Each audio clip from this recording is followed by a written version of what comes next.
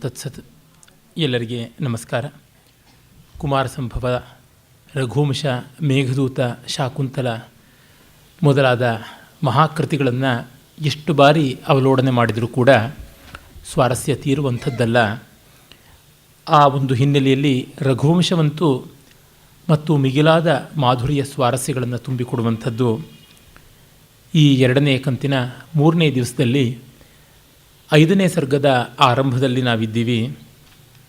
ನಿನ್ನೆ ದಿವಸ ಕುಮಾರ ಸಂಭವ ಮತ್ತು ರಘುವಂಶಗಳ ಸಂತುಲನದ ಮಾತುಗಳನ್ನು ಆಡಿದ್ದೆ.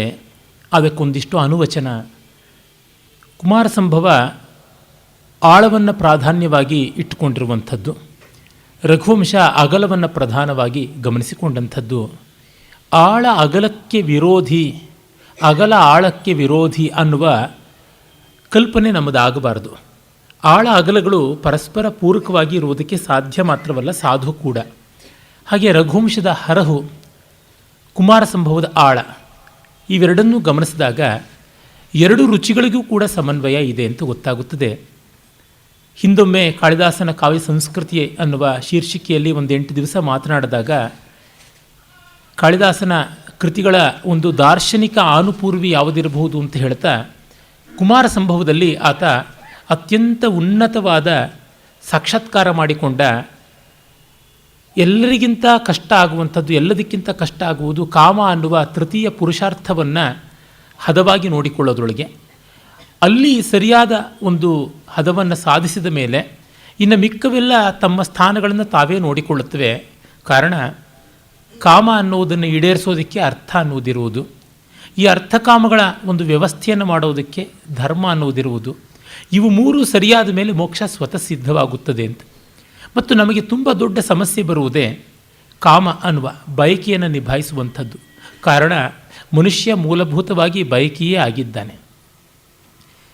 ಅದಕ್ಕೆ ಭೈರಪ್ಪನವರ ಸಾಕ್ಷಿ ಕಾದಂಬರಿಯಲ್ಲಿ ನಾನು ಅನ್ನುವುದರ ಭಟ್ಟಿ ಇಳಿಸಿದ ರೂಪವೇ ಕಾಮ ಅನ್ನುವ ಮಾತು ತುಂಬ ದೊಡ್ಡ ಮಹಾವಾಕ್ಯವಾಗಿ ನಿಲ್ಲುವಂಥದ್ದು.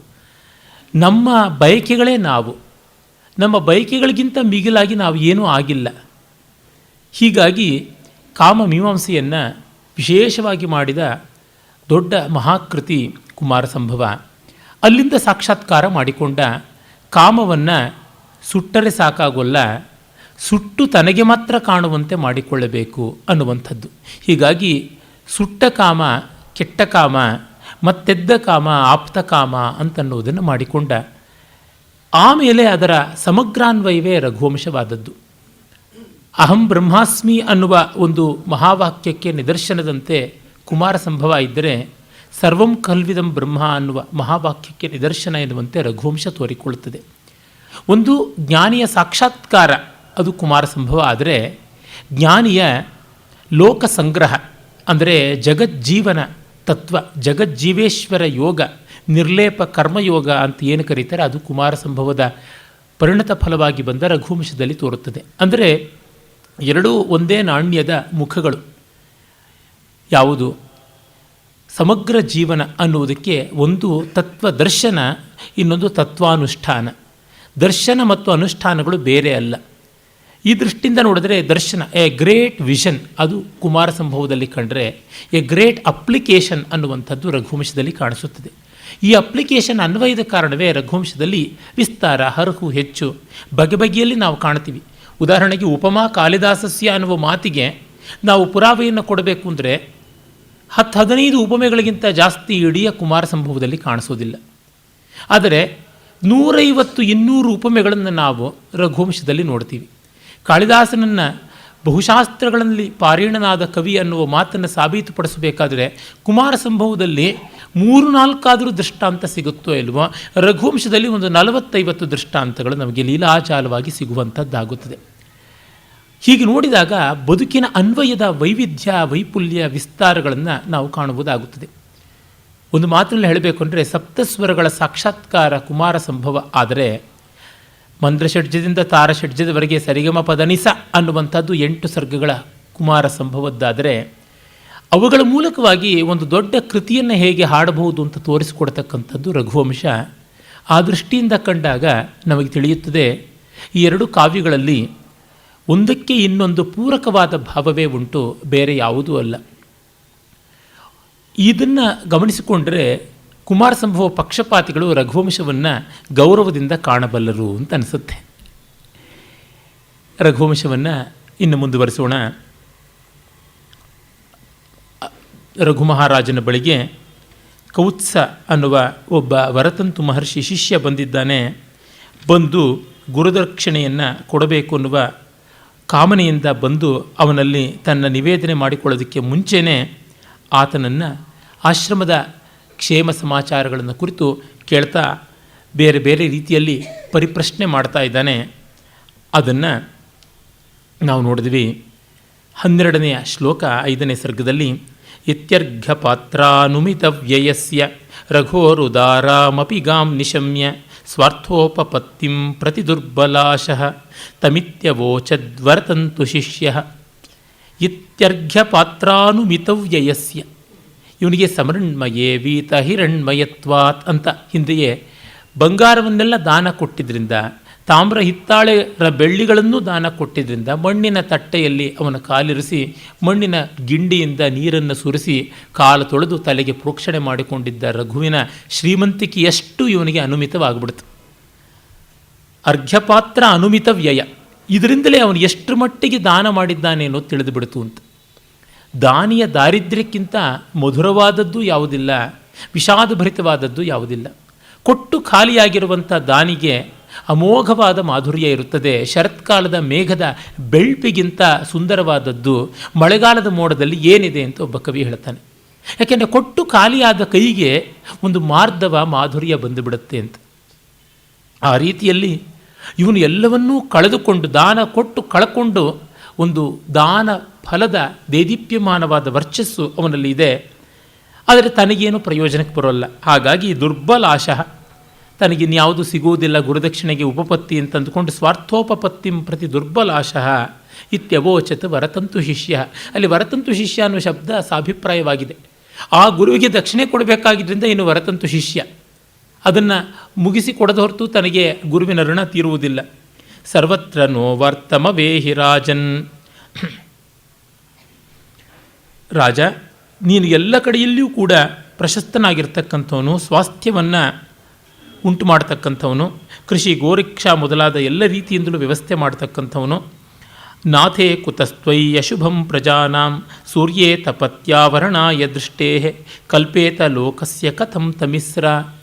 ನೀನು ಸಕಲ ಆಶ್ರಮಗಳ, ಸಕಲ ವರ್ಣಗಳ, ಸಕಲ ವ್ಯವಸ್ಥೆಗಳ ರಕ್ಷಕನಾಗಿ ಧರ್ಮಪ್ರಭುವಾಗಿದ್ದಾಗ ಯಾರಿಗೆ ಯಾವ ತೊಂದರೆ, ನಮ್ಮ ಆಶ್ರಮಕ್ಕಾಗಲಿ ಯಾರಿಗೂ ಯಾವ ತೊಂದರೆ ಇಲ್ಲ.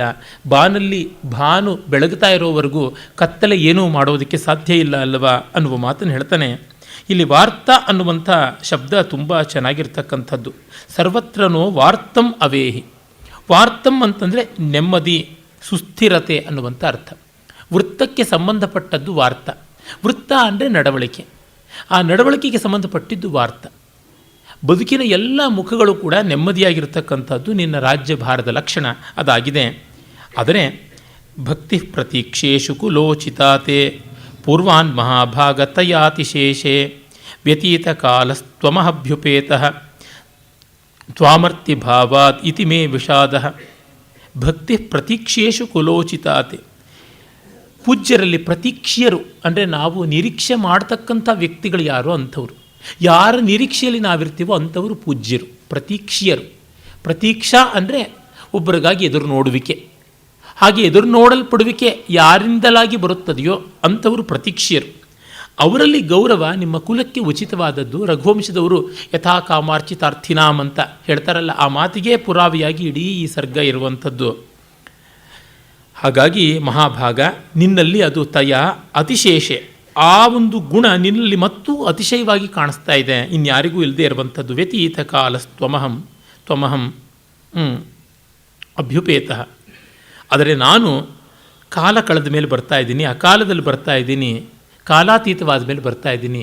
ನೀನು ಇದ್ದಾಗ, ಸಂಪತ್ತಿದ್ದಾಗ ಕೊಡ್ತಾ ಇದ್ದೆ, ನಾನು ಅದಾದ ಮೇಲೆ ಬರ್ತಾ ಇದ್ದೀನಿ ಅಷ್ಟೇ. ಅದೊಂದೇ ನನ್ನ ದುಃಖ, ನಿನ್ನದೆಲ್ಲ ತಪ್ಪು, ನಾನು ಬಂದ ಕಾಲದ ದೋಷ ಅಂತಾನೆ. ಈ ಸಂವಾದಗಳ ಮೂಲಕವೇ ಒಂದು ವ್ಯಕ್ತಿಯ ಜೀವನ ಸಂಸ್ಕೃತಿಯನ್ನು ಕವಿ ಚಿತ್ರಿಸ್ತಾ ಇದ್ದಾನೆ. ಇದು ತುಂಬ ಸೊಗಸಾದದ್ದು. ಕಾಳಿದಾಸನಲ್ಲಿ ನಾವು ಅದನ್ನು ಗಮನಿಸ್ತೀವಿ. ಒಳ್ಳೆಯ ಸಂಸ್ಕಾರ ಸಂಪನ್ನವಾದ ಜೀವನ ಏನು ಅನ್ನೋದನ್ನು ಪ್ರತಿಯೊಬ್ಬರ ವರ್ತನೆಯಲ್ಲಿ, ವಿಶೇಷವಾಗಿ ಸಂಭಾಷಣೆಯಲ್ಲಿ ತೋರಿಸಿಕೊಡ್ತಾನೆ. ಇದನ್ನು ಅತಿಶಯಿಸುವಂತೆ ಮುಂದೆ ಹಲವು ಕವಿಗಳು ಬರೀಲಿಲ್ಲ. ಅಲ್ಲಿ ಇಲ್ಲಿ ಬಾಣಭಟ್ಟನಲ್ಲಿ, ಭವಭೂತಿಯಲ್ಲಿ ಕಾಣಿಸಿಕೊಳ್ಳುತ್ತದೆ, ಮತ್ತಾರಲ್ಲೂ ಇಲ್ಲ. ಶರೀರ ಮಾತ್ರೇಣ ನರೇಂದ್ರ ತಿಷ್ಠನ್ ಆಭಾಸಿ ತೀರ್ಥ ಪ್ರತಿಪಾದಿತರ್ಧಿ ಆರಣ್ಯಕೋಪಾತ್ತ ಫಲಪ್ರಸೂತಿ ಸ್ತಂಭೇನ ನಿವಾರೈವಾವಶಿಷ್ಟ. ನೀನು ಕೇವಲ ಶರೀರ ಮಾತ್ರದಿಂದ ಮಾತ್ರ ಉಳಿದಿದ್ದೀಯ, ದೇಹ ಮಾತ್ರದಿಂದ ನೀನು ಉಳಿದಿದ್ದೀಯ, ಇನ್ನೆಲ್ಲವನ್ನೂ ಕೊಟ್ಟುಬಿಟ್ಟಿದ್ದೀಯ. ದೇಹವನ್ನು ಧಾರೆ ಎರೆದು ಬಿಡ್ತಾ ಇದ್ದೆ, ಆದರೆ ಅದನ್ನು ಯಾರೂ ಕೇಳಲಿಲ್ಲ ಅಂತ ನೀನು ಎರೆದಿಲ್ಲ ದಾನವಾಗಿ. ಆ ಕಾರಣದಿಂದ ತೀರ್ಥ ಪ್ರತಿಪಾದಿತ ವೃದ್ಧಿ, ತೀರ್ಥರು ಅಂದರೆ ಪೂಜನೀಯರಾದವರು, ಅವರಲ್ಲಿ ನೀನು ಎಲ್ಲ ವೃದ್ಧಿಯನ್ನು, ನಿನ್ನ ಸಂಪನ್ಮೂಲಗಳನ್ನು ಕೊಟ್ಟಿದ್ದೀಯ. ಅಲಬ್ಧಮೀಹೇ ಧರ್ಮೇಣ ಲಬ್ಧಂ ಯತ್ನೇನ ಪಾಲಯೇತ್ ಪಾಲಿತಂ ವರ್ಧಯೇ ನಿತ್ಯಂ ವೃದ್ಧಂ ಪಾತ್ರೇಶು ದಾಪಯೇತ್ ಅನ್ನುವಂಥ ಒಂದು ಮಾತುಂಟು. ನಮಗೆ ಸಿಗದೇ ಇದ್ದಿದ್ದನ್ನು ರುಜುಮಾರ್ಗದಲ್ಲಿ ಸರಿಯಾದ ರೀತಿಯಲ್ಲಿ ಬರಲಿ ಅಂತ ಬಯಸಬೇಕು. ಲಬ್ಧಂ ಧರ್ಮೇಣ ಈಹೇತ್. ಮತ್ತು ಲಬ್ಧವನ್ನು ಯತ್ನೇನ ಪಾಲಯೇತ್, ಪ್ರಯತ್ನಪೂರ್ವಕವಾಗಿ ಅದನ್ನು ಕಾಪಾಡಬೇಕು. ಪಾತ್ರಂತೂ ಪಾಲಿತಂ ವರ್ಧಯೇ ನಿತ್ಯಂ, ರಕ್ಷಿತವಾದದ್ದನ್ನು ನಿರಂತರ ಬೆಳೆಸಬೇಕು. ವೃದ್ಧಂ, ಬೆಳೆಸಿದ್ದನ್ನು ಪಾತ್ರೇಶು ದಾಪಯೇತ್, ಯೋಗ್ಯರಿಗೆ ಕೊಡಬೇಕು. 4 ಹಂತ ತುಂಬ ಮುಖ್ಯ. ಅದರಿಂದಲೇ ಪ್ರೊಫೆಷನಲ್ ಪಾವರ್ಟಿ ನಮ್ಮದಲ್ಲ. We should not be poverty seekers. ಬಡತನವೇ ನಮಗಿರಲಿ ಅಂತ ಕೈಲಾಗದೇ ಇದ್ದವನು ಮೈ ಪರಚಿಕೊಂಡಂತೆ ಬೇಡಿಕೊಳ್ಳಬಾರದು. ಚೆನ್ನಾಗಿ ಸಮೃದ್ಧವಾಗಿ ಆಶಿಷ್ಟರಾಗಿ, ದೃಢಿಷ್ಠರಾಗಿ, ಬಲಿಷ್ಠರಾಗಿರಬೇಕು. ಶತಹಸ್ತ ಸಮಾಹಾರ ಅಂತ 100 ಕೈಗಳಿಂದ ಸಂಪಾದಿಸಬೇಕು. ಅದು ಯಾತಕ್ಕೆ 1000 ಕೈಯಿಂದ ಕೊಡೋದಕ್ಕಾಗಿ. ಎಲ್ಲವನ್ನು ಓದಬೇಕು, ಎಲ್ಲವನ್ನು ತಿಳ್ಕೊಳ್ಬೇಕು, ಮಾಡಿ ಅದನ್ನು ವಿತರಣೆ ಮಾಡೋಕ್ಕೆ ಇಟ್ಟುಕೊಳ್ಬೇಕು. ಅದನ್ನು ಸಂಪಾದಿಸುವುದಾದರೂ ರುಜುಮಾರ್ಗದಲ್ಲಿ ಸರಿಯಾಗಿ, ಮತ್ತೊಬ್ಬರಿಗೆ ಹಾನಿಯಾಗದಂತೆ, ಹ್ರಾಸವಾಗದಂತೆ, ಹಿಂಸೆಯಾಗದಂತೆ ಮಾಡಬೇಕು. ಆಮೇಲೆ ಪಾಲಿತಂ ವರ್ಧಯೇ ನಿತ್ಯಂ, ರಕ್ಷಿಸಬೇಕು ಅದನ್ನು. ಲಬ್ಧಂ ನಿತ್ಯಂ ಪಾಲಯೇತ್, ಪ್ರಯತ್ನಪೂರ್ವಕವಾಗಿ ಪರಿಪಾಲನೆ ಮಾಡಿಕೊಂಡು ಬರಬೇಕು. ಎಷ್ಟೋ ಜನಕ್ಕೆ ವಿದ್ಯೆ ಅಧಿಗತವಾದರೂ ಉಪಸ್ಥಿತಿಯಲ್ಲಿರೋದಿಲ್ಲ. ಡಿಗ್ರಿ ಓದಿರ್ತಾರೆ, ಡಿಗ್ರಿಯ ವಿಷಯಗಳನ್ನೆಲ್ಲ ಆಮೇಲೆ ಮರೆತು ಬಿಟ್ಟಿರ್ತಾರೆ ಕೆಲಸದ ಸಂಸಾರದ ಜಂಜಾಟದಲ್ಲಿ. ಯಾವಿದ್ಯಾ ಸಾ ಮುಖಸ್ಥಾ ಭವೇತ್ ಅಂತ. ಬಾಯಲ್ಲಿರುವುದೇ ವಿದ್ಯೆ, ಆಮೇಲೆ ನೋಡಿ ಹೇಳ್ತೀನಿ, ಈಗ ನೋಡಿ ಹೇಳ್ತೀನಿ ಅಂದರೆ ಅಷ್ಟರ ಮಟ್ಟಿಗೆ ಅದು ಕೊರತೆ ಅಂತ. ಪುಸ್ತಕಸ್ಥಾತು ಯಾವಿದ್ಯಾ ಪರಹಸ್ತಗತಂ ಧನಂ ಪ್ರಾಪ್ತಕಾಲೇ ಸಮುತ್ಪನ್ನೇ ನ ಸಾ ವಿದ್ಯಾ ನ ತದ್ಧನಂ. ಪುಸ್ತಕದಲ್ಲಿರುವ ವಿದ್ಯೆ, ಬೇರೆಯವರ ಕೈಯಲ್ಲಿರುವ ದುಡ್ಡು ನಮ್ಮದೇ ಆಗಿದ್ದರೂ ಅದು ಕಾರ್ಯಕಾರಣ ಸೇರಿ ಬಂದ ಒಂದು ಕ್ಲಿಪ್ತ ಕಾಲದಲ್ಲಿ ವಿದ್ಯೆಯೂ ಆಗೋದಿಲ್ಲ, ದುಡ್ಡೂ ಆಗೋದಿಲ್ಲ ಅಂತ. ಇನ್ನೊಬ್ಬರಿಗೆ ಕೊಟ್ಟ ಸಾಲ ನಮ್ಮ ಪಾಲಿಗೆ ಇಲ್ಲ ಅಂತಲೇ ನಾವು ಅಂದುಕೊಳ್ಬೇಕು. ಈ ದೃಷ್ಟಿಯಿಂದ ನಿರಂತರವಾಗಿ ಉಪಸ್ಥಿತಿಯಲ್ಲಿ ಇಟ್ಟುಕೊಳ್ಬೇಕು. ಒಳ್ಳೆಯ ಶಿಷ್ಯರನ್ನು ಯಾತಕ್ಕೆ ಗುರು ಬಯಸಬೇಕು ಅಂದರೆ, ತನ್ನ ವಿದ್ಯೆ ಸದಾ ಜಿಹ್ವಾಗ್ರದಲ್ಲಿ ಸದಾ ಕಾಲ ಉಪಸ್ಥಿತಿಯಲ್ಲಿ ಇರುತ್ತದೆ ಅಂತ. ಹಿಂದಿನ ಕಾಲದಲ್ಲಿ ಪ್ರಶ್ನೆಗಳನ್ನು ಕೇಳುವಾಗ ಹೇಳ್ತಾ ಇದ್ರು, ಏನು ವಿದ್ಯೆ ಉಪಸ್ಥಿತಿಯಲ್ಲಿ ಉಂಟು ಅಂತ. ಅಂದರೆ ಕಲಿತದ್ದನ್ನು ಮರೆತಿಲ್ಲ ತಾನೇ ಅಂತ. ಇಲ್ಲ, ದೊಡ್ಡವರ ದಯೆಯಿಂದ ಏನೋ ಕೆಲವರಾದರೂ ಶಿಷ್ಯರು ಪಾಠ ಹೇಳಿಸ್ಕೊಂಡಿದ್ದಾರೆ, ಆ ಕಾರಣದಿಂದ ನನ್ನ ವಿದ್ಯೆ ಇನ್ನೂ ಉಪಸ್ಥಿತಿಯಲ್ಲಿದೆ ಅಂತ ಹೇಳ್ತಾಯಿದ್ರು. ಈ ರೀತಿಯಲ್ಲಿ ಅದು ರಕ್ಷಿತವಾಗಬೇಕು. ರಕ್ಷಿತವಾದದ್ದನ್ನು ನಿರಂತರವಾಗಿ ಬಳಸಿಕೊಂಡು ಹೋಗಬೇಕು. ಒಂದೊಂದು ದಿನಕ್ಕೂ ಅದು ಕಳೆಯೇರ್ತಾ ಶುಕ್ಲ ಪಕ್ಷದ ಚಂದ್ರನಂತೆ ಬೆಳೀತಾ ಹೋಗಬೇಕು. ಹೊಸ ಹೊಸ ಯುಕ್ತಿಗಳಿಂದ, ಹೊಸ ಹೊಸ ವಿಚಾರಗಳಿಂದ, ಹೊಸ ಹೊಸ ಆಕರಗಳಿಂದ ಪರಿಶೀಲನೆ ಮಾಡಿಕೊಂಡು ಬರಬೇಕು. ಇಷ್ಟು ಮಾಡಿಕೊಂಡು ಬಂದಿದ್ದು ತಾನು ತನಗೆ ಮಾತ್ರ ಅಂತ ಇಟ್ಟುಕೊಂಡು ವ್ಯಾಸಮುಷ್ಟಿ ಮಾಡಿಕೊಳ್ಳಬಾರದು. ಬಿಗಿಮುಷ್ಟಿಯಲ್ಲಿ ಯಾರಿಗೂ ವಿತರಣೆ ಮಾಡೋಲ್ಲ ಅಂದರೆ ಪ್ರಯೋಜನವಿಲ್ಲ. ನಮ್ಮ ಪರಂಪರೆಯಲ್ಲಿ ವಿದ್ಯಾ ವಿತರಣೆ ಮಾಡದೇ ಇದ್ದವನು ಪರಜನ್ಮದಲ್ಲಿ ಬ್ರಹ್ಮರಾಕ್ಷಸನಾಗ್ತಾನೆ ಎನ್ನುವ ವಿಶ್ವಾಸ ಉಂಟಲ್ಲ. ಬರೀ ತರ್ಕವನ್ನು ಓದಿ ವೇದಾಂತವನ್ನು ಕಡೆಯಲ್ಲಿ ಓದದೇ ಇದ್ದರೆ ಮತ್ತೊಂದು ಜನ್ಮದಲ್ಲಿ, ಪರಜನ್ಮದಲ್ಲಿ ಅವನು ನರಿಯಾಗಿ ಹುಟ್ಟುತ್ತಾನೆ. ಪರಜನ್ಮನಿ ಶೃಗಾಲೋ ಭವೇತ್ ಅಂತ ಒಂದು ಮಾತು ಉಂಟು. ಯಾಕೆಂದರೆ ನೆಲೆಯಿಲ್ಲದ ತರ್ಕ ಎಂದೂ ಕೂಡ ಶಾಂತಿಯ ಬೆಲೆಯನ್ನು ತಂದು ಕೊಡೋದಿಲ್ಲ. ಆ ಕಾರಣವಾಗಿ ವೇದಾಂತ ಅನುಭವನಿಷ್ಠವಾಗುವಂಥದ್ದು. ಅನುಭವಾವಸಾನತ್ವ ಅಥವಾ ಬ್ರಹ್ಮವಿದ್ಯಾ ಅಂತ ಅನುಭವದಿಂದ ಬರಬೇಕು. ಆ ಕಾರಣದಿಂದ ಎಷ್ಟು ದೊಡ್ಡ ತರ್ಕ ಪಂಡಿತನಾದರೂ ಕೂಡ ಕಡೆಯಲ್ಲಿ ಚತುಸೂತ್ರಿ ಅಂತ ಬ್ರಹ್ಮಸೂತ್ರದ 4 ಮೊದಲ ಸೂತ್ರಗಳನ್ನು ಸಮನ್ವಯ, ಜಿಜ್ಞಾಸ, ಸಮನ್ವಯ ಮತ್ತು ಶಾಸ್ತ್ರ ಇತ್ಯಾದಿ ಯಾವ ಅಧಿಕರಣಗಳು ಉಂಟು ಆ 4 ಅಧಿಕರಣಗಳನ್ನು ಅಧ್ಯಯನ ಮಾಡಬೇಕು ಅಂತ ಹೇಳ್ತಾರೆ. ಏಕೆಂದರೆ ನಮ್ಮ ಅನವಸ್ಥಾ ದೋಷ ಇರತಕ್ಕಂಥ ನೆಲೆಯಿಲ್ಲದ ತರ್ಕಕ್ಕೆ ಒಂದು ನೆಲೆಯನ್ನು ಕಲ್ಪಿಸಬೇಕು. ನಿಜ, ಕೊನೆಯನೆಂದು ಮುಟ್ಟದೇ ಇರುವುದೇ ಮಹನೀಯತೆ ಅಂತಂತಾರೆ. ತರ್ಕದಲ್ಲಿ ನಿರಂತರವಾಗಿ ಬೆಳಕೊಂಡು ಹೋಗಬೇಕು, ನಿಲುಗಡೆಯೇ ಸಾವು ಅಂತ. ಅದು ಜಗದೃಷ್ಟಿಯಿಂದ ಜ್ಞಾನ ಸಮಷ್ಟಿ ದೃಷ್ಟಿಯಿಂದ. ಆದರೆ ವ್ಯಕ್ತಿಯ ಮಟ್ಟದಲ್ಲಿ ನಿಲುಗಡೆ ಇಲ್ಲದೇ ಇದ್ದರೆ ನೆಮ್ಮದಿ ಬರುವಂಥದ್ದಲ್ಲ. ಈಗಷ್ಟೇ ಚಿಂತಾಮಣಿ ಕೊಡ್ಲೆಕೆರೆಯವರು ಬರೆದಂಥ ಒಂದು ಕವಿತಾ ಸಂಗ್ರಹಕ್ಕೆ ಅನಂತಮೂರ್ತಿಯವರು ಬರೆದ ಮುನ್ನುಡಿಯನ್ನು ನನ್ನ ಮಿತ್ರರಾದಂಥ ಕೊರ್ಗಿ ಶಂಕರನಾರಾಯಣ ಉಪಾಧ್ಯಾಯರು ತೋರಿಸಿದ್ರು. ಅಲ್ಲಿ ಅನಂತಮೂರ್ತಿಯವರ ಬಾಯಲ್ಲಿ ಪಶ್ಚಾತ್ತಾಪದ ಧ್ವನಿಗಳು ಬರ್ತಾ ಇವೆ. ನಾವು ತರ್ಕಕರ್ಕಶವಾಗಿ ಎಲ್ಲಿಗೋ ಹೊರಟು ಬಿಟ್ವಿ, ನೆಮ್ಮದಿಯನ್ನು ಕಾಣಲಿಲ್ಲ ಅನ್ನುವಂಥದ್ದು. ಅದು ಆ ಪ್ರಸ್ತಾವನೆಯ ಮಟ್ಟಕ್ಕೆ ಬರೆದ್ರೋ ಅಥವಾ ಅವರಿಗೆ ನಿಜವಾಗಿ ಆ ಮನಸ್ಸಿನಲ್ಲಿ ಅದು ಗಟ್ಟಿಯಾಗಿ ಕೂತಿದೆಯೋ ಗೊತ್ತಿಲ್ಲ. ಹೇಗಿದ್ದರೂ ಆ ಮಾತು ಉನ್ನತವಾದದ್ದೇ, ಚೆನ್ನಾಗಿರುವಂಥದ್ದೇ ಅನಿಸುತ್ತೆ. ಅಂದರೆ ನಿಲುಗಡೆ ಬೇಕು ನಮಗೆ ಅಂತ ಅನಿಸುತ್ತೆ. ಮೈಕೈಯಲ್ಲಿ ಕಸುವಿರುವವರೆಗೂ ಹಾರಾಟ ನಡೆಯುತ್ತೆ. ಆಮೇಲೆ ಎಲ್ಲೋ ಒಂದು ಕಡೆ ಕೂತ್ಕೊಳ್ಬೇಕು ಅಂತ ಅನಿಸುತ್ತೆ. ಜಗತ್ತು ಓಡ್ತಾ ಇದ್ದರೂ ನಮಗೊಂದು ಕಡೆ ನೆಮ್ಮದಿಯಾಗಿರಬೇಕು ಅಂತ ಅನಿಸುತ್ತದೆ. ಆ ಹೊತ್ತಿಗೆ ಆ ಕ್ಷಣಕ್ಕೆ ಕೊನೆಯಲ್ಲಿ ಹಿಡ್ಕೊಳ್ಳೋಕ್ಕಾಗೋಲ್ಲ, ಮೊದಲಿಂದಲೂ ಬೆಳೆಸಿಕೊಂಡು ಬಂದಿರಬೇಕು. ಆ ಕಾರಣದಿಂದ ಶ್ರದ್ಧಾಸ್ಥಾನಗಳನ್ನು ಸ್ವಲ್ಪವಾದರೂ ಉಳಿಸಿಕೊಳ್ಳಬೇಕಾಗುತ್ತದೆ ಮನುಷ್ಯ. ಅವಿಚಾರಿತವಾಗಿ ಉಳಿಸಿಕೊಳ್ಳಿ ಅಂತಲ್ಲ.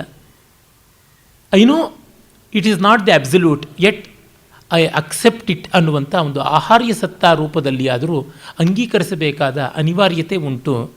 ಇಲ್ಲವಾದರೆ ಅವನಿಗೆ ಅಶಾಂತಸ್ಯ ಕುತಃ ಸುಖಂ, ಅಶಾಂತನಿಗೆ ಸುಖ ಬರುವಂಥದ್ದಲ್ಲ. ಅವನು ಮೊದಲಿಗೆ ಮಾಡುವ ಕೆಲಸ ಬೇರೆಯವರ ಸುಖನಾಶವೇ, ಇನ್ನೇನೂ ಅಲ್ಲ. ಅಶಾಂತನಾದವನಿಗೆ ತತ್ಕ್ಷಣ ತೋರುವುದೊಂದೇ, ಜಗತ್ತಿನ ಬಗ್ಗೆ ತುಂಬ ದೊಡ್ಡ ಅಸಹನೆ ಇರುತ್ತದೆ. ಯಾರು ನೆಮ್ಮದಿಯಾಗಿದ್ದರೋ ಅವ್ರ ಮೇಲೆ ಒಂದು ಕಲ್ಲೆಸೆಯೋಣ ಅಂತ ಬರುತ್ತೆ. ಬಹಳ ಬೇಗ ಬರುವಂಥದ್ದದು.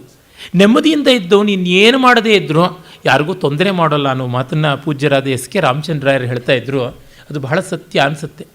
ಯಾಕೆಂದರೆ ಆ ಧೀರತೆ, ಆ ನಿಶ್ಚಲತೆ, ನೆಮ್ಮದಿ ಇದೆಯಲ್ಲ, ತುಂಬ ತುಂಬ ದೊಡ್ಡ ಗುಣ ಅಂತ ಅನಿಸುತ್ತೆ. ಅನ್ಡಿಸ್ಟರ್ಬ್ಡ್ ಆಗಿ ನಿಲ್ಲುವಂಥದ್ದಕ್ಕೆ ಒಂದು ಮಹಾ ತಪಸ್ಸು ಬೇಕಾಗಿರುತ್ತದೆ. ಯಾಕೆಂದರೆ ಎಲ್ಲಿಯೋ ನಾವು ವರ್ತಮಾನದಲ್ಲಿಲ್ಲ, we are not in currency, we are lost, ನಾವು ಕಳೆದು ಹೋಗ್ತಾ ಇದ್ದೀವಿ ಅನ್ನೋ ಭಯ, ಇನ್ಸೆಕ್ಯೂರಿಟಿ ತುಂಬ ಕಾಡಬಿಡುತ್ತೆ ಮನುಷ್ಯರಿಗೆ. ಹಾಗೆ ಕಾಡದೇ ಇರಬೇಕು ಅಂದರೆ ಅವರ ಆಯುರ್ದಾಯಕ್ಕಿಂತ, ಅವರ ಪರಿಸರದ ಆಯುರ್ದಾಯಕ್ಕಿಂತ ದೀರ್ಘವಾದ ಯಾವುದಾದ್ರೂ ಒಂದು ಹಿನ್ನೆಲೆ ಇರುವಂಥ ದೊಡ್ಡದನ್ನು ಅಪ್ಪಿಕೊಳ್ಳಬೇಕಾಗುತ್ತದೆ. ಈ ಕಾರಣದಿಂದಲೇ ಅಭಿಜಾತ ಕೃತಿಗಳಿಗೆ ಕ್ಲಾಸಿಕಲ್ ಅಂತ ಏನೇ ಹೇಳ್ತೀವಿ, ಕ್ಲಾಸಿಕ್ಸ್ ಅಂತ ಹೇಳ್ತೀವಲ್ಲ, ಅದಕ್ಕೆ ಬರಬೇಕಾಗುತ್ತದೆ. ಆ ಹೊತ್ತಿಗೆ ಇರತಕ್ಕಂಥ ದಿವಸಗಳ ಆಯಾ ಚಾಲ್ತಿಯಲ್ಲಿರುವಂಥ ಕ್ರೇಜ್ ಅಂತ ಏನಿದೆ, ಮೋಜು ಮಸ್ತಿ ಅಂತ ಯಾವುದುಂಟು, ಆಯಾ ಕಾಲದ ಜನಗಳ ಒಂದು ಮನೋಲಹರಿ ಉಂಟು, ಅದನ್ನು ಹಿಡ್ಕೊಂಡು ಹೋದರೆ ಬದಲಾಗ್ಬಿಡ್ಬೋದು.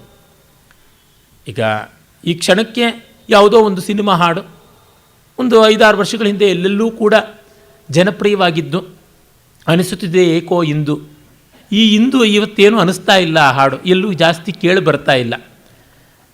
ಅದಕ್ಕಿಂತ ಹಿಂದೆ ಹೋದರೆ ಇನ್ಯಾವುದೋ ಒಂದು ಹಾಡಿತ್ತು ಅನಿಸುತ್ತೆ.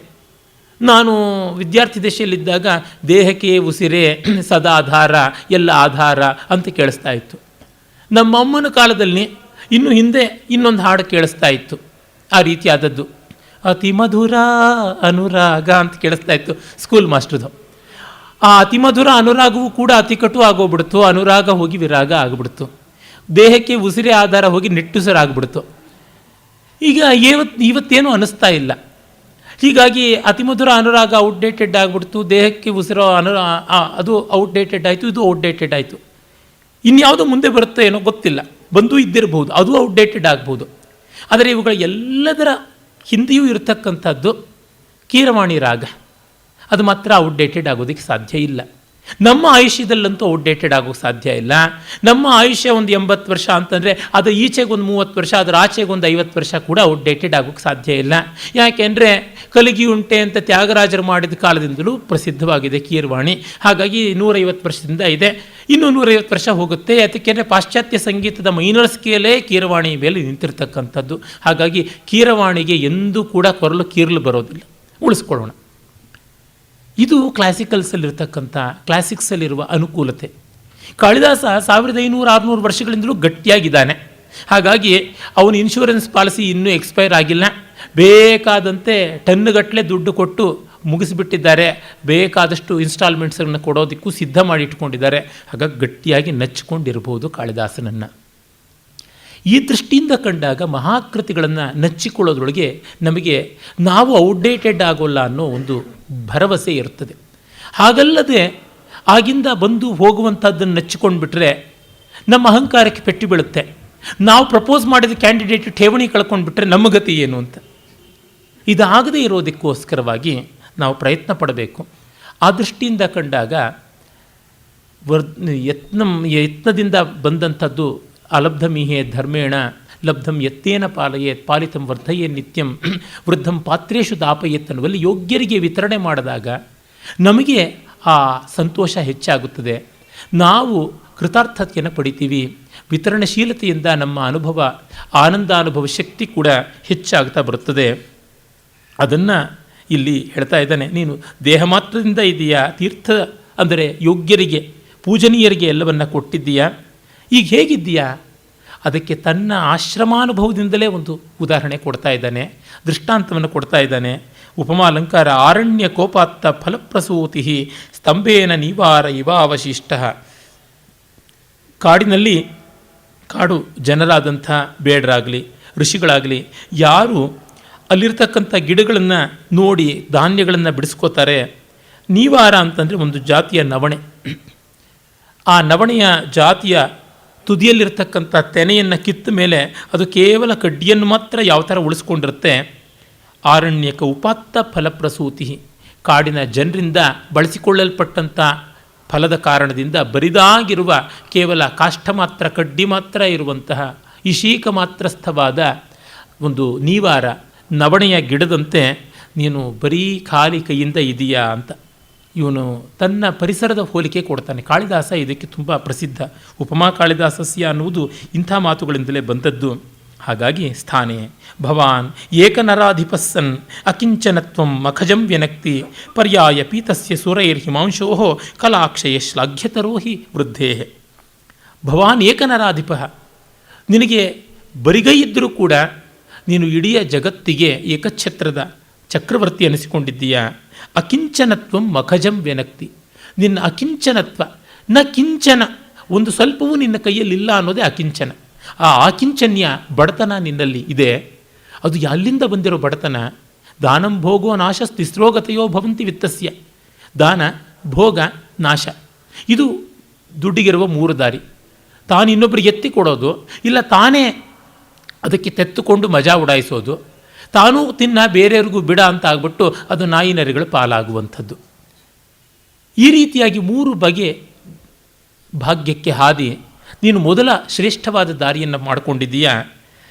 ಇದು ಹೇಗಿದೆ ಅಂತಂದರೆ, ಚಂದ್ರಬಿಂಬ ಶುಕ್ಲ ಪಕ್ಷದಲ್ಲಿ ತುಂಬಿಕೊಂಡ ಮೇಲೆ ಕೃಷ್ಣ ಪಕ್ಷದಲ್ಲಿ ಕಲಾಕ್ಷಯ ಉಂಟಾಗುತ್ತದೆ. ಅದಕ್ಕೆ ಪುರಾಣದ ಒಂದು ಕಥೆ ಉಂಟು, ಬಹಳ ಸುಂದರವಾದಂಥ ಸಂಕೇತ. ಒಂದೊಂದು ದಿನವೂ ಕೂಡ ಕೃಷ್ಣ ಪಕ್ಷದಲ್ಲಿ ಒಂದೊಂದು ಚಂದ್ರ ಕಲೆಯ ಲೋಪ ಆಗೋದಕ್ಕೆ ಕಾರಣ ಅಮೃತ ಕಿರಣನಾದ ಚಂದ್ರನ ಒಂದೊಂದು ಕಲೆಯನ್ನು ದೇವತೆಗಳು ಹೀರ್ತಾ ಬರ್ತಾರೆ ಅಂತ. ಅದರೊಳಗೂ ಪಿತೃಗಳು ತುಂಬ ಹೀರ್ತಾರೆ. ಪಿತೃದೇವತೆಗಳು ಆ ಕೃಷ್ಣ ಪಕ್ಷದಲ್ಲಿ ತಮ್ಮ ಆಹಾರಕ್ಕಾಗಿ ಚಂದ್ರಕಲೆಯನ್ನು ಹೀರ್ಕೊಳ್ತಾ ಬರ್ತಾರೆ, ಅದಕ್ಕೆ ಸ್ವರ್ಗತಾ ಬರ್ತಾನೆ. ಹಾಗೆ ನೀನು ಕಲಾಕ್ಷಯ ಶ್ಲಾಘ್ಯತರಹ ವೃದ್ಧೇ. ಚಂದ್ರ ಹಾಗೆ ಸೊರಗುವುದು ಕೂಡ ಅದೊಂದು ಸೌಂದರ್ಯ. ಯಾಕೆಂದರೆ ದೇವ ಪಿತೃ ಕಾರ್ಯಾರ್ಥವಾಗಿ ಸೊರಗುತ್ತಾ ಇರುವುದು. ಆ ರೀತಿ ನೀನು ಎಲ್ಲವನ್ನು ವಿತರಣೆ ಮಾಡಿದ್ದೀಯ. ನಿನ್ನ ಒಂದು ದಾತೃತ್ವ ಈ ದೃಷ್ಟಿಯಿಂದ ಶ್ಲಾಘ್ಯವಾಗಿದೆ. ತದನ್ಯತಸ್ತಾವದನನ್ಯ ಕಾರ್ಯ ಗುರ್ವರ್ಥ ಮಾಹರ್ತು ಮಹಂ ಯತಿಷ್ಯೆ ಸ್ವಸ್ತ್ಯಸ್ತುತೆ ನಿರ್ಗಲಿತಾಂಬುಗರ್ಭಂ ಶರದ್ಘನಂ ನಾರ್ದತಿ ಚಾತಕೋಪಿ. ನೋಡಿ, ಒಳ್ಳೆ ಮಾತಾಡಿದ್ರೂ ಕತ್ತರಿಸಿದಂತೆ ವಾಸ್ತವವನ್ನು ಹೇಳ್ತಾ ಇದ್ದಾನೆ ಕೌತ್ಸ. ಅವನಿಗೆ ಯಾವುದೇ ನಯನಾಗರಿಕತೆ ಇಲ್ಲ, ವಾಸ್ತವ ಹೇಳಬಲ್ಲ. ಮತ್ತು ಅವನಿಗೆ ಅಧ್ಯಯನದ ಕಾರಣದಿಂದ ನಿಸ್ಪೃಹತೆ ಕೂಡ ಬಂದಿದೆ. ನಿಸ್ಪೃಹರಾದ ಪ್ರಜ್ಞಾಶಾಲಿಗಳಿಗೆ ವಾಸ್ತವಗಳನ್ನು ಹೇಳೋದ್ರೊಳಗೆ ಏನೂ ಸಂಕೋಚ ಆಗೋದಿಲ್ಲ. ರಾಳ್ಪಲ್ಲಿ ಅನಂತಕೃಷ್ಣ ಶರ್ಮರ ಬಳಿಗೆ ಆಂಧ್ರ ಪ್ರದೇಶದ ಯಾರೋ ಒಬ್ಬರು ವಿಚಾರವಾದಿಗಳು ಅವರ ಅಪರವಯಸ್ಸಿನಲ್ಲಿ ದೃಷ್ಟಿದೋಷ ಅವರಿಗೆ ತುಂಬ ಒದಗಿತ್ತು, ಕಣ್ಣೆಲ್ಲ ಹಾಳಾಗಿಬಿಟ್ಟಿತ್ತು. ಅವ್ರು ಹೇಳಿದ್ರಂತೆ, ನೋಡಿ, ನಾನು ಕಣ್ಣೆಲ್ಲ ಇದ್ದಾಗ ಬೇಕಾದಂತೆ ವಿಚಾರವಾದಿ ಅಂತಂದುಕೊಂಡು ದೇವರನ್ನು, ಧರ್ಮವನ್ನು, ಸಂಪ್ರದಾಯವನ್ನು ಇದನ್ನೆಲ್ಲ ದೂಷಣೆ ಮಾಡಿ ವಿಚಾರವಾದಿತ್ವದ ನೆಪದಿಂದ ನಾಸ್ತಿಕ್ಯವನ್ನು, ಅನಾರ್ಕಿ ಅಂದರೆ ಒಂದು ರೀತಿಯಾದ ಅಶಿಕ್ಷೆಯನ್ನು ಇದನ್ನು ಪ್ರಚಾರ ಮಾಡಿದೆ, ಅದಕ್ಕಾಗಿಯೇ ನನ್ನ ಕಣ್ಣು ಹೋಯಿತು ಅಂತ ಎಷ್ಟೋ ಜನ ಅಂದುಕೋತಾರೆ ಅಂತ. ರಾಳ್ಪಲ್ಲಿಯವರು ಹಾಗೆ ಹೇಳೋರಲ್ಲಿ ನಾನು ಒಬ್ಬ ಅಂತಂದ್ರಂತೆ. ಎಷ್ಟು ಕ್ರೂರ ಅಂತ ಅನಿಸ್ಬಿಡುತ್ತೆ. ಆದರೆ ರಾಳ್ಪಲ್ಲಿಯವರು ಹಾಗಲ್ಲದೆ ಇನ್ನು ಬೇರೆ ರೀತಿ ಹೇಳೋಕ್ಕಾಗೋಲ್ಲ. ಕಾರಣ ಅವರು ಯಥಾರ್ಥವಾದಿಗಳು. ಇದು ಹೀಗೆ ಅಂತ.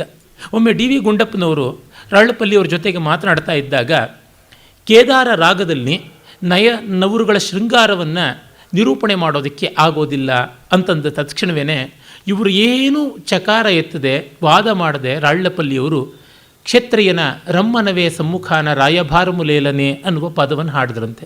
ಆ ಪದವನ್ನು ಕೇಳಿದ ತಕ್ಷಣ ಡಿ ವಿ ಜಿ ಶರ್ಮ ನಾ ವಾದಂ ಲೇದಿప్పుడు ಅಸ್ತಮೈಪೋಯಿಂದಿ ಅಂತಂದ್ರಂತೆ. ಅವರಿಬ್ಬರು ತೆಲುಗಿನಲ್ಲೇ ಮಾತಾಡ್ತಾಯಿದ್ರು. ನನ್ನ ಮಾತು ಬಿದ್ದೋಯ್ತು, ಹಿಂದೆ ತೊಗೊಂಡಿದ್ದೀನಿ ಅಂತ. ಡಿ ವಿ ಜಿಯವರಾದರೆ ಏನು, ಮತ್ತೊಬ್ಬರಾದ್ರೇನು, ಯಾರಾದರೆ ಏನು, ಸತ್ಯ ಸತ್ಯ ಅನ್ನುವಂಥದ್ದು ರಾಳ್ಳಪಲ್ಲಿಯವರ ದೃಷ್ಟಿ. ದೊಡ್ಡವರ ದೃಷ್ಟಿಯೆಲ್ಲ ಹಾಗೇನೆ. ಅಂದರೆ ಇದು ಕಠೋರವಾಗಿ ಕಾಣಬಹುದು. ನಿಸ್ಪೃಹತೆ ಇರೋದರಿಂದ ಅವ್ರಿಗೆ ಅಂಥದ್ದೇನು ಅನಿಸೋದಿಲ್ಲ. ರಾಳ್ಳಪಲ್ಲಿಯವರ ಶಿಷ್ಯರಾಗಿದ್ದ ಎಸ್ ಕೆ ರಾಮಚಂದ್ರಾಯರು ಎಷ್ಟೋ ವೇದಿಕೆಗಳಲ್ಲಿ ನಾನು ಕಂಡಿದ್ದೇನೆ. ದಯಾದಾಕ್ಷಿಣ್ಯವಿಲ್ಲದೆ ಹೇಳಿಬಿಡೋರು. ಒಂದು ಪುಸ್ತಕದ ರಿಲೀಸು, ಮುತ್ತುಸ್ವಾಮಿ ದೀಕ್ಷಿತರ ಕೃತಿಗಳಲ್ಲಿ ತಂತ್ರ ಅಂತ. ನಾನು ನಿಜ ಹೇಳಬೇಕು ಅಂತಂದರೆ ಇವರು ಬರೆದದ್ದೆಲ್ಲ ಸುಳ್ಳು ಅಂತ ಹೇಳಬೇಕು ಅಂತಲೇ ಮೊದಲ ವಾಕ್ಯ ಶುರು ಮಾಡಿದರು.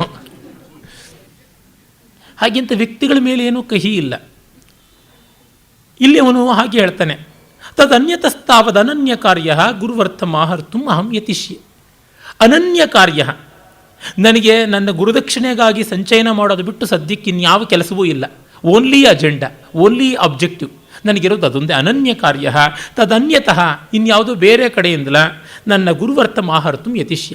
ನನ್ನ ಕೆಲಸಕ್ಕಾಗಿ ನಾನು ಪ್ರಯತ್ನ ಪಡ್ತೀನಪ್ಪ, ನನಗೇನು ಬೇಜಾರಿಲ್ಲ, ಆದರೆ ನಾನು ಬೇರೆ ಕಡೆ ಹೋಗಬೇಕು ಅಷ್ಟಂತೂ ಹೇಳಬಲ್ಲೆ. ನಿನ್ನಿಂದ ಎಲ್ಲ ಆಗುತ್ತೆ ಅಂತ ನಾನೇನು ಪೂಸಿ ಹೊಡಿಬೇಕಾಗಿಲ್ಲ. ಸ್ವಸ್ತ್ಯಸ್ತುತೆ, ನಿನಗೆ ಒಳ್ಳೆಯದಾಗಲಿ. ನಿರ್ಗಲಿತಾಂಬುಗರ್ಭಂ ಶರದ್ಘನಂ ನಾರ್ದತಿ ಚಾತಕೋಪಿ. ಶರತ್ಕಾಲದ ಮೋಡ ಎಷ್ಟು ಚೆನ್ನಾಗಿದ್ದರೂ ಚಾತಕ ಅದರದರಿಗೆ ಬಾಯಿ ಬಿಡೋದಿಲ್ಲ ಅಷ್ಟೆ. ಅಂಬುಗರ್ಭಂ ನಿರ್ಗಲಿತಂ ಶರದ್ಘನಂ ಚಾತಕ ನಾರ್ದತಿ. ಅದನ್ನು ಕಂಡು ಚಾತಕ ಧ್ವನಿ ಮಾಡೋದಿಲ್ಲ, ಕೂಗೋದಿಲ್ಲ, ಮದೋನ್ಮತ್ತವಾಗಿ ಅದು ಚಿತ್ಕಾರ ಮಾಡೋದಿಲ್ಲ. ಇದು ಮೋಡ ನನಗೆ ನೀರನ್ನು ಕೊಡುತ್ತೆ ಅಂತ ಅದು ಭ್ರಮಿಸೋದಿಲ್ಲ ಅಷ್ಟೇ. ಏನಂತ ಹೇಳ್ಬೋದು? ಅವ್ರಿಗೆ ಇನ್ನೇನು ಹೆಚ್ಚು ಹೇಳೋದಕ್ಕೆ ಸಾಧ್ಯ ಇಲ್ಲ. ಚೆನ್ನಾಗಿದೆ ಚೆನ್ನಾಗಿದೆ, ಅದಕ್ಕಿಂತ ಮಿಗಿಲಾಗಿ ಇನ್ನೇನು ಹೇಳೋದಕ್ಕೆ ಸಾಧ್ಯ ಇಲ್ಲ ಅಷ್ಟೇ. ಆ ರೀತಿಯಾಗಿ ನಾನು ಹೇಳ್ತೀನಿ ಅಂತಾನೆ. ಅಂದರೆ ವಾಸ್ತವವನ್ನು ಒಬ್ಬ ಬ್ರಹ್ಮಚಾರಿ, ಫ್ರೆಷರ್, ಗ್ರ್ಯಾಜುಯೇಟ್ ಹೇಗೆ ಹೇಳಬಲ್ಲ ಅನ್ನೋದನ್ನು ಕಾಳಿದಾಸ ಹೇಳ್ತಾ ಇದ್ದಾರೆ. ನಯ ಇದೆ, ಸೌಜನ್ಯ ಇದೆ, ಆದರೆ ಸತ್ಯಕ್ಕೆ ಯಾವ ಕುಂದೂ ಆಗಲಿಲ್ಲ. ಅದನ್ನು ಜೀರ್ಣಿಸಿಕೊಳ್ಳೋದು ಕಷ್ಟ. ಆದರೆ ರಘುವಿನ ಸಂಸ್ಕಾರ ದೊಡ್ಡದು, ಅವನು ಜೀರ್ಣಿಸಿಕೊಳ್ಳಬಲ್ಲ. ಹೌದು, ನನಗೆ ಕೊಡೋದಕ್ಕೆ ಅವನ ಹತ್ರ ಒಂದು ಕಾಸೂ ಇಲ್ಲ, ಅವನು ಹೇಳೋದು ಸತ್ಯ. ಅವನೇನು ಸುಮ್ಮನೆ ನನ್ನ ಯೋಗಕ್ಷೇಮ ವಿಚಾರಿಸ್ಕೊಂಡು ಹೋಗೋಕೆ ಬಂದಿದ್ದ, ಅವನು ಯಾವುದೋ ಒಂದು ಉದ್ದೇಶ ಇಟ್ಕೊಂಡು ಬಂದ. ಪಾಪ ಅದು ಇಲ್ಲ, ಏನು ಮಾಡೋದಕ್ಕೆ ಸಾಧ್ಯ? ಈ ರೀತಿಯಾದ ನಿಷ್ಠುರ ವಾಸ್ತವಗಳನ್ನು ನಾವು ಎಷ್ಟು ಬೇಗ ಅಂಗೀಕರಿಸ್ತೀವೋ ಅಷ್ಟು ಬೇಗ ನಮಗೆ ಪಕ್ವ ಬುದ್ಧಿ ಬರುತ್ತೆ. ಏತಾವದುಕ್ತ ಪ್ರತಿಯಾತು ಕಾಮಂ ಶಿಷ್ಯಂ ಮಹರ್ಷೇರ್ ನೃಪತಿರ್ನಿಷಿಧ್ಯ ಕಿಂ ವಸ್ತು ವಿದ್ವದ್ ಗುರವೇ ಪ್ರದೇಯಂ ತ್ವಯಾ ಕಿಯದ್ವೇತಿ ತಮನ್ವಯುಂಕ್ತ. ಹೀಗೆ ಹೇಳಿ ಪ್ರತಿಯಾತು ಕಾಮಂ ತಂ ಹೊರಡ್ತೀನಿ ಅಂತ ಹೇಳ್ತಾ ಇರತಕ್ಕಂಥ ಅವನನ್ನು ಮಹರ್ಷೇ ಶಿಷ್ಯಂ ನೃಪತಿ ನಿಷಿಧ್ಯ, ಬೇಡ ಒಂದು ಕ್ಷಣ ತಾಳು ಅಂಥೇಳಿ, ಕಿಂ ವಸ್ತು ವಿದ್ವದ್ ಗುರವೇ ಪ್ರದೇಯಂ, ನಿನ್ನ ವಿದ್ವದ್ಗುರುವಿಗೆ ಎಷ್ಟು ಕೊಡಬೇಕು? ಕಿಯದ್ವಾ ಇತಿ, ಎಷ್ಟು ತಾನೇ ಕೊಡಬೇಕು? ಹೌ ಮಚ್, ಯಾವ ಕ್ವಾಂಟಿಟಿ, ಯಾವ ಕ್ವಾಲಿಟಿಯಲ್ಲಿ ಕೊಡಬೇಕಾದದ್ದು? ಕಿಯದ್ವಾ ತಮ್ ಅನ್ವಯುಂಕ್ತ, ಅದನ್ನು ಮೊದಲು ಹೇಳು ಅಂತ ಹೇಳಿಬಿಟ್ಟು ಅವನನ್ನು ಒಡಂಬಡಿಸ್ತಾನೆ. ಆ ಸಂದರ್ಭದಲ್ಲಿ ಅವನು ಹೇಳ್ತಾನೆ, ತಥೋ ಯಥಾವದ್ ವಿಹಿತಾಧ್ವರಾಯ ತಸ್ಮೈ ಸ್ಮಯಾವೇಶ ವಿವರ್ಜಿತಾಯ ವರ್ಣಾಶ್ರಮಾಣಾಂ ಗುರವೇ ಸವರ್ಣಿ ವಿಚಕ್ಷಣ ಪ್ರಸ್ತುತಮಾಚಕ್ಷೆ. ಆಗ ಯಥಾವದ್ ವಿಹಿತಾಧ್ವರಾಯ, ವಿಹಿತವಾದ ರೀತಿಯಲ್ಲಿ ಯಾವ ನಿಯಮಗಳನ್ನು ಹಾಕಿ ಮಾಡಿದ್ದಾರೋ ಅಷ್ಟನ್ನೆಲ್ಲ ಅನುಸರಿಸಿ ಯಜ್ಞವನ್ನು ಮಾಡಿದ ಆ ಯಜ್ಞ ದೀಕ್ಷಿತನಾದಂತಹ ವಿಶ್ವಜಿದ್ಯಾಗವನ್ನು ಮಾಡಿ ಅವಭೃತ ಸ್ನಾತನಾದ ಮಹಾರಾಜನಿಗೆ ಸ್ಮಯಾವೇಶ ವಿವರ್ಜಿತಾಯ, ಅಹಂಕಾರ ಆವೇಶ ಇಲ್ಲದೇ ಇದ್ದವನಿಗೆ, ವರ್ಣಾಶ್ರಮಗಳಿಗೆ ಗುರುವಾಗಿ ಅಂದರೆ ವರ್ಣಾಶ್ರಮಗಳಿಗೆ ನಾಯಕನಾಗಿ ನಿಂತಂಥವನಿಗೆ, ವರ್ಣಿ ಅಂದರೆ ಈಗಷ್ಟೇ ವರ್ಣವನ್ನು ಆಯ್ಕೆ ಮಾಡಿಕೊಂಡಂಥವನು, ಬ್ರಹ್ಮಚರ್ಯ ಮುಗಿಸುವವರೆಗೂ ಅವನಿಗೆ ವರ್ಣತ್ವ ಇಲ್ಲ. ದೆನ್ ಹಿ ಚೂಸಸ್ ವರ್ಣ ಅಸ್ಮಿನ್ ಇದಾನೀಮಿತಿ ವರ್ಣಿ. ಯಾಕೆ ಅಂದರೆ ಬ್ರಹ್ಮಚಾರಿಗೆ ಯಾತಕ್ಕೆ ಹೇಳ್ತಾರೆ ಅಂದರೆ ದೆನ್ ಓನ್ಲಿ ಹಿ ಚೂಸಸ್, ನಾನು ಬ್ರಾಹ್ಮಣನಾಗಬೇಕಾ, ಕ್ಷತ್ರಿಯನಾಗಬೇಕಾ, ವೈಶ್ಯನಾಗಬೇಕಾ, ಶೂದ್ರನಾಗಬೇಕಾ ಅಂತ ಆಯ್ಕೆ ಮಾಡಿಕೊಳ್ತಕ್ಕಂಥದ್ದು. SLC ಎಲ್ಲರೂ ಕಾಮನ್ ಕೋರ್ಸು, ಕಾಮನ್ ಕರಿಕ್ಯುಲಮ್ ಓದ್ತಾರೆ. ಆಮೇಲೆ ನಾನು ಕಾಮರ್ಸ್ಗೆ ಹೋಗ್ತೀನಿ, ನಾನು ಸೈನ್ಸ್ಗೆ ಹೋಗ್ತೀನಿ, ಆರ್ಟ್ಸ್ಗೆ ಹೋಗ್ತೀನಿ, ಡಿಪ್ಲೊಮಾ ಮಾಡ್ತೀನಿ, ಇನ್ನೇನೇನೋ ಮಾಡ್ತೀನಿ ಅಂತ ಹೋಗುವಂಥದ್ದಾಗುತ್ತದೆ. ಆ ರೀತಿಯಲ್ಲಿ ಇದ್ದಂಥದ್ದು ಅಂತ ಗೊತ್ತಾಗುತ್ತದೆ. ಕಾಳಿದಾಸ ಅನೇಕ ಕಡೆ ಈ ಶಬ್ದವನ್ನು ಬಳಸ್ತಾನೆ. ಅಥಾಹವರ್ಣಿ ವಿದಿತೋ ಮಹೇಶ್ವರ, ಭಾರವಿ ಕೂಡ ಸವರ್ಣಿ ಲಿಂಗಿ ವಿದಿತ ಸಮಾಯಯೌ ಅಂತೆಲ್ಲ ಹೇಳ್ತಾನೆ. ಆಮೇಲೆ ಈ ಶಬ್ದಾಲಂಕಾರವು ವರ್ಣಾಶ್ರಮಾಣಾಂ ಗುರವೇ ಸವರ್ಣಿ ವಿಚಕ್ಷಣ ಪ್ರಸ್ತುತಮಾಚಕ್ಷೆ. ಈ ಮಾತುಗಳಲ್ಲಿ ಕೂಡ ನಮಗೆ ಆ ಶಬ್ದಾಲಂಕಾರಗಳ ಮೂಲಕ ಆ ತೋಲನ ಚಾತುರ್ಯ ಕವಿದೇನಿದೆ ಅದು ಗೊತ್ತಾಗುತ್ತದೆ. ಅವನು ಹೇಳ್ತಾನೆ, ಸಮಾಪ್ತ ವಿದ್ಯೆ ನಮಯ ಮಹರ್ಷಿರ್ ವಿಜ್ಞಾಪಿತೋ ಭೂತ್ ಗುರುದಕ್ಷಿಣಾಯೇ ಸಮೇಚರಾಯ ಸ್ಖಲಿತೋಪಚಾರಾಂ ತಾಂಭಕ್ತಿಮೇವ ಗಣಯತ್ ಪ್ರೋಸ್ತಾತ್ ನಿರ್ಬಂಧ ಸಂಜಾತ ಋಷಾರ್ಥಕಾರ್ಷ್ಯಂ ಅಚಿಂತಯಿತ್ವಾ ಗುರುಣಾಹ ಮುಕ್ತಃ ವಿತ್ತಸ್ಯ ವಿದ್ಯಾ ಪರಿಸಂಖ್ಯೆಯ ಮೇ ಕೋಟಿಶ್ಚತಸ್ರೋ ದಶಚಾಹರೇತಿ. ನೆನ್ನೆಯೇ ನಾನು ಹೇಳಿದ್ನಲ್ಲ, ವಿದ್ಯೆಯನ್ನು ಮುಗಿಸಿ ಗುರುದಕ್ಷಿಣೆ ಕೊಡಬೇಕು ಅಂದರೆ ನಿನ್ನ ಗುರುಸೇವೆಯೇ ದಕ್ಷಿಣೆ ಅಂದರೆ, ಮತ್ತು ಬಲವಂತ ಮಾಡಿದ್ದಕ್ಕೆ ಕೋಪಗೊಂಡು ಇಲ್ಲ ಅನ್ನಿಸ್ಕೊಳ್ಳಬೇಕು ಇವನು ಬಾಯಿಂದ ಅಂತ ಹೇಳಿಬಿಟ್ಟು 14 ಕೋಟಿ ಅಂತಂದ. ಹಾಗಾಗಿ ಸೋಹಂ ಸಪರ್ಯಾ ವಿಧಿಭಾಜನೇನ ಮತ್ವಾ ಭವಂತಂ ಪ್ರಭುಶಬ್ದಶೇಷಂ ಅಭ್ಯುತ್ಸಹೇ ಸಂಪ್ರತಿ ನೋಪರೋದ್ಧುಂ ಅಲ್ಪೇತರತ್ವಾತ್ ಶ್ರುತನಿಷ್ಕ್ರಿಯಸ್ಯ. ಅಂಥ ನಾನು ಆ ಗುರುದಕ್ಷಿಣೆ, ದೊಡ್ಡ ಗುರುದಕ್ಷಿಣೆ ಕೊಡಬೇಕಾದವನು ಸಪರ್ಯಾ ವಿಧಿಭಾಜನೇನ ಭವಂತಂ ಮತ್ವ, ನಿನ್ನ ಅರ್ಘ್ಯಪಾತ್ರದಿಂದಲೇ ನಿನ್ನ ಶಕ್ತಿ ಪ್ರಭುಶಬ್ದ ಶೇಷವಾಗಿದೆ. ರಾಜ ಅನ್ನೋ ಹೆಸರು ಬಿಟ್ಟು ನಿನಗೆ ಇನ್ಯಾವ ಸಂಪತ್ತು ಇಲ್ಲ ಅನ್ನೋದು ಗೊತ್ತಾಗಿದೆ. ಹಾಗಾಗಿ ಅಭ್ಯುತ್ಸಹೇನ, ನಿನ್ನಲ್ಲಿ ಏನೂ ಕೇಳೋದಕ್ಕೆ ನಾನು ಇಷ್ಟಪಡೋದಿಲ್ಲ. ಯಾಕೆ? ಅಲ್ಪೇತರತ್ವಾತ್ ಶ್ರುತ ನಿಷ್ಕ್ರಿಯಸ್ಯ, ನಾನು ಶ್ರುತ, ನಾನು ತಿಳ್ಕೊಂಡಿದ್ದಿದೆಯಲ್ಲ ಅದಕ್ಕೆ ನಿಷ್ಕ್ರಿಯ ಅಂತಂದರೆ ಅದಕ್ಕೆ ಗುರುದಕ್ಷಿಣೆಯನ್ನು ಸಲ್ಲಿಸಿದೊರತು ನನ್ನ ವಿದ್ಯೆ ಆನ್ರಣ್ಯವನ್ನು ಪಡೆಯೋದಿಲ್ಲ. It will not be liberated from the debt of guru. ಆ ಕಾರಣದಿಂದ ಅಷ್ಟು ದೊಡ್ಡ ಅಲ್ಪೇತರವಾದದ್ದು, ಅನಲ್ಪವಾದ ಮಹನೀಯವಾದ ದೊಡ್ಡ ಮೊತ್ತ, ಅದರಿಂದ ಬೇಡಪ್ಪ, ನೀನು ನೆಮ್ಮದಿಯಾಗಿರೋ, ನಾನು ಹೋಗ್ತೀನಿ ಅಂತಾನೆ. ಇತ್ತಂ ದ್ವಿಜೇನ ದ್ವಿಜರಾಜಕಾಂತಿ ಆವೇದಿತೋ ವೇದವಿದಾಂ ವರೇಣ ಏನೋ ನಿವೃತ್ತೇಂದ್ರಿಯ ವೃತ್ತಿರೇನಂ ಜಗಾದ ಭೂಯೋ ಜಗದೇಕನಾಥ. ದ್ವಿಜರಾಜನಾದ ಕೌತ್ಸನಿಗೆ ದ್ವಿಜರಾಜ ಕಾಂತಿಯುಳ್ಳ, ಅಂದರೆ ಚಂದ್ರಕಾಂತಿಯುಳ್ಳ ಮಹಾರಾಜ ವೇದವಿದಾಂವರನಾದ ಕೌತ್ಸನಿಗೆ ಎಲ್ಲ ಚೆನ್ನಾಗಿ ತಿಳ್ಕೊಂಡಿರುವ ಈ ವಾಸ್ತವವನ್ನು ತಿಳ್ಕೊಂಡಿರುವ ರಘು ಏನೋ ನಿವೃತ್ತೇಂದ್ರಿಯ ವೃತ್ತಿ, ಪಾಪಗಳನ್ನೆಲ್ಲ ಕಳೆದುಕೊಂಡಿರ್ತಕ್ಕಂಥ ಯಜ್ಞದ ಮೂಲಕವಾಗಿ ಸಮಸ್ತ ದೋಷಗಳನ್ನು ನಿವಾರಣೆ ಮಾಡಿಕೊಂಡಿರುವ ಆ ರಘು ಮಹಾರಾಜ ಇವನಿಗೆ ಏನಂ ಜಗಾದ. ಮತ್ತೆ ಹೇಳ್ತಾನೆ, ಅವನಿಂಥವನು ರಘು ಮಹಾರಾಜ ಜಗದೇಕನಾಥ, ಜಗತ್ತಿಗೆ ಏಕೈಕ ಆಶ್ರಯಣೀಯನಾದವನು. ಇವನನ್ನು ಬಿಟ್ಟು ಇನ್ಯಾರ ಹತ್ರವೂ ಕೃತಾರ್ಥತೆಯನ್ನು ಯಾರೂ ಪಡೆಯೋದಕ್ಕೆ ಸಾಧ್ಯ ಇಲ್ಲ ಅನ್ನುವಂಥವನು. ಗುರುವರ್ಥಮರ್ಥಿ ಶ್ರುತಪಾರದೃಶ್ವ ರಘೋಸ್ಸಕಾಶಾತ್ ಅನವಾಪ್ಯ ಕಾಮಂ ಗತೋ ವದಾನ್ಯಾಂತರಮಿತ್ಯಯಂ ಮೇ ಮಾಭೂತ್ಪರಿವಾದನವಾವತಾರ. ಧರ್ಮವೀರ ಅಂದರೆ ಇದು, ಮಾನವೀರ ಅಂದರೆ ಇದು. ಇಷ್ಟು ಉದಾತ್ತ ಗಂಭೀರವಾದ ವ್ಯಕ್ತಿತ್ವ ನೋಡಿ. ಗುರುವರ್ಥಮರ್ಥಿ, ಗುರುವಿಗಾಗಿ ದಕ್ಷಿಣೆ ಕೊಡಬೇಕಾದವನು, ಮತ್ತು ಗುರುವರ್ಥ ಅತಿಶಯವಾದ ಹಣವನ್ನು ಅಪೇಕ್ಷೆ ಪಟ್ಟು ಬಂದವನು, ಶ್ರುತಪಾರದೃಶ್ವ ಜ್ಞಾನದ ಎಲ್ಲೆಯನ್ನು ಕಂಡವನು ಆದಂಥ ಒಬ್ಬ ಸ್ನಾತಕ ವಟು ತನ್ನಲ್ಲಿಗೆ ಬಂದು ರಘುವಿನ ಬಳಿ ಏನೂ ಸಿಗದೆ ಕೈಚೆಲ್ಲಿ ಹೋದ ಅನ್ನುವಂತಹ ಒಂದು ಅಪಖ್ಯಾತಿ. ವದಾನ್ಯಾಂತರಂ ಗತಃ, ಇನ್ನೊಬ್ಬ ದಾನಿಯ ಕಡೆಗೆ ಹೋದ, ರಘುವನ್ನು ಬಿಟ್ಟು ಅಲ್ಲಿ ತನ್ನ ಬೈಕೆ ಫಲಿಸಲಿಲ್ಲ ಅಂತ ಹೋಗುವುದು. ಮಾಭೂತ್ ಮಮ ನವ ಪರಿವಾದ ನವ ಅವತಾರ, ನನಗೆ ಇದೊಂದು ಅವಮಾನದ ಹೊಸ ಅವತಾರ, ಇಂಥ ಅವಮಾನ ನನಗೆ ಹಿಂದೆಂದೂ ಆಗಿಲ್ಲ, ಈ ರೀತಿಯಾದ ಅಪಮಾನ ನನಗೆ ಬೇಡ ಅಂತ ತನ್ನ ಬಳಿ ಬಂದವನು ಕೃತಾರ್ಥನಾಗಿಯೇ ಹೋಗಬೇಕು. ದಾನಿಯ ಎಷ್ಟು ದೊಡ್ಡ ಪ್ರತಿಜ್ಞೆ, ಎಷ್ಟು ದೊಡ್ಡ ಆದರ್ಶ, ಯಾರಿಗೂ ಸಾಧ್ಯವಾಗುವಂಥದ್ದಲ್ಲ. ಅರೆ ಕಾಳಿದಾಸ ರಘುವಿನಂತೆಯೇ, ಕಾಳಿದಾಸನ ಬಳಿಗೆ ಹೋದವನು ಅಕೃತಾರ್ಥನಾಗಿ ಯಾರೂ ಬಂದಿಲ್ಲ.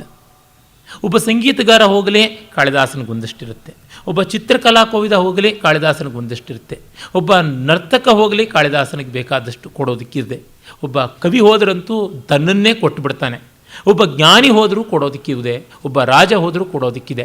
ಯಾರ್ಯಾರು ಯಾವ್ಯಾವ ಜ್ಞಾನ ಶಾಖೆಗಳಿಂದ ಕಲಾ ಶಾಖೆಗಳಿಂದ ಪ್ರತಿನಿಧಿಸಲ್ಪಟ್ಟು ಬರ್ತಾರೋ ಅಷ್ಟೆಲ್ಲರಿಗೂ ಕೊಡೋದಕ್ಕೆ ಕಾಳಿದಾಸ ರಘು ಮಹಾರಾಜನಂತೆ ವಿತರಣಶಾಲಿಯಾಗಿ ಇದ್ದೇ ಇದ್ದಾನೆ. ಈ 7 ಮಹಾಕೃತಿಗಳ ಒಂದು ಸಪ್ತತಂತು ಅಂದರೆ ಯಜ್ಞ ಅಂತ ಒಂದು ಅರ್ಥ. 7 ಎಳೆಗಳನ್ನು ಹೊಸೆದು ಮಾಡಿದ ಕಾಳಿದಾಸನ ವ್ಯಕ್ತಿತ್ವ ರಜ್ಜು ಇದೆಯಲ್ಲ, ಅದು ನಮ್ಮನ್ನು ಸಪ್ತ ಊರ್ಧ್ವ ಪುಣ್ಯಲೋಕಗಳಿಗೂ ಕೊಂಡೊಯ್ಯುವಂಥದ್ದು. ಆ ಮಹಾಕವಿ ಈ ರಘುವಿನಂತೇನೆ. ಆ ರಘು ಹೇಳ್ತಾನೆ, ನನಗೆ ಇನ್ನೊಂದು ಹೊಸ ಅವಮಾನ ಅನ್ನೋದು ಬೇಡ ಅಂತ ಹೇಳ್ಬಿಟ್ಟು ಅಂತಾನೆ. ಈ ಮೂಲಕ ನೋಡಿ ಶಿಷ್ಯ ಎಷ್ಟು ಕಟುವಾಗಿ ಹೇಳಬಲ್ಲನು, ಇವನು ಅಷ್ಟೇ ಹೇಳ್ತಾನೆ, ನಿನ್ನನ್ನು ಆಶ್ರಯಿಸಿದರೆ ನನಗೇನು ಸಿಗೋಲ್ಲಪ್ಪ, ನೀನೇನು ಬೇಜಾರು ಮಾಡ್ಕೊಳ್ಬೇಡ, ಬರ್ತೀನಿ. ಈ ಕಾಲದಲ್ಲೆಲ್ಲನೂ from tomorrow onwards we shall be friends ಅಂತ ಹೇಳ್ಬಿಟ್ಟಿದನು ಅವರಿಗೆ ಸೋಡಾ ಶೀಟ್ ಕೊಟ್ಟು ಕೆಲಸದಲ್ಲಿ ಕಳಿಸ್ತಾರಲ್ಲ. Well we shall also be friends, we shall celebrate over a mug of tea or over a peg of wine ಅಂತ ಹೇಳ್ಬಿಟ್ಟು ಅವರು ಅಂತಾರಲ್ಲ, ನೀನು ಅಂದರೆ ನಿಮ್ಮಪ್ಪ ಅನ್ನುವಂತೆ. ಆ ರೀತಿಯಾಗಿ ನನಗೆ ಇನ್ನೊಂದು ರೀತಿಯಾದ ಹೊಸ ಅವಮಾನ ಇದುವರೆಗೂ ಆಗದೇ ಇರೋದನ್ನು ನೀನು ತಂದು ಕೊಡಬೇಡ, ಒಂದು ನಿಮಿಷ ಕೂತ್ಕೊ ಅಂತಾನೆ. ನಯವನ್ನು ಬಿಡದೆ ದೃಢತೆಯನ್ನು ಉಳಿಸಿಕೊಳ್ಳುವಂಥದ್ದು ಇದೆಯಲ್ಲ, ಇದು ತುಂಬ ದೊಡ್ಡ ಕಷ್ಟ. ಕಾಳಿದಾಸನ ಕಾವ್ಯದಂತೆಯೇ ಹೌದು. ಕಾಳಿದಾಸ ನಯವನ್ನು ಬಿಡೋದಿಲ್ಲ, ಆದರೆ ಸೌಂದರ್ಯ ಸಂಸ್ಕಾರಗಳ ದೃಢತೆಯನ್ನು ಬಿಡುವುದಿಲ್ಲ. ಸತ್ವಂ ಪ್ರಶಸ್ತೆ ಮಹಿತೆ ಮದೀಯೇ ವಸಂಶ್ಚತುರ್ಥೋಗ್ನಿರಿವಾಜ್ಞಗಾರೆ ದ್ವಿತ್ರಾಣ್ಯಹಾನ್ಯರ್ಹಸಿ ಸೋಢುಮರ್ಹನ್ ಯಾವದ್ಯತೆ ಸಾಧಯಿತುಂ ತ್ವದರ್ಥಂ. ಸತ್ವಂ ಪ್ರಶಸ್ತೆ ಮಹಿತೆ ಮದೀಯೇ ಅಜ್ಞಗಾರೆ ಚತುರ್ಥ ಅಗ್ನಿ ಇವ ವಸನ್ ದ್ವಿತ್ರಾಣಿ ಅಹಾನಿ ಅರ್ಹಸಿ ಸೋಡುಂ.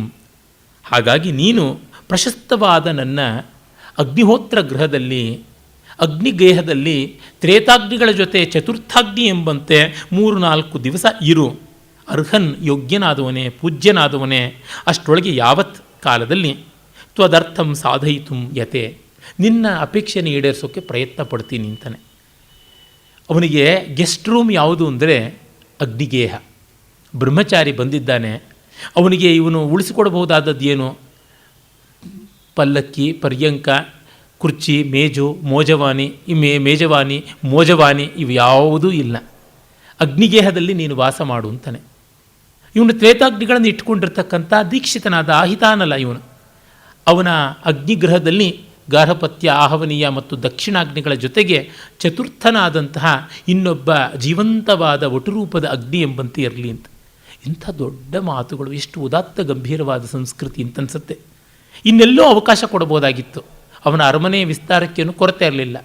ಆದರೆ ಎಲ್ಲಿರಬೇಕೋ ಅಲ್ಲಿರಲಿ. ಇವನು ಬ್ರಹ್ಮಚಾರಿ, ಗುರುದಕ್ಷಿಣೆಯನ್ನು ಪೂರ್ತಿ ಕೊಟ್ಟಿಲ್ಲವಾದ್ದರಿಂದ ಇವರಿಗೂ ಕೂಡ ಇವನು ಗುರುವಾಶಿಷ್ಠನಾಗಿಯೇ ಇದ್ದಾನೆ, ಆನ್ರಣ್ಯವನ್ನು ಪಡ್ಕೊಂಡಿಲ್ಲ.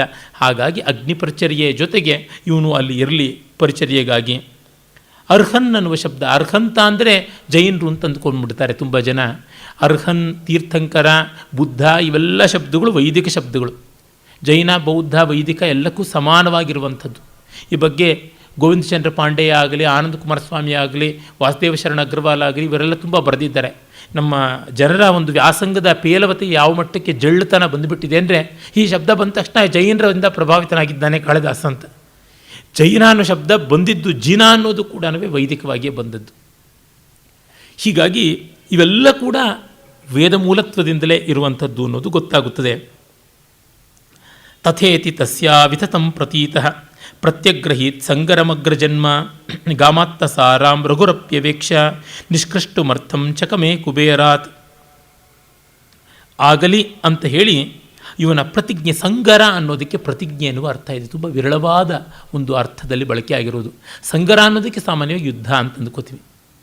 ಯುದ್ಧದಲ್ಲಿ ಪ್ರತಿಜ್ಞೆ ಅಲ್ಲದೆ ಸಾಧ್ಯವೇ ಆಗುವುದಿಲ್ಲ. ಆ ದೃಷ್ಟಿಯಿಂದ ಒಂದು ಪ್ರತಿಜ್ಞೆ ಮಾಡಿದ್ದಾನೆ, ನೀನು ಇರು 1-2 ದಿವಸ, ಅಷ್ಟರೊಳಗೆ ನಾನು ನಿನಗೆ ದುಡ್ಡು ಕಾಸು ವ್ಯವಸ್ಥೆ ಮಾಡ್ತೀನಿ ಅಂತ. ಆಗಲಿ ಅಂತಂದುಕೊಂಡು ಅಗ್ರಜನ್ಮನಾದ ಇವನು ಬ್ರಾಹ್ಮಣ ಕೌತ್ಸ ನಿಂತುಕೊಳ್ತಾನೆ. ಅತ್ತಸಾರಾಂ ಗಾಂ ರಘು ಅವೇಕ್ಷ್ಯ ನಿಷ್ಕೃಷ್ಟುಂ ಕುಬೇರಾತ್ ಅರ್ಥಂ ಚಕಮೆ. ಇನ್ನು ಈ ಜಗತ್ತಿನಲ್ಲಿ ತಾನು ಯಾರಿಂದಲೂ ಕಪ್ಪ ಕಾಣಿಕೆಯನ್ನು ಮತ್ತೊಂದನ್ನು ಸ್ವೀಕಾರ ಮಾಡೋಕ್ಕಾಗೋಲ್ಲ. ಕಾರಣ ದಿಗ್ವಿಜಯ ಮಾಡಿದ್ದೀನಿ, ಮತ್ತೊಮ್ಮೆ ಹಿಂಡಬಾರದು. ಒಮ್ಮೆ ಕಪ್ಪ ಕಾಣಿಕೆ ತಗೊಂಡು ಅದನ್ನೇ ಜನಗಳಿಗೆ ದಶಧ ಶತಧ ಹಿಂದೆಯೇ ನಾವು ನೋಡಿದ್ವಲ್ಲ, ಎಲ್ಲವನ್ನು ಕೂಡ ಸಂಪಾದಿಸಿಕೊಳ್ತಕ್ಕಂಥದ್ದು ಆದಾನಂ ಹಿ ವಿಸರ್ಗಾಯ ಸತಾಂ ವಾರಿ ಮುಚಾಮಿವ ಅಂತ. ಆ ಕಾರಣ ಹೋಗಲಿಲ್ಲ. ರಘು ಏನಾದರೂ ನಿರಂಕುಶ ಪ್ರಭು ಆಗಿದ್ದಲ್ಲಿ, ಲೋಭ ವಿಜಯಿ ಅಸುರ ವಿಜಯಿ ಆಗಿದ್ದಲ್ಲಿ, ಮತ್ತೊಬ್ಬ ಸಾಮಂತರಾಜನ ಹೋಗ್ಬಿಟ್ಟು ಹಿಂಡ್ಬಿಟ್ಟು ನಾನು ಕೊಟ್ಟಿದ್ನಲ್ಲ ಮೊನ್ನೆ ದುಡ್ಡು ಕಾಸು ಎಲ್ಲ, ಪ್ರಜೆಗಳಿಗೆ ಇನ್ನೊಂದಷ್ಟು ಟ್ಯಾಕ್ಸ್ ಹಾಕ್ತೀನಿ, ನಮ್ಮಲ್ಲಿ ಮಾಡ್ತಾರಲ್ಲ ಆ ಥರದ್ದು. ಬಾಂಗ್ಲಾದೇಶದ ವಿಮೋಚನೆ ಅಂತ ಹೇಳ್ಬಿಟ್ಟು ಗಾಳಿಯಿಂದ ಮೊದಲುಗೊಂಡು ಎಲ್ಲದರ ಮೇಲೆ ಇಂದಿರಾ ಗಾಂಧಿ ಟ್ಯಾಕ್ಸ್ ಹಾಕಿದ್ದು. ಹಾಗೇನೆ ನಮ್ಮಲ್ಲಿ ಯಾವುದು ಫ್ಲಕ್ಚುಯೇಷನ್ ಆದರೂ ಬಜೆಟಲ್ಲಿ ಏನೂ ಟ್ಯಾಕ್ಸ್ ಹಾಕೋಲ್ಲ. ಕಾರಣ ವರ್ಷ ಇಡೀ ಬೆಲೆಗಳನ್ನು ಹೆಚ್ಚು ಮಾಡ್ತಾ ಇದ್ದರೆ ಬಜೆಟಲ್ಲಿ ಟ್ಯಾಕ್ಸ್ ಹಾಕಬೇಕಾಗುತ್ತೆ. ಯಾವಳೋ ಹೇಳಿದಂತೆ ನನ್ಕೇನು ರಾವಿಶ್ಮಿ for I am so willing ಅಂತ, ನನ್ನ ಯಾರು ಹಾಳು ಮಾಡೋಕ್ಕೆ ಸಾಧ್ಯವೇ ಇಲ್ಲ, ನಾನೇ ಬಯಸ್ತಾ ಇರ್ತೀನಿ ಅಂತ. ಆ ರೀತಿಯಾಗಿ ನಮ್ಮ ಬಜೆಟಲ್ಲಿ ಜನಪ್ರಿಯವಾದ ಬಜೆಟ್ಟು, ಕೃಷಿಪರವಾದ ಬಜೆಟ್ಟು, ರೈತರ ಹೆಸರಿನಲ್ಲಿ ಪ್ರತಿಜ್ಞೆ, ರೈತ ಹೆಸರಿನಲ್ಲಿ ತಿಥಿ, ನಾಚಿಗೇಡು, ನೇಗಲ ಯೋಗಿಯ ಹಾಡಂತೆ 3 ನಿಮಿಷ ವೇಸ್ಟ್ ಅಷ್ಟೇ. ಇವ್ರಿಗೆ ರೈತರ ಬಗ್ಗೆ ಗೌರವ ಇದ್ದರೆ ರೈತರ ಮೇಲೆ ಒಂದು ಚರಮಗೀತೆ ಬರೆದಂತೆ ಆ ಹಾಡನ್ನು ಹಾಡಿಸೋದ. ಕುವೆಂಪು ಅವ್ರ ಹಾಡು ಚೆನ್ನಾಗಿದೆ. ಎಲ್ಲದಕ್ಕೂ ಆ ಥರ ಮಾಡಿದ್ರೆ ಈಗ ರಾಜರಾಜೇಶ್ವರಿ ಪ್ರತಿಮೆ ಮಾಡ್ತೀವಿ, ಭುವನೇಶ್ವರಿ ಪ್ರತಿಮೆ ಮಾಡ್ತೀವಿ, ಯಾತಕ್ಕೆ ಮಣ್ಣು ಬೇಕಾಗಿಲ್ಲದೆ ಇರ್ತಕ್ಕಂಥದ್ದು. ಇವ್ರು ಇರೋವಂಥ ಪ್ರತಿಮೆಗಳನ್ನು ಸರಿಯಾಗಿ ನೋಡಿಕೊಂಡ್ರೆ ಸಾಕು. ಮಾತೆತ್ತಿದ್ರೆ ಅಂಥದ್ದು ಹೇಳೋದು. ಜನಗಳು ಆಸೆ ಪಡ್ತಾ ಇರ್ತಾರೆ. ಯಾತಕ್ಕೆಂದ್ರೆ 25 ಕೋಟಿಯ ಲೆಕ್ಕದಲ್ಲಿ ಆಗ್ತಕ್ಕಂಥದ್ರೊಳಗೆ ಒಂದು 5 ಕೋಟಿ ಒಳಗೆ ಅದು ಖರ್ಚಾದ್ರೆ 20 ಕೋಟಿ ನುಂಗೋದಿಕ್ಕಾಗುತ್ತೆ ಅಂತಷ್ಟೇ, ಇನ್ನೇನೂ ಇಲ್ಲ. ಅಕೌಂಟಬಿಲಿಟಿ ಒಂದು ಚೂರು ಇರೋದಿಲ್ಲ. ಹಾಗೆ ಮಾಡಬಾರ್ದು. ಆ ದೃಷ್ಟಿಯಲ್ಲಿ ಅವನು ಹೇಳ್ತಾನೆ, ರಘು ಮಹಾರಾಜ, ನಾನು ಪ್ರಜೆಗಳನ್ನು ಇನ್ನು ಹಿಂಸೆ ಮಾಡಲಾರೆ ಅಂತ. ಹಿಂದೆಲ್ಲ ಬಜೆಟ್ ಅಂತಂದರೆ ಆಗ ಮಾತ್ರ ಟ್ಯಾಕ್ಸು, ಆಗ ಮಾತ್ರ ಬೆಲೆ ಹೆಚ್ಚಾಗುವುದು, ಈ ಥರದ್ದೆಲ್ಲ ಇತ್ತು. ದಿನದಿನವೂ ವ್ಯತ್ಯಾಸವಾಗುವಂಥದ್ದು ಅಲ್ಲ. ಈಗ ಹಾಗಲ್ಲದೆ ನಿರಂಕುಶವಾಗಿ ಏನೂ ಮಾಡ್ಕೊಳ್ಬಹುದು ಅನ್ನುವಂಥ ದಾರಿಯನ್ನು ಹುಡುಕಿಕೊಂಡು ಬಿಟ್ಟಿದ್ದಾರೆ. ಯಾವಾಗಂದರೆ ಆವಾಗ ಹಾಲನ್ನು ಬೆಲೆ ಮಾಡತಕ್ಕಂಥದ್ದು, ಯಾವಾಗಂದರೆ ಆವಾಗ ಬೇಳೆ ಕಾಳುಗಳನ್ನು ಅಥವಾ ಎಣ್ಣೆ ಕಾಳುಗಳನ್ನು ಎಲ್ಲವನ್ನು ಹೀಗೆ ಮಾಡ್ತಾ ಹೋದರೆ, ಕುಮಾರವ್ಯಾಸ ಹೇಳ್ತಾನಲ್ಲ, ಬಡವರ ಪಾಡೇ ನರಸ ಅಂತ. ಇದು ದೊಡ್ಡ ಸಮಸ್ಯೆ. ರಘುವಿಗೆ ಅದರ ಅರಿವಿತ್ತು. ಯಾಕೆ ಈ ಮಾತು ಹೇಳ್ತಿದ್ದೀನಿ, ಕಾಳಿದಾಸನನ್ನು ಮತ್ತೆ ಮತ್ತೆ ಕ್ಯಾಪಿಟಲಿಸ್ಟಿಕ್ ಅಂತ ಗೂಬೆ ಕೂಡಿಸ್ತಕ್ಕಂಥ ಗೂಬೆಗಳಿಗೆ ಈ ದೇದೀಪ್ಯಮಾನವಾದ ಪ್ರಕಾಶ ಕಾಣಿಸ್ತಾ ಇಲ್ಲ ಅಂತ. ಆಮೇಲೆ ಕುಬೇರನಿಂದ ಸಂಪತ್ತನ್ನು ಪಡ್ಕೊಳ್ಬೇಕು, ಇನ್ಯಾರಿಂದಲೂ ಅಲ್ಲ ಅಂತ ಅಂದುಕೊಳ್ತಾನೆ. ವಸಿಷ್ಠ ಮಂತ್ರೋಕ್ಷಣಜಾ ಪ್ರಭಾವಾತ್ ಉದನ್ವದಾಕಾಶ ಮಹೀಧರೇಶು ಮರುತ್ಸಕಸ್ಯೇವ ಬಲಾಹಕಸ್ಯ ಗತಿರ್ವಿಜಘ್ನೆ ನಹಿ ತದ್ರಥಸ್ಯ. ವಸಿಷ್ಠನ ಮಂತ್ರಾಲೋಚನೆ ಮತ್ತು ಇವನದಾದಂಥ ಆತ್ಮಬಲ ಎಲ್ಲ ಇರುವುದರಿಂದಾಗಿ ಇವನ ರಥಕ್ಕೆ ಭೂವ್ಯೋಮಾಕಾಶಗಳಲ್ಲಿ, ಭೂವ್ಯೋಮ ಸಮುದ್ರಗಳಲ್ಲಿ ಎಲ್ಲಿಯೂ ಕೂಡ ಓಡಾಡುವಂಥ ಅಪ್ರತಿಹತವಾದಂಥ ಗಮನ ಇತ್ತು. ಆ ಕಾರಣದಿಂದ ಇವನು ಲೀಲಾಜಾಲವಾಗಿ ಮರುದಿವಸವೇ ಕುಬೇರನ ಅಲಕಾವತಿಗೆ ಹೋಗಿ ಅಲ್ಲಿ ಕುಬೇರನಿಂದ ಸಾಮದಾನ ಭೇದ ದಂಡಾದಿ ಉಪಾಯಗಳ ಮೂಲಕವಾಗಿ ಹಣವನ್ನು ಸಂಪಾದಿಸಿಕೊಂಡು ಬಂದು ಕೌತ್ಸನ ಅಪೇಕ್ಷೆಯನ್ನು ಈಡೇರಿಸೋದಕ್ಕೆ ಸಾಧ್ಯ ಇತ್ತು ಅಂತಂದುಕೊಂಡ. ಅಥಾದಿ ಶಿಷ್ಯೇ ಪ್ರಯತಃ ಪ್ರದೋಷೆ ರಥಂ ರಘು ಕಲ್ಪಿತ ಶಸ್ತ್ರಗರ್ಭಂ ಸಾಮಂತ ಸಂಭಾವನ ಯೈವ ಧೀರ ಕೈಲಾಸನಾಥಂ ತರಸಾ ಜಿಯೀಷು. ಅದು ರಾತ್ರಿ ಆಗ್ತಾ ಇದ್ದ ಕಾಲ, ಅವನು ಸಂಜೆ ಬಂದಿದ್ದ ಅನಿಸುತ್ತೆ. ರಾತ್ರಿ ಇನ್ನೇನಾಗ್ತಾ ಇತ್ತು, ತನ್ನ ರಥದಲ್ಲಿ ಎಲ್ಲ ಆಯುಧಗಳನ್ನು ಇರಿಸಿದಂತೆ ಕಲ್ಪಿತ ಶಸ್ತ್ರಗರ್ಭಂ ರಥಂ ಅಂದರೆ ಆ ರಥದ ಒಳಗಡೆ ತನ್ನ ಎಲ್ಲ ದಿವ್ಯಾಯುಧಗಳನ್ನು ಇಟ್ಟುಕೊಂಡು ಕೈಲಾಸನಾಥಂ ತರಸಾ ಜಿಗೀಷು. ಕೈಲಾಸನಾಥ ಅಂದರೆ ಶಿವ ಅನ್ನುವ ಅರ್ಥದಲ್ಲೆಲ್ಲ, ಕೈಲಾಸದ ಬುಡದ ಅಲಕಾನಗರಿಯ ಒಡೆಯನಾದ ಕುಬೇರನನ್ನು ಗೆಲ್ಲಬೇಕು ಅಂತ ಇರ್ತಕ್ಕಂಥವನು ಕಲ್ಪಿತ ಶಸ್ತ್ರಗರ್ಭಂ ರಥಂ ಅಧಿಶಿಷ್ಯೆ, ರಥವನ್ನು ಹತ್ತಬೇಕು ಅನ್ನುವಂಥ ಒಂದು ಉದ್ದೇಶ ಇಟ್ಕೊಂಡು ರಥದಲ್ಲಿಯೇ ಮಲಗಿದನಂತೆ. ಮರುದಿವಸ ಮುಂಜಾನೆ ಪ್ರಸ್ಥಾನ ಮಾಡಬೇಕು ಅಂತ ಅಂದೇ ರಥದಲ್ಲಿ ಮಲಗಿದನಂತೆ. ವೀರ ಯೋಧರು ಯುದ್ಧಕ್ಕೆ ಹೋಗುವ ಮುನ್ನ ಒಂದು ರೀತಿಯಾದ ವ್ರತ ಕೈಗೊಳ್ತಾ ಇದ್ದರು. ಬಾಣಗಳನ್ನು ಹರಡಿಕೊಂಡಂಥ ರಥದಲ್ಲಿಯೇ ಮಲಗ್ತಾ ಇದ್ರಂತೆ. ಇದೆಲ್ಲ ತುಂಬ ಅದ್ಭುತವಾದ ಕಲ್ಪನೆಗಳು. ಪ್ರಾತಃ ಪ್ರಯಾಣಾಭಿಮುಖಾಯ ತಸ್ಮೈ ಸವಿಸ್ಮಯ ಕೋಶಗೃಹೇ ನಿಯುಕ್ತಾ ಹಿರಣ್ಮಯೀಂ ಕೋಶಗೃಹಸ್ಯ ಮಧ್ಯೆ ವೃಷ್ಟಿಂ ಶಶಂಸು ಪತಿತಾಂ ನಭಸ್ತಃ. ಬೆಳಗ್ಗೆ ಪ್ರಯಾಣ ಮಾಡಬೇಕು ಬ್ರಾಹ್ಮ ಮುಹೂರ್ತದಲ್ಲಿ ಅಂತ ಅಂದುಕೊಂಡಿದ್ದರೆ ಬೆಳ್ಳಂಬೆಳಗ್ಗೆ ಕೋಶಾಧಿಕಾರಿಗಳು ಬಂದು ಕೋಶಗೃಹದಲ್ಲಿ ಖಾಲಿಯಾಗಿರ್ತಕ್ಕಂಥ ಬೊಕ್ಕಸದಲ್ಲಿ ಹಿರಣ್ಮಯೀಂ ವೃಷ್ಟಿಂ ಪ್ರಶಂಸು, ಹಿರಣ್ಮಯೀಂ ವೃಷ್ಟಿಂ ಬಂಗಾರದ ಮಳೆ ಆಯಿತು ಅಂತ ಹೇಳ್ಬಿಟ್ಟು ಅಂತಾರಂತೆ. ಇದು ನೋಡಿ ಒಂದು ಅಲೌಕಿಕ ತಂದಿದ್ದಾನೆ. ಹಿಂದೆ ನಾವು ನೋಡಿದ್ವಿ, ನಂದಿನಿ ಧೇನು ಗುಹೆ ಒಳಗೆ ಹೋದಾಗ ಆ ಒಂದು ಮಹೇಶ್ವರ ವರಪ್ರಸಾದಿಯಾದಂತಹ ವರಪ್ರಸಾದದಿಂದ ಬಲಗರ್ಭಿತವಾದ ಅಜಿಂಕ್ಯವಾದ ಸಿಂಹದ ಕಥೆ, ಕುಂಭೋದರ ಅನ್ನುವ ನಿಕುಂಭಮಿತ್ರನ ಅನ್ನುವ ಸಿಂಹದ ಕಥೆಯನ್ನು ನಾವು ನೋಡಿದ್ವಿ. ನಂದಿನಿ ಧೇನುವಿನ ಮೇಲೆ ಲಂಘಿಸಿದ್ದು, ಅವನು ದಿಲೀಪ ಕೈಕಾಲ ಆಡದಂತೆ ಆಗಿದ್ದು ಎಲ್ಲವನ್ನು ಕೂಡ. ಅದು ಒಂದು ಅಲೌಕಿಕ ಅಲ್ಲಿ ಬಂತು ಗುಹೆ ಒಳಗಡೆ. ಈ ಅಲೌಕಿಕ ಕೋಶಗೃಹದ ಒಳಗಡೆ ಆಗಿದ್ದು. ಈ ಅಲೌಕಿಕದ ಮೂಲಕ ಕವಿ ಏನು ಹೇಳಕ್ಕೆ ಹೊರಟಿದ್ದ ಅಂದರೆ, ಕ್ರಿಯಾಶಾಲಿಗಳಾದವರಿಗೆ, ಸಂಕಲ್ಪ ಇದ್ದವರಿಗೆ ಗಟ್ಟಿಯಾಗಿ ಸಿದ್ಧಿ ಆಗೇ ಆಗುತ್ತದೆ ಅಂತ. ಅವನು ಕುಬೇರನನ್ನು ಕೂಡ ಗೆಲ್ಲೋದಕ್ಕೆ ಸಿದ್ಧ ಇದ್ದೀನಿ ಅಂತಂದುಕೊಂಡ್ರೆ ಅವನ ಬೊಕ್ಕಸದಲ್ಲಿ ಬಂಗಾರದ ಮಳೆ ಆಗಿದೆ ಅಂತ. ಈ ಅಲೌಕಿಕವನ್ನು ನಾವು ಒಪ್ಪೋದು ಬಿಡೋದು ಆ ಕಡೆಗಿರಲಿ, ಅಲೌಕಿಕದ ಮೂಲಕ ಕವಿ ಧ್ವನಿಸ್ತಾ ಇರೋದೇನು, ಅಲ್ಲಿ ಧ್ವನಿಸಿದ್ದು ಗುಹೆ ಒಳಗೆ ಆದದ್ದು. ಈ ಸಿಂಹವೋ ಮತ್ಯಾವುದೋ ಹಿಂಸಪ್ರಾಣಿ ಬಂದು ಈ ಗೋವನ್ನು ತಿನ್ನುತ್ತದೆ ಅನ್ನುವ ಸ್ಥಿತಿ ಬಂದರೆ ನನ್ನ ಪ್ರಾಣವನ್ನಾದರೂ ಹೊಟ್ಟೆ ಇಟ್ಟು ನಾನು ಗೋವನ್ನು ಕಾಪಾಡಬೇಕು ಅಂತ ದಿಲೀಪ ನಿಶ್ಚಯ ಮಾಡಿಕೊಂಡಿತ್ತು. ಹಾಗೆ ಈ ಒಬ್ಬ ಗುರುವರ್ಥಮರ್ಥಿ, ಗುರುವಿನ ದಕ್ಷಿಣೆಗಾಗಿ ಬಂದಂಥ ಒಬ್ಬ ವಟು ಸ್ನಾತಕ ಒಬ್ಬನಿಗೆ ಅಪೇಕ್ಷೆಯನ್ನು ಈಡೇರಿಸಿದ್ರೆ ನನ್ನ ಬದುಕಿ ಆತಕ್ಕೆ ಕುಬೇರನ ಮೇಲೆ ಕೂಡ ನಾನು ದಂಡೆತ್ತೋದಕ್ಕೆ ಸಿದ್ಧ ಇದ್ದೀನಿ, ನೀನು ಸಂಕಲ್ಪ ಮಾಡಿಕೊಂಡಲ್ಲ, ಇದು ತುಂಬ ಮುಖ್ಯ. ದೊಡ್ಡ ಕೆಲಸಕ್ಕೆ ಕೈ ಹಾಕೋಕ್ಕಿದ್ದೀವಿ ನಾವು ಅನ್ನುವ ತೀರ್ಮಾನ ತಗೊಂಡ ತಕ್ಷಣವೇ ಫಲ ಸಿಗುವಂಥದ್ದು. ಅಂದರೆ more than the act, it is the will behind the act. ಆ ಕಮಿಟ್ಮೆಂಟ್ ತುಂಬ ದೊಡ್ಡದಾಗಿರಬೇಕು. ಇದಕ್ಕಾಗಿ ನಾನು ಬದುಕ್ತೀನಿ, ಇದನ್ನು ನಾನು ಮಾಡ್ತೀನಿ ಅನ್ನುವ ನಂಬಿಕೆ ಉಳಿಸಿಕೊಳ್ಳೋದಿದೆಯಲ್ಲ, ಅದಕ್ಕೆ ಕಟ್ಟು ಬೀಳೋದು ತುಂಬ ದೊಡ್ಡದು ಅಂತ ಹೇಳ್ತಾ ಇದ್ದಾನೆ. ಆ ಕಾರಣದಿಂದಲೇ ಯಲೌಕಿಕ ತಂಭೂಪತಿರ್ ಭಾಸುರ ಹೇಮ ರಾಶಿಂ ಲಬ್ಧಂ ಕುಬೇರಾತ್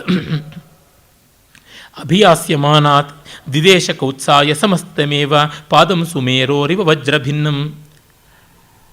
ಬಂಗಾರದ ಬೆಟ್ಟ ಆದ ಮೇರು ಪರ್ವತದ ಒಂದು ಕಾಲು ಭಾಗ ಶಿಖರವನ್ನೇ ಇಂದ್ರ ವಜ್ರಾಯುಧದಿಂದ ಆ ಗಿರಿಗಳ ಪಕ್ಷ ವಿಚ್ಛೇದನ ದಕ್ಷನಾಗಿ ಕತ್ತರಿಸಿದಾಗ ಆ ತುಂಡು ಹೇಗೆ ಬಿತ್ತೋ ಆ ರೀತಿಯಲ್ಲಿ ಬಂಗಾರದ ಬೆಟ್ಟದ ಕೋಡೆ ಕತ್ತರಿಸಿಕೊಂಡು ಬಂದು ಬೊಕ್ಕಸದ ನಡುವೆ ದಡಿಯಿಲ್ಲನೆ ಬಿದ್ದಂತೆ ಇದ್ದ ದೇದೀಪ್ಯಮಾನವಾದ ಆ ಸುವರ್ಣ ರಾಶಿಯನ್ನು ಅಷ್ಟನ್ನು ಕೂಡ ಭಾಸುರ ಹೇಮರಾಶಿಂ ಲಬ್ಧಂ ಕೌತ್ಸಾಯ ಸಮಸ್ತಮೇವ ದಿದೇಶ, ಅಷ್ಟನ್ನು ಕೌತ್ಸನಿಗೆ ಕೊಟ್ಬಿಟ್ಟ, ಎಣಸೋಕ್ಕೂ ಹೋಗಲಿಲ್ಲ. ನಮ್ಮಲ್ಲಿ ಹಿಂದೆ ಹೇಗಿತ್ತು ಅಂತಂದರೆ, ರೈತರು ಬೆಳೆ ಮಾಡಿ ಕಣದಲ್ಲಿ ಆ ಧಾನ್ಯಗಳನ್ನೆಲ್ಲ ಒಕ್ಕುವುದು ಅಂತಾರೆ. ತಂದು ಆ ಧಾನ್ಯದ ಸಸ್ಯಗಳನ್ನು ಕತ್ತರಿಸಿಕೊಂಡು ಕುಯ್ಲನ್ನು ಮಾಡಿದ್ದನ್ನು ಒಂದು ಬಂಡೆಯ ಮೇಲೆ ಬಡಿದು ಧಾನ್ಯ ರಾಶಿಯನ್ನು ಮಾಡಿದ ಮೇಲೆ ಅಳೆಯೋದಕ್ಕೆ ಮುಂಚೆನೇ ಯಾರ್ಯಾರಿಗೆ ಕೊಡಬೇಕಾಗಿದೆ ಅವರಿಗೆಲ್ಲ ಅಳೆದು ಕೊಟ್ಬಿಡ್ತಾ ಇದ್ರಂತೆ. ಅಂದರೆ ಇಷ್ಟು ಜನಕ್ಕೆ ಇಷ್ಟು ಕೊಡಬೇಕು, ಇಷ್ಟು ಜನಕ್ಕೆ ಅಷ್ಟು ಕೊಡಬೇಕು ಅಂತೆಲ್ಲ ಇರುತ್ತೆ. ಆ ಊರಿನ ನಾಯಿಂದನಿಗೆ, ಕ್ಷೌರಿಕನಿಗೆ ಕೊಡುವುದಿಷ್ಟು, ಮಠಕ್ಕೆ ಕೊಡುವುದಿಷ್ಟು, ದೇವಾಲಯಕ್ಕೆ ಕೊಡುವುದಿಷ್ಟು, ಕುಮಾರನಿಗೆ ಕೊಡುವುದಿಷ್ಟು, ಕುಂಬಾರನಿಗೆ, ಕಮ್ಮಾರನಿಗೆ ಕೊಡುವುದಿಷ್ಟು, ಚಮ್ಮಾರನಿಗೆ ಕೊಡುವುದಿಷ್ಟು, ಸಭಾ ತಾಂಬೂಲಕ್ಕಿಷ್ಟು, ಹೀಗೆಲ್ಲ ಅಳೆದು ಕೊಟ್ಟುಬಿಟ್ಟು ಮತ್ತೆ ಉಳಿದದ್ದನ್ನು ಮನೆಗೆ ತೊಗೊಂಡು ಹೋಗ್ತಾ ಇದ್ದಂತೆ. ನೆಟ್ ಎಷ್ಟು, ಗ್ರಾಸ್ ಎಷ್ಟು ಅಂತ ಮಾಡಿದ ಮೇಲೆಲ್ಲ ಬರುವುದಕ್ಕೆ ಮುಂಚೆನೇ ಇದು ಮಾಡ್ತಾ ಇದ್ರು ಅಂತ. ಆ ರೀತಿಯಲ್ಲಿ ಆ ಹಣವನ್ನೂ ಎಣಿಸದೆ ಕೊಟ್ಟು ಬಿಡ್ತಾನೆ. ಇದು ಆ ವಿಲ್ ಆ್ಯಂಡ್ ಕಮಿಟ್ಮೆಂಟ್ ಅಂತೀವಲ್ಲ, ಆ ಪ್ಲೆಡ್ಜ್, ಆ ಲಕ್ಷಣ. ಆದರೆ ಈ ದಾನಿಗೆ ತಕ್ಕಂಥ ಯಾಚಕ ಕೌತ್ಸ. ಮುಂದಿನ ಪದ್ಯ ಅಂತೂ ಅತ್ಯದ್ಭುತವಾದದ್ದು. ರಘುವಂಶದ ಒಂದೊಂದು ಸರ್ಗದ ಶ್ರೇಷ್ಠ ಪದ್ಯಗಳಲ್ಲಿ ಆಯ್ಕೆ ಮಾಡ್ತಾ ಹೋದರೆ ಇದು ಒಂದು ಪದ್ಯ. ಜನಸ್ಯ ಸಾಕೇತ ನಿವಾಸಿನಸ್ತೌ ದ್ವಾವಪ್ಯಭೂತಾಂ ಅಭಿನಂದ್ಯ ಸತ್ಯೋ ಗುರುಪ್ರದೇಯ ಅಧಿಕ ನಿಸ್ಪೃಹೋರ್ತಿ ನೃಪೋರ್ಥಿ ಕಾಮಾತ್ ಅಧಿಕ ಪ್ರದಶ್ಚ. ತಗೋ ಅನ್ನುವಂಥ ದಾನಿ, ಬೇಡ ಅನ್ನುವ ಯಾಚಕ. ನನ್ನ ಗುರುವಿಗೆ ಕೊಡಬೇಕಾದ 14 ಕೋಟಿ ಸುವರ್ಣಕ್ಕಿಂತ 1 ಕಿಲುಬು ಕಾಸು, ಕವಡೆ ಕಾಸು ಹೆಚ್ಚಿಗೆ ಬೇಡ ಅಂತ.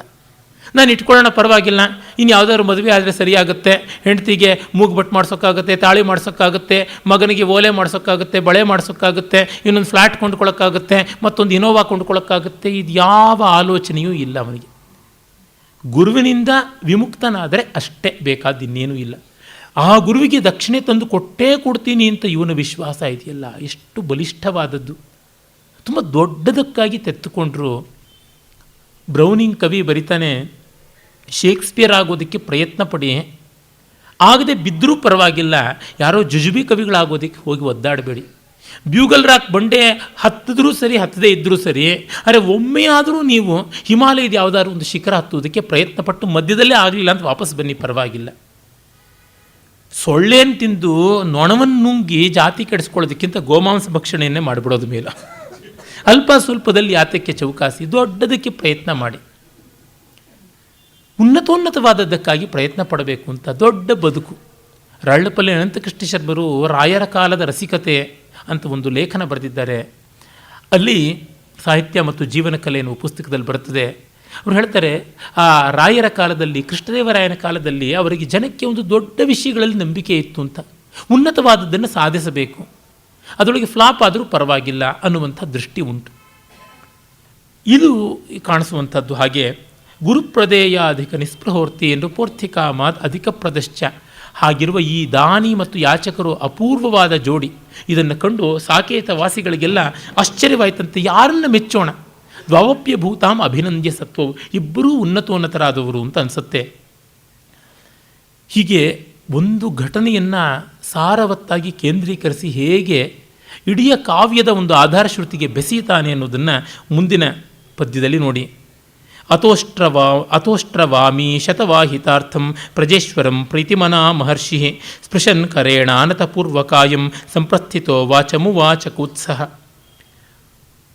ಒಂಟೆಗಳ ಮೇಲೆ ಮತ್ತು ಕುದುರೆಗಳ ಮೇಲೆ ಹೆಣ್ಣು ಕುದುರೆಗಳ ಮೇಲೆ ಈ ರಾಶಿ ರಾಶಿ ಬಂಗಾರವನ್ನು ಹೊರಿಸಿಕೊಂಡು ತನ್ನ ಗುರುವಿಗೆ ದಕ್ಷಿಣೆ ಕೊಡೋದಕ್ಕೆ ಅಂತ ಹೊರಟಂಥ ಆ ಮಹರ್ಷಿ ಕೌತ್ಸ ಸ್ಪೃಶನ್ ಕರೇಣ ಆನತಪೂರ್ವಕಾಯಂ, ಅವನು ಮುಂದೆ ಎಲ್ಲವನ್ನು ಕೊಟ್ಟು ಮೈಬಗ್ಗಿಸಿ ನಿಂತಿರ್ತಕ್ಕಂಥ ತನಗಿಂತ ವಯಸ್ಸಿನಲ್ಲಿ ಹಿರಿಯನೂ ಆಗಿರುವ ರಘುವನ್ನು ನೋಡಿ ಬೆನ್ನು ತಡವಿ ಸ್ಪೃಶನ್ ಕರೇಣ ಪ್ರೀತಿಯಿಂದ ವಾಚಮುವಾಚ ಈ ಮಾತನ್ನು ಹೇಳ್ತಾನೆ. ಕಿಮತ್ರ ಚಿತ್ರಂ ಯದಿ ಕಾಮಸೂರ್ಭೂ ವೃತ್ತೇ ಸ್ಥಿತ ಸ್ಯಾಧಿಪತೆ ಪ್ರಜಾನಾಂ ಅಚಿಂತನೀಯಸ್ತು ತವ ಪ್ರಭಾವೋ ಮನೀಷಿತಾಂ ದ್ಯೋರಪಿಯೇನ ದುಗ್ಧ. ಏನು ಹೇಳೋಣ, ನಿನ್ನಂಥವನು ಬಯಕೆಗಳನ್ನು, ಯಾರ ಬಯಕೆಯನ್ನು ಈಡೇರಿಸಬಲ್ಲ ಕಾಮಧೇನುವಿನಂತೆ ಕಾಮಪ್ರಸು ಕಲ್ಪವೃಕ್ಷದಂತೆ ನೀನು ಇರುವಾಗ ಯಾವ ಮಹಿಮೆ, ಯಾವುದು ತಾನೇ ನಿನಗೆ ಅಳವಲ್ಲದ್ದು? ಆಕಾಶವು ಬಂಗಾರದ ಮಳೆಯನ್ನು ಸುರಿಸಿಬಿಡ್ತು. ಜೌರಪಿ ದುಗ್ಧ ಅಭೂತ್, ಆಕಾಶದಿಂದ ಕೂಡ ನೀನು ಕರೆದುಬಿಟ್ಟೆ, ಬಂಗಾರದ ಮಳೆಯನ್ನೇ ಕರೆದುಬಿಟ್ಟೆ. ಆಶಾಸ್ಯ ಮನ್ಯತ್ ಪುನರುಕ್ತಭೂತಂ ಶ್ರೇಯಾಂಸಿ ಸರ್ವಾಣ್ಯಧಿಜಗ್ಮುಷಸ್ತೆ ಪುತ್ರಂ ಲಭಸ್ವಾತ್ಮಗುಣಾನುರೂಪಂ ಭವಂತಮೀಡ್ಯಂ ಭವತಃ ಪಿತೇವ. ನಿನಗೆ ಅದಾಗಲಿ ಇದಾಗಲಿ ಅಂತ ಏನು ಹೇಳಿದ್ರು ಕೂಡ ಪುನರುಕ್ತ ಭೂತಂ, ನಾನು ಯಾವ ಆಶೀರ್ವಾದ ಮಾಡಿದ್ರೂ ಅದು ನಿನ್ನಲ್ಲಿ ಈಗಾಗಲೇ ಇರುವುದನ್ನು ಕುರಿತು ಹೇಳದಂತೆ ಆಗುತ್ತದೆ ಅಂತ. ಆಶಾಸ್ಯ ಮನ್ಯತ್ ಪುನರುಕ್ತ ಭೂತಂ, ನಾನು ಏನು ಹೇಳಿದ್ರೂ ಈಗಾಗಲೇ ನಿನ್ನಲ್ಲಿ ಇರುವುದಾಗ್ಬಿಡುತ್ತಪ್ಪ. ನೀನು ಸಮಸ್ತ ಸದ್ಗುಣಗಳ ನಿಧಿಯಾಗು, ನಿನಗೆ ಮೋಕ್ಷ ಸಿಗಲಿ, ನೀನು ಚಕ್ರವರ್ತಿಯಾಗು, ನೀನು ಜ್ಞಾನಿಯಾಗು, ಮೇಧಾವಿಯಾಗು, ಚಿರಂಜೀವಿಯಾಗು, ಏನು ಹೇಳಿದ್ರು ಎಲ್ಲ ಇರುವಂಥದ್ದೇ. ಹಾಗಾಗಿ ಸರ್ವಾಣಿ ಶ್ರೇಯಾಂಸಿ ತೇ ಅಧಿಜಗ್ಮುಷಃ, ಎಲ್ಲ ಶ್ರೇಯಸ್ಸುಗಳನ್ನು ಪಡೆದಿರ್ತಕ್ಕಂಥ ನಿನಗೆ ನಾನು ಏನು ಹೇಳಲಿ? ಒಂದನ್ನು ಹೇಳಬಲ್ಲೆ, ಆತ್ಮಗುಣಾರೂಪಂ ಪುತ್ರಂ ಲಭಸ್ವ, ನಿನ್ನಂಥ ಮಗನನ್ನು ನೀನು ಪಡಿ. ಹೇಗೆ? ಭವತಃ ಪಿತಾ ಇವ, ನಿನ್ನಪ್ಪ ಹೇಗೆ ತನ್ನಂತಿರುವ ನಿನ್ನಂಥ ಮಗನನ್ನು ಪಡೆದ್ನೋ ಹಾಗೆ ನೀನು ನಿನ್ನಂತಿರುವ ಮಗನನ್ನು ಪಡಿ ಅಂತ. ಇಷ್ಟು ಚೆನ್ನಾಗಿ ಆಯ್ಕೆ ಮಾಡಿದ ಪದಗಳಿಂದ ಯಾರು ಪದ್ಯ ಬರೆಯೋದಕ್ಕೆ ಸಾಧ್ಯವಾಗುತ್ತದೆ ನೋಡಿ. ಇದನ್ನು ಓದುವಾಗ ಇದಕ್ಕೆ ಯಾವ ಅಲಂಕಾರ ಇದೆ ಅಂತ ನನಗೆ ಊಹಿಸೋಕ್ಕೆ ಆಗ್ತಾ ಇಲ್ಲ. ಇದು ಯಾವ ಅರ್ಥಾಲಂಕಾರದಲ್ಲಿ ಬರುತ್ತೆ ಹೇಳೋಕ್ಕಾಗ್ತಾ ಇಲ್ಲ. ಪುತ್ರಂ ಲಭಸ್ವ ಆತ್ಮಗುಣಾನುರೂಪಂ ಭವಂತಮಿಡ್ಯಂ ಭವತಃ ಪಿತೇವ, ಉಪಮಾಲಂಕಾರ ಅಂತ ಅನ್ನಬೇಕು, ದೃಷ್ಟಾಂತ ಅಂತ ಅನ್ನಬೇಕು, ಏನು ಅನ್ನಬೇಕು? ತುಂಬ ಅದ್ಭುತವಾದ ಅರ್ಥ ಇದೆ. ಒಬ್ಬ ತಂದೆಗೆ ಯಾರಾದರೂ ನಿನ್ನಂಥ ಮಗನನ್ನು ನೀನು ಪಡಿ ಅಂದರೆ ಅದಕ್ಕಿಂತ ಇನ್ನೇನಿದೆ ಭವ್ಯತೆ, ಅದಕ್ಕಿಂತ ಧನ್ಯತೆ ಇನ್ನೇನಿದೆ? ಯಾಕೆಂದರೆ ಯಾವ ಮಕ್ಕಳು ಕೂಡ ತಮ್ಮ ತಂದೆ ಆ ತಪ್ಪು ಮಾಡ್ದ ಈ ತಪ್ಪು ಮಾಡ್ದ ಅಂತ ದೋಷಗಳನ್ನೇ ಎತ್ತಿ ತೋರಿಸ್ತಾರೆ. ಅವರ ಇನ್ಕಂಪ್ಲೀಷನಿಂದಲೇ ಬಂದವರು. ವಸ್ತುತಃ ಪುತ್ರ ಶಬ್ದವೇ ಹಾಗೆ ಬಂದಿದ್ದು. ಪೂರಯತಿ ತ್ರಾಯತೆ ಪಿತರಂ ಛಿದ್ರಾದಿತಿ, ತಂದೆಯನ್ನು ತಾಯಿಯನ್ನು ಅವರು ತಮ್ಮ ಕೊರತೆಗಳನ್ನು ಯಾವುದನ್ನು ಇಟ್ಕೊಂಡಿದ್ದಾರೋ ಅದನ್ನು ತುಂಬಿಕೊಡೋದಕ್ಕೆ ಮಕ್ಕಳು ಬರ್ತಾರೆ ಅಂತ. Children are there to fulfil the lacunae of fathers. ಅವರ ತಂದೆ ತಾಯಿಂದರ ಕೊರತೆಯನ್ನು ತುಂಬಿಕೊಡೋದಕ್ಕೆ ಬರ್ತಾರೆ ಅಂತ. ಕೊರತೆಯೇ ಇಲ್ಲದೆ ಇರತಕ್ಕಂಥ ನಿನಗೆ ಅಂಥ ಮಕ್ಕಳೇ ಹುಟ್ಟಲಿ ಅಂತ. ಆಮೇಲೆ ಆತ್ಮಗುಣಾನುರೂಪನಾದ ಪುತ್ರ ಅಂತ ಹೇಳುವ ಮೂಲಕ ರಘುವಂಶದಲ್ಲಿ ಆದ್ಯಂತವಾಗಿ ಬಂದಿರುವುದು ಯಾವುದು? ಸಂತತಿ. ಕಾಳಿದಾಸನ ಮಹಾಕೃತಿಗಳು 3ರಲ್ಲಿ ಕೂಡ ಎದ್ದು ಕಾಣಿಸುವಂಥದ್ದು. ಯಾತಕ್ಕೆ? ಆ ಮಟ್ಟದ ಕೃತಿಗಳಲ್ಲದೆ ಇರತಕ್ಕಂಥ ವಿಕ್ರಮೋರ್ವಶೀಯದಲ್ಲಿ ಮತ್ತು ಒಂದು ಸ್ವಲ್ಪ ಮಟ್ಟಿಗೆ ಮಾಲವಿಕಾಗ್ನಿಮಿತ್ರದಲ್ಲೂ ಕಾಣಿಸುತ್ತದೆ ಸತ್ಸಂತತಿ ಎನ್ನುವಂಥದ್ದು. ನಾನು ಎನ್ನೆಯೇ ಹೇಳಿದೆ, ರಘುವಂಶದ ಮಹತ್ವ ಇರುವಂಥದ್ದು ಈ ಅವಿಚ್ಛಿನ್ನತೆ, ಅವಿಚ್ಛಿನ್ನ ಪರಂಪರೆ ಅಂತ. ಇದರ ಮಹತ್ವ ಗೊತ್ತಾಗೋದು ಯಾವಾಗ ಅಂದರೆ ಇದನ್ನು ಕಳ್ಕೊಂಡ ಮೇಲೆ. ಇಲ್ಲದೇ ಇದ್ದರೆ ನಮಗೇನು ಅನಿಸುತ್ತೆ, ಏನು ಮಹಾ ಅಂತಂದುಬಿಡ್ತೀವಿ. ಒಂದು ನಿರಂತರವಾದ ಪರಂಪರೆ ಇಲ್ಲದೇ ಇದ್ದರೆ ನಮಗೆ ಪ್ರತಿಯೊಂದನ್ನೂ ಹೊಸದಾಗಿ ಕಲಿಬೇಕಾಗುತ್ತದೆ. ನಮಗೆ ಯಾವುದೆಲ್ಲ ಸಾಕ್ಷಾತ್ತಾಗಿ ಕಲಿಯದೇ ಬಂದಿದೆಯೋ, ಅನ್ರಿಟನ್ ಕಾನ್ಸ್ಟಿಟ್ಯೂಷನ್ ಅಂತಾರೆ, ಅನ್ಲರ್ನ್ಡ್ ಥಿಂಗ್ಸ್ ಇಂಬೈಬ್ಡ್ ಅಂತಂತಾರೆ. We have picked up so many things. ಅದು ಗೊತ್ತಾಗೋದು ಕಷ್ಟ, ತುಂಬ ಜನಕ್ಕೆ ಗೊತ್ತಾಗೋದು ಕಷ್ಟ. ಅದು ಮೈಗೂಡಿಸಿಕೊಂಡು ಬಂದದ್ದನ್ನು ಒಂದೊಂದು ಹೊಸ ವಿಷಯವಾಗಿ ಕಲಿಯೋದು ಹೇಗೆ? ಉದಾಹರಣೆಗೆ ಇವತ್ತು ಶಾಸ್ತ್ರೀಯ ನೃತ್ಯವನ್ನು ಕಲಿಯಬೇಕು ಅಂತ ವಿದೇಶಗಳಲ್ಲಿರ್ತಕ್ಕಂಥವರಾಗಲಿ, ಸ್ವದೇಶದಲ್ಲೇ ವಿದೇಶಿಯರಂತೆ ಬಾಳ್ತಕ್ಕಂಥವ್ರಿಗಾಗಲಿ ಎಷ್ಟು ಕಷ್ಟ ಇದೆ.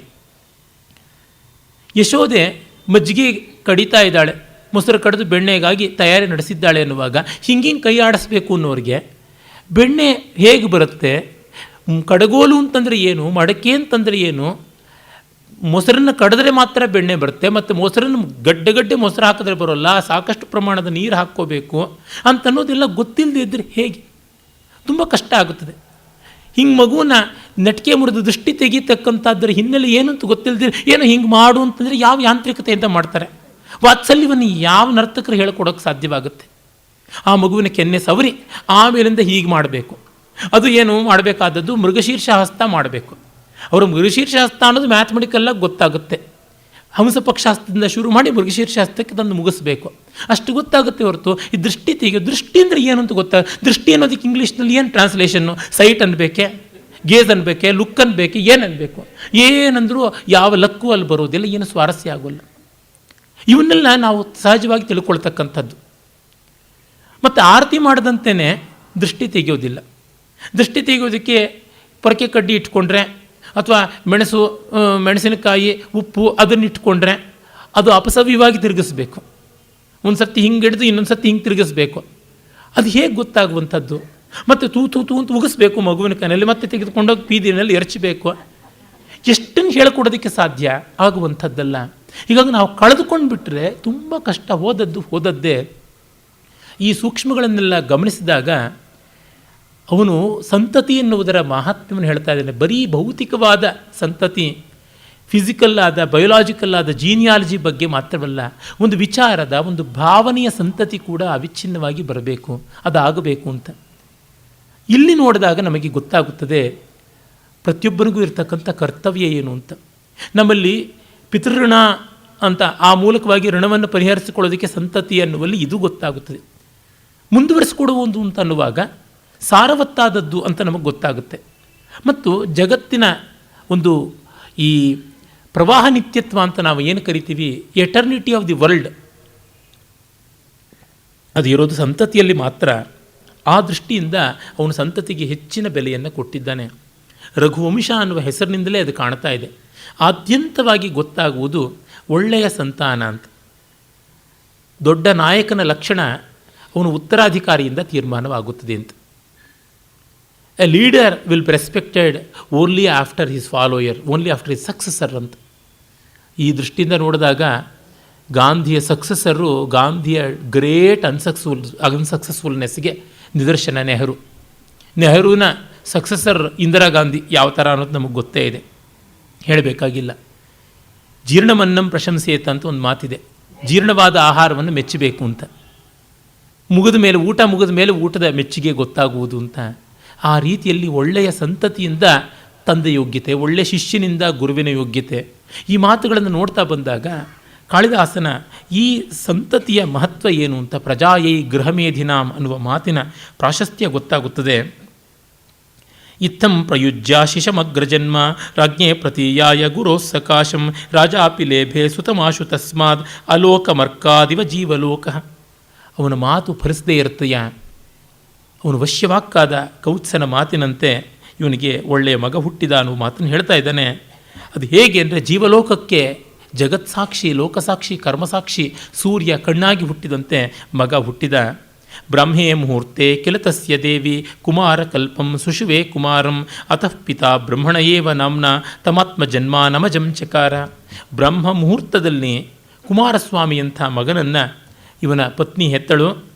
ಹಾಗಾಗಿ ತಂದೆ ಬ್ರಹ್ಮನ ಹೆಸರನ್ನೇ ಇಟ್ಟ, ಅಜ ಅನ್ನುವಂಥ ಹೆಸರನ್ನು ಆತ್ಮಜನಿಗೆ ಇಟ್ಟ ಅಂತ ಹೇಳ್ತಾನೆ.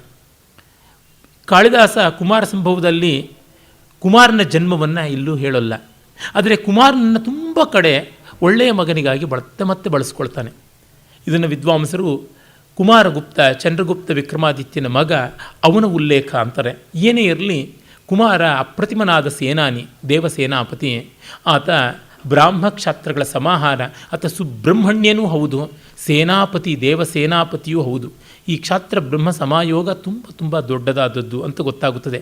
ಮತ್ತು ಅವನು ಸುಬ್ರಹ್ಮಣ್ಯ ಮಯೂರ ವಾಹನ, ಸಂಯಮ ಮತ್ತು ಸೌಂದರ್ಯಗಳ ಸಂಕೇತ ನವಿಲು.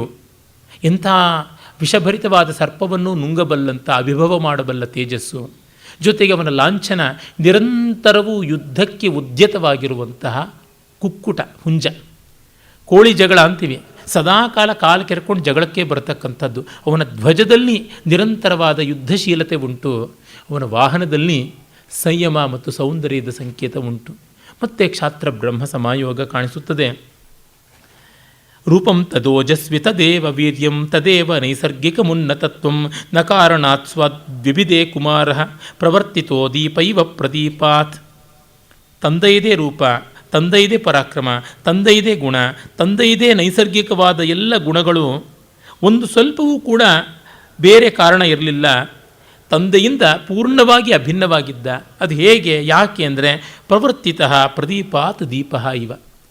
ಪ್ರದೀಪ ಅಂದರೆ ಮಾಸ್ಟರ್ ಲ್ಯಾಂಪ್.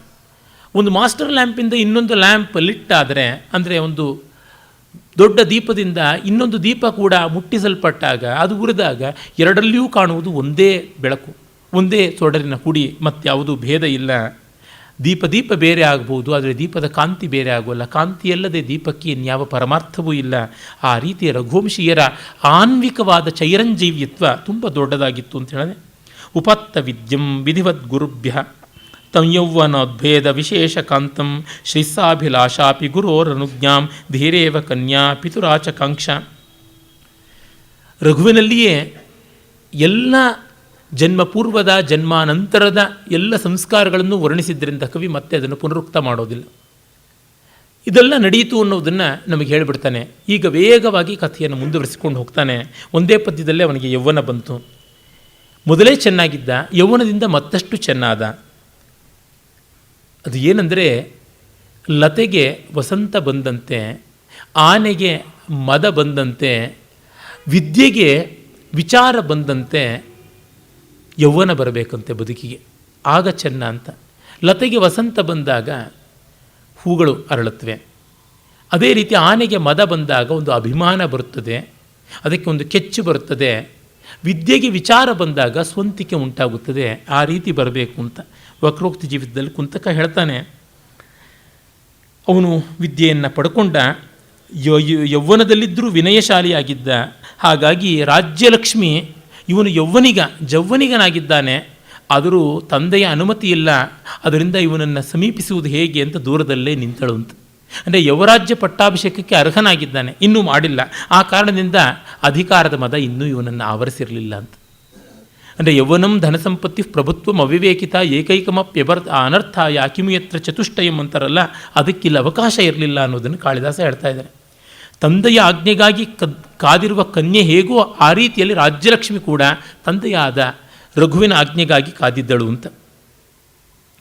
ಅಥೇಶ್ವರೇಣ ಕೃತಕೈಶಿಕಾನಾಂ ಸ್ವಯಂವರಾರ್ಥಂ ಸ್ವಸುರಿಂದು ಮತ್ಯಾಹ ಆಪ್ತಃ ಕುಮಾರಾನಯನೋತ್ಸುಕೇನ ಭೋಜೇನ ದೂತೋ ರಘವೇ ವಿಶಿಷ್ಟ. ಕೃತಕೈಶಿಕ ವಂಶ ಅದು ಯಾದವ ಕುಲದ ಒಂದು ಕವಲು. ಅದು ವಿದರ್ಭ ಪ್ರಾಂತದಲ್ಲಿ ಕುಂಡಿನಪುರವನ್ನು ರಾಜಧಾನಿ ಮಾಡಿಕೊಂಡು ಆಳ್ತಾ ಇತ್ತು. ಇದೇ ಮುಂದೆ ರುಕ್ಮಿಣಿಗೆ ಕೂಡ ತವರಾಗಿದ್ದು. ಆ ಕೃತಕೈಶಿಕ ವಂಶದ ರಾಜ ಭೋಜ ಅವನು ತನ್ನ ಸಹೋದರಿಯಾದಂತಹ ಇಂದುಮತಿಗಾಗಿ ಒಂದು ಸ್ವಯಂವರವನ್ನು ಏರ್ಪಾಟು ಮಾಡಿದ್ದ. ಆ ಸ್ವಯಂವರಕ್ಕೆ ಇವನನ್ನು ಕರೆಸಿದ. ಅಜಮಹಾರಾಜನಿಗಾಗಿ ಆಹ್ವಾನವನ್ನು ಕೊಟ್ಟಿದ್ದಾನೆ. ತಂಶ್ಲಾಘ್ಯ ಸಂಬಂಧಮಸೌ ವಿಚಿಂತ್ಯ ದಾರಕ್ರಿಯಾ ಯೋಗ್ಯ ದಶಂಚ ಪುತ್ರಂ ಪ್ರಸ್ಥಾಪಯಾಮಾಸ ಸಸೈನ್ಯಮೇನಂ ವೃದ್ಧಾಂ ವಿದರ್ಭಾಧಿಪ ರಾಜಧಾನಿ.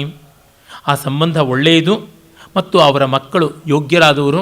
ಆ ಹುಡುಗಿ ನಮ್ಮ ಮನೆಗೆ ಬಂದರೆ, ನಮ್ಮ ಮನೆ ತುಂಬಿಕೊಂಡ್ರೆ ಒಳ್ಳೆಯದಾಗುತ್ತದೆ ಅಂತ ರಘು ಭಾವಿಸಿ ಮಗನನ್ನು ಕಳಿಸಿಕೊಟ್ಟ ಅಂತ. ಸಸೈನ್ಯನಾಗಿ ಕಳಿಸಿಕೊಟ್ಟ ವಿದರ್ಭ ಪ್ರಾಂತಕ್ಕೆ. ಇಲ್ಲಿ ನೋಡಿ, ತನ್ನ ಮಗ ಸ್ವಯಂವರದಲ್ಲಿ ಗೆದ್ದೇ ಗೆಲ್ಲುತ್ತಾನೆ ಎನ್ನುವ ಭರವಸೆ ಅಪ್ಪನಿಗಿದೆ ಅಂತ. ಮೊಹಮ್ಮದ್ ಅಲಿ ಅವನು ಒಂದು ರೌಂಡ್ ಯುದ್ಧ ಮಾಡೋಕ್ಕಿಲ್ಲ, ಬಾಕ್ಸಿಂಗು ಒಂದು ರೌಂಡ್ ಆಗ್ತಿದ್ದಂತೆ ಟ್ರೋಫಿನೆಲ್ಲ ತನ್ನ ಕಡೆಗೆ ತಂದಿಟ್ಕೊಂಡು ಬಿಡ್ತಾ ಇದ್ದಂತೆ. ಮತ್ತೆ ಗೆದ್ದೇ ಗೆಲ್ತೀನಿ ಅಂತ ಹೇಳಿಬಿಟ್ಟಿದ್ನುವೆ. ಯಾವ ಮಟ್ಟದ ಆತ್ಮವಿಶ್ವಾಸ ಅನ್ನಬೇಕೆ, ಹುಂಬತನ ಅನ್ನಬೇಕೆ, ಅಹಂಕಾರ ಅನ್ನಬೇಕೆ. ಈ ಮಟ್ಟದ ಆತ್ಮವಿಶ್ವಾಸ ತುಂಬ ತುಂಬ ವಿಶೇಷವಾದದ್ದು. ಪೇಶ್ವೆಗಳ ಕಾಲದಲ್ಲಿ, ಅಂದರೆ ಬಾಲಾಜಿ ಬಾಜಿರಾಮ ಇತ್ಯಾದಿ ಪೇಶ್ವೆಗಳು ಆಳ್ತಾ ಇದ್ದಾಗ ಪೂನಾ ವಿದ್ವತ್ ಸಭೆಗಳನ್ನೆಲ್ಲ ನಡೆಸ್ತಾ ಇದ್ದರು. ಆಂಧ್ರ ಪ್ರದೇಶದ ಸುರಪುರ ಪ್ರಾಂತದಿಂದ ವೆಂಕಟಾಚಾರ್ಯರು ಅಂತ ಒಬ್ಬರು ಆ ಕಡೆಗೆ ಹೊರಟರು. ಅವರು 30-35 ವರ್ಷ ಮಾತ್ರ ಬದುಕಿದ್ದು, ಮಹಾವಿದ್ವಾಂಸರು. ಅವರು ಅಲ್ಲಿಗೆ ಹೊರಟಾಗ ನೀವು ಯಾರು ಅಂತ ಕೇಳಿದ್ರಂತೆ.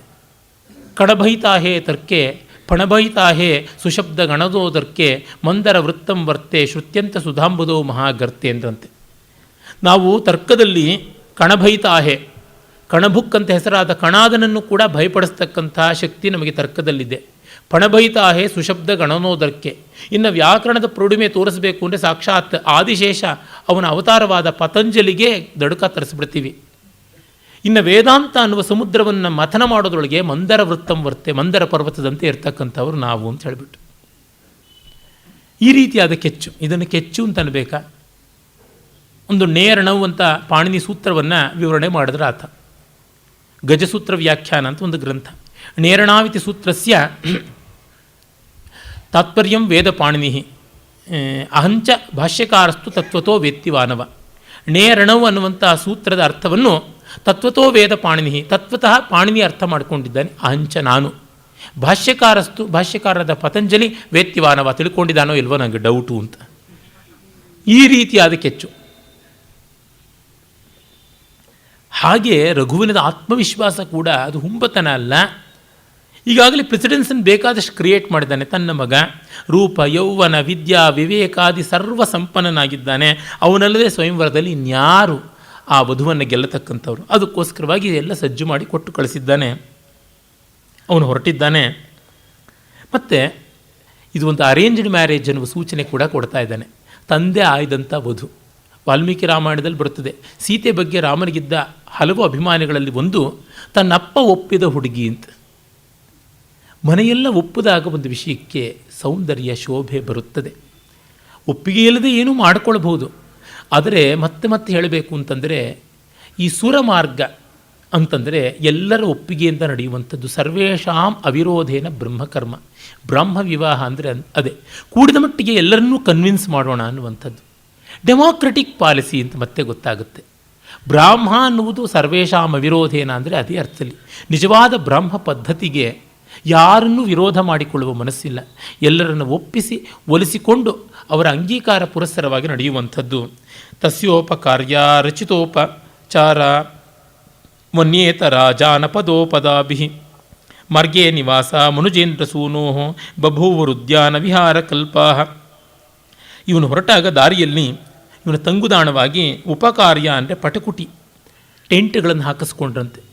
ಇದನ್ನು ಕಾಳಿದಾಸ ತುಂಬ ಬರೀತಾನೆ. ಉಪಕಾರ್ಯ ಅನ್ನೋ ಶಬ್ದಕ್ಕೆ ಟೆಂಟ್, ಕುಟೀರ, ಬಟ್ಟೆಯಿಂದ ಮಾಡಲ್ಪಟ್ಟಂಥ ಗೂಡಾರ ಅನ್ನುವ ಅರ್ಥ ಉಂಟು. ಅದನ್ನು ತುಂಬ ಚೆನ್ನಾಗಿ ಈ ಪದವನ್ನು ಬಳಸ್ಕೊಂಡಿದ್ದಾನೆ. ಅಲ್ಲಿ ಆದಿವಾಸಿಗಳು, ಜನರು, ಪೌರ ಜಾನಪದರು ಎಲ್ಲ ಮಾಡಿದ್ರಂತೆ. ಕಾಡಿನಲ್ಲಿ ಕೂಡ ಇವನಿಗೆ ಉದ್ಯಾನದಂತೆ, ವಿಹಾರ ಭೂಮಿಯಂತೆ ಆಯಿತು ಅಂತ. ಜನ ತಾವಾಗಿ ಪ್ರೀತಿಯಿಂದ ಮಾಡಿದ್ದು. ಇದನ್ಯಾವುದನ್ನು ಇವನು ಅರೇಂಜ್ ಮಾಡಿ ಕಳಿಸಿರಲಿಲ್ಲ. ಲೋಕಲ್ ತಹಸೀಲ್ದಾರ್ಗೆ, ಡೆಪ್ಟಿ ಕಮಿಷನರ್ಗೆ, ಮತ್ತೊಬ್ಬರಿಗೆ, ಇವರಿಗೆಲ್ರಿಗೂ ಇವನೇನೋ ಅಫಿಷಿಯಲ್ಲಾಗಿ ಫ್ಯಾಕ್ಸ್ ಮಾಡಿ ಕಳಿಸಿರಲಿಲ್ಲ, SMS ಮಾಡಿರಲಿಲ್ಲ. ಜನ ಪ್ರೀತಿಯಿಂದ ರಾಜನನ್ನು ಗೌರವಿಸಿದರು ಅಂತ. ಇದು ತುಂಬ ಮುಖ್ಯ. ಹಿಂದೆ ಎಲ್ಲ ನಮ್ಮ ಮೈಸೂರಿನ ಸಂಸ್ಥಾನದಲ್ಲೆಲ್ಲ ಅಧಿಕಾರಿಗಳು ಹೊರಟರೆ, ಮಹಾರಾಜರು ಹೊರಟರೆ, ಊರಿನ ಜನ ಸ್ವಯಂ ಪ್ರೇರಣೆಯಿಂದ ಅಲ್ಲಲ್ಲಿ ಹಸಿರುವಾಣಿ ಚಪ್ರ ಹಾಕಿಸಿಕೊಂಡು ನಿಂಬೆಹಣ್ಣು ಹಾರ ಹಿಡ್ಕೊಂಡು ಕಾದಿರ್ತಾ ಇದ್ರಂತೆ. ಆಗೆಲ್ಲ ಏನೂ ಇರಲಿಲ್ವಲ್ಲ, SMS ಸೆಲ್ಗಳು, ಮತ್ತೊಂದು ಮಗದೊಂದು. ಯಾಕೆ ಮಾಡ್ತಾಯಿದ್ರು ಅಂದರೆ ರಾಜನ ಮೇಲೆ ಸಹಜವಾದ ಪ್ರೀತಿ ಇತ್ತು. ಅವರು ಪ್ರಜಾ ಪರಿಪಾಲಕರು ಅನ್ನೋ ಭಾವ ಇತ್ತು. ಈಗಿನವ್ರು ಇವರು ಮಾಡಿಸ್ಕೊಳ್ಬೇಕು, ಬೇರೆ ಇನ್ಯಾರೂ ಮಾಡೋದಿಲ್ಲ ಅಂತ ಗೊತ್ತಿದೆ. ಅವ್ರ ಪಾದಕ್ಕೆ ಅವ್ರು ನಮಸ್ಕಾರ ಮಾಡಿಸ್ಕೊಳ್ಳೋದಿದ್ರೆ ಆಗೋದೇ ಇಲ್ಲ. ಈ ಪ್ರಶಸ್ತಿ ತೊಗೊಂಡ್ರೆ ತಮ್ಮ ಹೆಸರು ನಿಲ್ಲಲ್ಲ ಅಂತ ಗೊತ್ತಾಗಿ ತಮ್ಮ ಹೆಸರಲ್ಲಿ ಪ್ರಶಸ್ತಿ ಸ್ಥಾಪನೆ ಮಾಡಿಕೊಳ್ಬೇಕಾದ ಅನಿವಾರ್ಯತೆ ಬಂದಿದೆ. ನಾನು ಪ್ರಶಸ್ತಿ ತೊಗೊಂಡೆ ಅಂತ ನನ್ನ ಯಾರೂ ಸ್ಮರಿಸೋಲ್ಲ, ನನ್ನ ಪ್ರಶಸ್ತಿ ತೊಗೊಂಡಿದ್ದಾರೆ ಅಂತ ಅವರಿಂದಲಾದರೂ ನಾನು ಉಳಿಯಲಿ ಎನ್ನುವಂಥ ದುಸ್ಥಿತಿ ಬಂದುಬಿಟ್ಟಿದೆ. ಅದಕ್ಕೇ ಈಗ getting an award is no more a fancy, is no more a symbol of prestige. Having instituted an award on his name, ಇದು ದೊಡ್ಡ ಪ್ರಶಸ್ತಿ, ಪ್ರಸಿದ್ಧಿ ಅಂತ ಆಗಿಬಿಟ್ಟಿದೆ. ಅಂತಂದರೆ ಯಾವ ದುಸ್ಥಿತಿ ಬಂದಿದೆ ಅಂತ ಗೊತ್ತಾಗುತ್ತೆ. ಮುಂದೆ ದಯವಿಟ್ಟು ಪ್ರಶಸ್ತಿಗಳನ್ನು ತೊಗೊಳ್ಬೇಡಿ. ನಮ್ಮ ಹೆಸರಿನಲ್ಲಿ ಇವರು ಪ್ರಶಸ್ತಿ ತೊಗೊಂಡಿಲ್ಲ ಅನ್ನೋದೇ ಒಂದು ಪ್ರಶಸ್ತಿ, ಅದೇ ಒಂದು ಖ್ಯಾತಿ ಅಂತ ಬಂದುಬಿಡುತ್ತೋ ಏನೋ ಗೊತ್ತಿಲ್ಲ. ಸನರ್ಮದಾ ರೋಧಸಿ ಸೀಕರಾದ್ರೈ ಆರ್ದ್ರೈ ಮರುದ್ಭಿರಾನರ್ತಿತ ನಕ್ತಮಾಲೆ ನಿವೇಶಯಾಮಾಸ ವಿಲಂಘಿತಾಧ್ವಾ ಕ್ಲಾಂತಂ ರಜೋಧೂಸರ ಕೇತು ಸೈನ್ಯಂ. ವಿದರ್ಭ ಪ್ರಾಂತಕ್ಕೆ ಬರುವಾಗ ನರ್ಮದೆಯನ್ನು ದಾಟಬೇಕಾಗುತ್ತದೆ. ಆ ನರ್ಮದಾ ತೀರದಲ್ಲಿ ವಿದರ್ಭ ಭೂಮಿ ಇರುವಂಥದ್ದು. ಆತ ಉತ್ತರದಿಂದ ಬರ್ತಿದ್ದಾನೆ. ಆ ನರ್ಮದಾ ನದಿ ತೀರದಲ್ಲಿ ನಕ್ತಮಾಲ, ಚಿರಬಿಲ್ವ ಇತ್ಯಾದಿ ಎಲ್ಲ ಹೆಸರುಗಳಿರ್ತಕ್ಕಂಥದ್ದು ನಮ್ಮ ಹೊಂಗೆ ಮರಕ್ಕೆ. ನದಿ ತೀರದಲ್ಲಿ ಹೊಂಗೆ ಮರಗಳು ಚೆನ್ನಾಗಿ ಸೊಂಪಾಗಿ ಬೆಳೆಯುತ್ತವೆ. ಆ ಹೊಂಗೆ ನೆರಳಂತೂ ಅತ್ಯಂತ ಮಧುರವಾದದ್ದು. ದುರ್ದೈವ ಸಂಸ್ಕೃತದಲ್ಲಿ ಹೊಂಗೆ ಮರಗಳ ಬಗ್ಗೆ ಅಂಥ ಪದ್ಯಗಳೇ ಇಲ್ಲ. ಆ ಕೊರತೆ ಕಂಡಾಗ ನಾನು ಒಂದಷ್ಟು ತೀರಿಸಿದ್ದೀನಿ ಹೊಂಗೆ ಮರದ ಮೇಲೆ ಪದ್ಯಗಳು ಬರೆದು. ಕಾಳಿದಾಸ ಇದನ್ನೆಲ್ಲ ಗಮನಿಸ್ತಾನೆ. ಆ ನಕ್ತಮಾಲ, ನರ್ತಿತ ನಕ್ತಮಾಲೆ ಅಂತಂದರೆ ಆ ನದಿಯ ಮೇಲಿಂದ ಬೀಸಿ ಬರ್ತಕ್ಕಂಥ ಶೈತ್ಯದಿಂದ ಆರ್ದ್ರವಾದ ತಂಪಾದ ಒದ್ದೆಯಾದ ಗಾಳಿಯಿಂದ ಕುಣಿಸಲ್ಪಡುವಂತಹ ಹೊಂಗೆ ಗಿಡಗಳ ಕೊಂಬೆ ರೆಂಬೆಗಳು ಉಳ್ಳಂತಹ ತೀರದಲ್ಲಿ ತಾನು ಪ್ರಯಾಣದ ಬಳಲಿಕೆಯನ್ನು ಹೋಗಲಾಡಿಸೋದಕ್ಕೆ ದಾರಿಯ ಧೂಳಿಂದ ಮಂಕಾಗಿದ್ದ, ಕೆಂಬಣ್ಣವನ್ನು ತಾಳಿದ್ದ ತನ್ನ ಧ್ವಜದಿಂದ ಕೂಡಿದ್ದ ಸೈನ್ಯವನ್ನು ವಿಶ್ರಾಂತಿಗೊಳಿಸಿದ ಅಂತ. ಎಷ್ಟು ಅಬ್ಸರ್ವೇಷನ್ ನೋಡಿ. ರಜೋಧೂಸರಿತ ಕೇತು ಕ್ಲಾಂತಂ ಸೈನ್ಯಂ ನಿವೇಶಯಾಮಾಸ. ಬರೀ ಸೈನ್ಯವನ್ನೆಲ್ಲ ಸೆಟ್ಲ್ ಮಾಡಿಸ್ದ ಅಂತ ಹೇಳ್ಬೋದಾಗಿತ್ತು. ಕವಿಯ ಡೀಟೇಲ್ಸ್ ಇದೆಯಲ್ಲ, ಆ ಡೀಟೇಲ್ಸ್ ಯಾವಾಗ ಬರುತ್ತೆ? ನಾನು ಎಷ್ಟು ಬಾರಿಯೂ ಬಳಲಿಕೆ ಇಲ್ಲದೆ ಹೇಳಬಲ್ಲೆ. ಏನಂದರೆ, ಕವಿ ಯಾರು? ಪ್ರಯೋಜನೈಕ ಕಾರ್ಪಣ್ಯದಿಂದ ಇರುವವನು ಅಲ್ಲ, ಪ್ರಯೋಜನಾತೀತತೆಯನ್ನು ಕಾಣಬಲ್ಲವನು. He was transcended the purposes. ಪ್ರಯೋಜನಗಳ ಪರಿಧಿಯನ್ನೇ ಅತೀತವಾಗಿ ನೋಡ್ತಕ್ಕಂಥವನು. ಆಗ ಜಗತ್ತಿನ ಪ್ರತಿ ವಿವರಗಳೂ ಕೂಡ ಇದು ಉನ್ನತ, ಇದು ಅವನತ, ಇದು ಉಚ್ಚ, ಇದು ನೀಚ, ಇದು ಮುಖ್ಯ, ಇದು ಅಮುಖ್ಯ ಅನ್ನೋ ಭೇದ ಇಲ್ಲದೆ ಎಲ್ಲವೂ ಕೂಡ ಕಾಣಿಸಿಕೊಳ್ಳುತ್ತದೆ. It's such A profound glass, it's such A profound telescope and A microscope at the same time. Every detail will be seen without out of focus. ಸಾಮಾನ್ಯವಾಗಿ ಎಂಥ ಟೆಲಿಸ್ಕೋಪು, ಎಂಥ ಮೈಕ್ರೋಸ್ಕೋಪು ಔಟ್ ಆಫ್ ಫೋಕಸ್ ಆಗಿಬಿಡುತ್ತೆ. ಆದರೆ ಈ ಮಹಾಕವಿಗಳ ಪ್ರತಿಭಾ ದೃಷ್ಟಿ ಎನ್ನುವ ಯಾವ ಒಂದು ಭೂತ ಕನ್ನಡಿ ಇದೆಯಲ್ಲ, ಅದು ಅಭೂತಪೂರ್ವವಾದದ್ದು. ಭೂತ ಭವಿಷ್ಯದ ವರ್ತಮಾನಗಳನ್ನು ಹತ್ತಿರ ದೂರ ಇಹ ಪರ ಅನ್ನುವ ಭೇದ ಇಲ್ಲದೆ ಎಲ್ಲವನ್ನ ಡೀಟೇಲ್ಡ್ ಫೋಕಸ್ ಆಗಿ ತೋರಿಸಬಲ್ಲದು. ಅದರಿಂದಲೇ ಅವನು ಅಷ್ಟನ್ನು ಪ್ರೀತಿಯಿಂದ ಕಾಣಬಲ್ಲ. ಕವಿಯಾದವನಿಗೆ ರಾಗದ್ವೇಷಗಳು ಇರುವುದಿಲ್ಲ. ರಾಗದ್ವೇಷಗಳಿದ್ದರೆ ಅಜೆಂಡಾಗಳು ಬಂದ್ಬಿಡುತ್ತೆ. ಅಜೆಂಡಾ ಇದ್ದರೆ ಕಾವ್ಯದ ಜೆಂಡಾ ಮೇಲಕ್ಕೆ ಏರೋದೇನೇ ಇಲ್ಲ. ಇಲ್ಲಿ ಸೈನ್ಯದ ಧೂಳಿಯಿಂದ ಧೂಸರಿತವಾದ ಬಾವುಟಗಳು ಉಳ್ಳಂಥ ಇಡೀ ಸೈನ್ಯ ಸನ್ನಿವೇಶವನ್ನು ವಿಶ್ರಾಂತಿಗೊಳಿಸಿದ ಅನ್ನುವಲ್ಲಿ ಆ ಬಾವುಟಗಳನ್ನು ಎತ್ತುಕೊಂಡು ಬರತಕ್ಕಂಥವರು, ಲಾಂಛನಗಳನ್ನು ಹಿಡಿದು ಬರತಕ್ಕಂಥವರು, ಅವರ ಕಾಲಿನ, ಅವರ ರಥಚಕ್ರದ ಆ ಕುದುರೆಗಳ, ಆ ಆನೆಯ ಆ ಧೂಳುಗಳೇ ಎದ್ದು ಆ ಧ್ವಜಗಳು ಮೇಲೆ ಹಾರಾಡ್ತಾ ಇರ್ತಕ್ಕಂಥವುಗಳ ಮೇಲೆ ಕೂತ್ಕೊಂಡಿದ್ದು, ಅದರ ಮೂಲಕ ಅವು ಮಂಕಾಗಿದ್ದು, ಆ ಮೂಲಕ ಇಡೀ ಸೈನ್ಯಕ್ಕೆ ಉಂಟಾಗಿದ್ದ ಧೂಳಿಯ ಶ್ರಾಂತಿ ಅದಷ್ಟು ಧ್ವನಿಸುತ್ತದೆ. ಬೆವರಂತೂ ಸುರಿದಿದೆ, ಬೆವರ ಮೇಲೆ ಧೂಳು ಬಂದಿದೆ, ಇನ್ನೇನು ಹೇಳಬೇಕೇ ಮನಸ್ಥಿತಿ. ಒಂದು ಕಡೆ ಇದ್ದರೆ ಸಾಕಪ್ಪ, ನೀರಿಂದ ಮುಖ ತೊಳೆದ್ರೆ ಸಾಕಪ್ಪ, ಮೈಯೆಲ್ಲ ಹಾಯಾಗಿ ಮಿಂದರೆ ಸಾಕಪ್ಪ ಅಂತನಿಸಿದೆ ಅಂತಹ ಸೈನ್ಯ ಅಂತ. ಇದಿಷ್ಟನ್ನು ಒಂದು ಧೂಳಿ ಧೂಸರಿತವಾದ ಧ್ವಜದ ಚಿತ್ರದಿಂದ ಕವಿ ಕೊಡ್ತಾನೆ. ಅಷ್ಟು ಕೊಡುವಾಗಲೂ ನಮಗಿದು ಕೊಚ್ಚೆ, ಬೆವರು, ದುರ್ವಾಸನೆ ಅಂತ ಅನ್ನುವ ಜುಗುಪ್ಸೆ ಬರೋದಿಲ್ಲ. ಈಗಿನ ಕವಿಗಳು ರೊಚ್ಚು ಕೊಚ್ಚೆ ಬೇಕಾದಷ್ಟು ವರ್ಣಿಸ್ತಾರೆ, ಅಸಹ್ಯ ಆಗುವಂತೆ ವರ್ಣಿಸ್ತಾರೆ. ಆದರೆ ಕಾಳಿದಾಸ ರಿಯಲಿಸ್ಟಿಕ್ ಇಮೇಜರಿ ಕೊಡುವಾಗಲೂ ಅದರೊಳಗಿರುವ ಒಂದು ಸೌಂದರ್ಯದ ಧ್ವನಿಯನ್ನು ಬಿಡದೆ ಕೊಡ್ತಾನೆ. ವಾಸ್ತವವನ್ನು ಹೇಳುವಾಗಲೂ ಕೂಡ ನಮಗೊಂದು ಲಂಗ್ ಸ್ಪೇಸನ್ನು ಕೊಟ್ಟಿರ್ತಾನೆ. ಎಷ್ಟು ಕೊಚ್ಚೆ ವಾಸನೆಗೆ ಹೋಗುವಾಗಲೂ ನಿಮ್ಮ ಕೈಯಲ್ಲಿ ಒಂದು ಚಿಕ್ಕದಾದಂಥ ಸೆಂಟು ಸಿಂಪಡಿಸಿದ ಕರವಸ್ತ್ರ ಕೊಟ್ಟು ಕಳಿಸಿರ್ತಾನೆ. ತುಂಬ ಸಫಿಕೇಟ್ ಆದಾಗ ಮೂಸು ನೋಡ್ಕೊಳ್ಳಿ, ಪರವಾಗಿಲ್ಲ ಅಂತ. ಎಂಥ ಆಳವಾದ ಬರ್ಬರ ವಾಸ್ತವದ ಸಮುದ್ರದ ನಕ್ತಾತಿನಕ್ತವಾದ ಆಳಾತಿ ಆಳವಾದಂಥ ಸಂದರ್ಭಕ್ಕೆ ಕಳಿಸಿಕೊಡುವಾಗಲೂ ಕೂಡ ಒಂದು ನೆಮ್ಮದಿಯ ನಿರಾಳದ ನಿಟ್ಟುಸಿರು ಬಿಡಬಲ್ಲಂತ ಆಕ್ಸಿಜನ್ ಸಿಲಿಂಡರ್ ಬೆನ್ನು ಕಟ್ಟೇ ಕಳಿಸಿರ್ತಾನೆ. ಇದು ಮಹಾಕವಿ ಮಾಡಬೇಕಾದದ್ದು. ಬದುಕು ಬರ್ಬರ, ಆದರೆ ಅದು ಸಹನೀಯ. ಅದರೊಳಗೆ ಒಂದು ಅಂತರ್ದೃಷ್ಟಿ, ಅಧ್ಯಾತ್ಮ ದೃಷ್ಟಿ ಬಂದರೆ ಮಹನೀಯವೂ ಆಗುತ್ತದೆ ಅನ್ನೋದನ್ನು ಹೇಳ್ತಾನೆ. ಹಾಗೆ ಹೋಗ್ತಾನೆ ಕವಿ, ವಿಶ್ರಾಂತಿಯನ್ನು ಕೊಡಿಸ್ತಾನೆ. ಅಥೋಪರಿಷ್ಟಾತ್ ಭ್ರಮರೈರ್ಭ್ರಮದ್ಭಿ ಪ್ರಾಕ್ಸೂಚಿತಾಂತಃ ಸಲಿಲ ಪ್ರವೇಶ ನಿರ್ಧೌತ ದಾನಾಮಲ ಗಂಡ ಭಿತ್ತಿ ವನ್ಯಃ ಸರಿತ್ತೋ ಗಜ ಉನ್ಮಮಜ್ಜ ಅಥೋಪರಿಷ್ಟಾತ್ ಭ್ರಮರೈರ್ಭ್ರಮದ್ಭಿ ಪ್ರಾಕ್ಸೂಚಿತಾಂತಃ ಸಲಿಲ ಪ್ರವೇಶ ನಿರ್ಧೌತ ದಾನಾಮಲ ಗಂಡ ಭಿತ್ತಿ ವನ್ಯಃ ಸರಿತ್ತೋ ಗಜ ಉನ್ಮಮಜ್ಜ. ಎಷ್ಟು ಪರಿಶೀಲನಾ ದೃಷ್ಟಿ ಇದೆ! ಈ ಥರದ ಒಂದು 4 ಪದ್ಯ ನಾವು ನಮ್ಮ ಸಂಸ್ಕೃತ ಸಾಹಿತ್ಯದಲ್ಲಿಯೇ ನೋಡುವುದು ಕಷ್ಟ. ಡೀಟೇಲ್ಸ್ ಅಂತಂದರೆ ನಾವು ನೋಡಬೇಕಾದದ್ದು ಕಾಳಿದಾಸನಲ್ಲಿ. ಅದರೊಳಗೂ ರಘುವಂಶದಲ್ಲಂತೂ ಅವನು ಏಕಕಾಲದಲ್ಲಿ ಒಂದು ಭವ್ಯಾತಿ ಭವ್ಯವಾದ ದೇವಾಲಯದ ನಿರ್ಮಾಣ ಮಾಡಿದ್ದಾನೆ. It is perfect in every detail, profound in every totality ಅಂತಂತೀವಲ್ಲ. ಒಂದು ಆನೆ ಎದ್ದು ಬಂತಂತೆ ಆ ಒಂದು ರೇವಾ ನದಿಯಿಂದ, ನರ್ಮದಾ ನದಿಯ ಪಾತಳಿಯಿಂದ, ಪ್ರವಾಹದಿಂದ ಒಂದು ಆನೆ ಮೇಲಕ್ಕೆ ಎದ್ದು ಬಂತು. ಅದು ಹೇಗೆ ಎದ್ದು ಬಂತು ಅನ್ನೋದನ್ನು ಕವಿ ಹೇಳ್ತಾ ಇದ್ದಾನೆ. ಒಳಗೆ ಮುಳುಗಿದ್ದು ನಿಮಜ್ಜಿತವಾದದ್ದು ಉನ್ಮಮಜ್ಜ, ಮೇಲಕ್ಕೆ ಎದ್ದು ಬಂತು. ಆನೆಗಳು ಸಂಪೂರ್ಣವಾಗಿ ನೀರೊಳಗೆ ಮುಳುಗಿ ಮತ್ತೆ ಹೇಳುತ್ತವೆ. ಅದು ಗಜ ಗತಿಯನ್ನು ಗಮನಿಸಿದ್ದಾನೆ. ಅದು ಮದಿಸಿದ ಆನೆ, ಮದಧಾರೆ ನೀರಿನಲ್ಲಿ ಮುಳುಗಿದ ಕಾರಣ ಸ್ವಲ್ಪ ಅಳಿಸಿ ಹೋಗಿದೆ.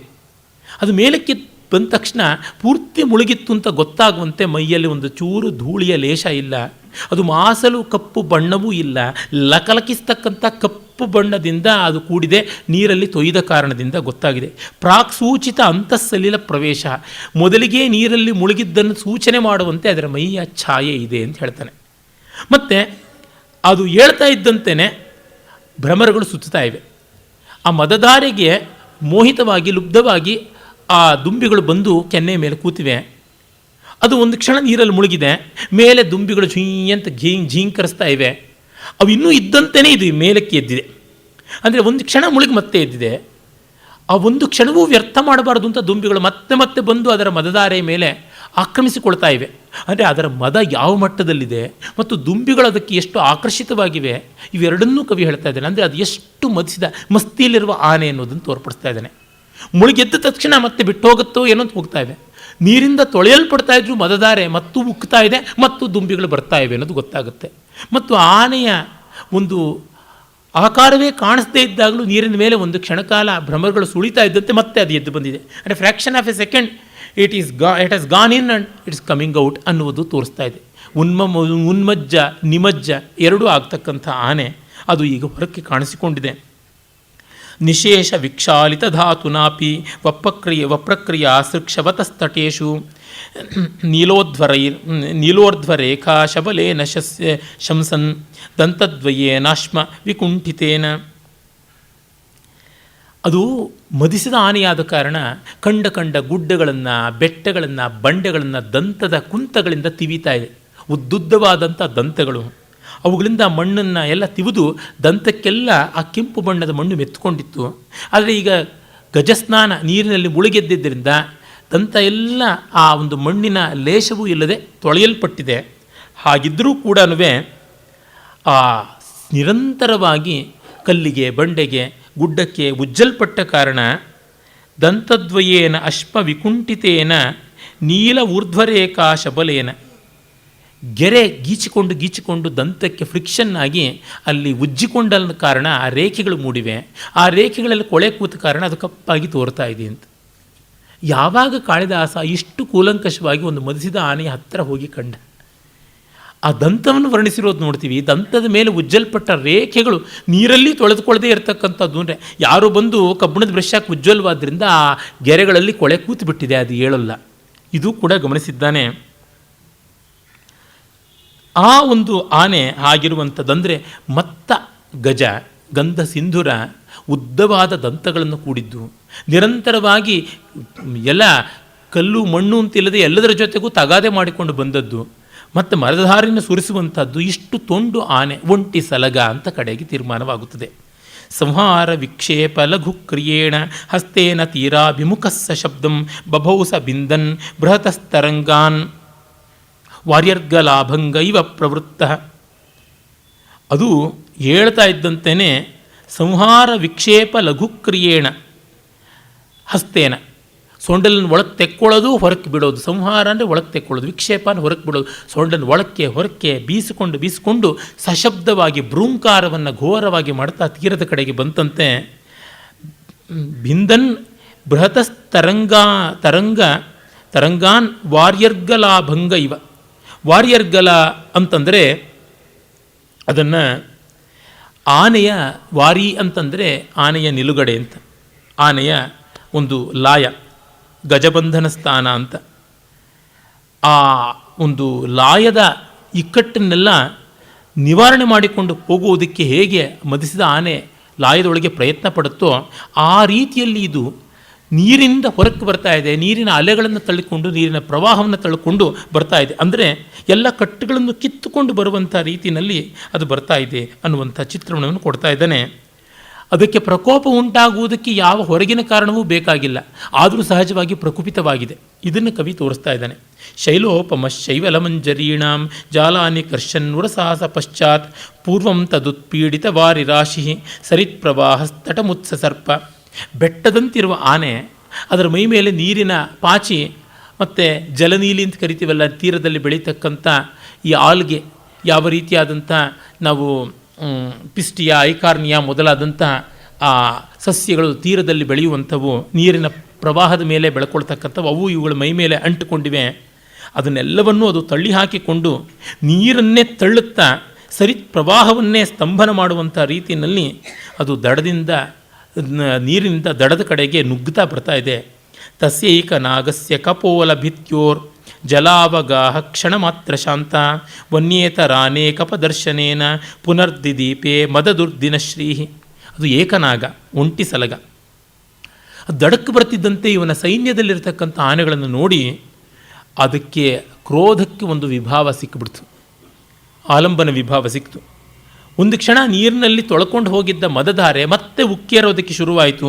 ಮದ ದುರ್ದಿನವೇ ಉಂಟಾಗಿದೆಯೋ ಎಂಬಂತೆ ಅದು ಮತ್ತೆ ದಡದ ಕಡೆಗೆ ಘೀಂಕಾರ ಮಾಡಿಕೊಂಡು ಬರುತ್ತೆ.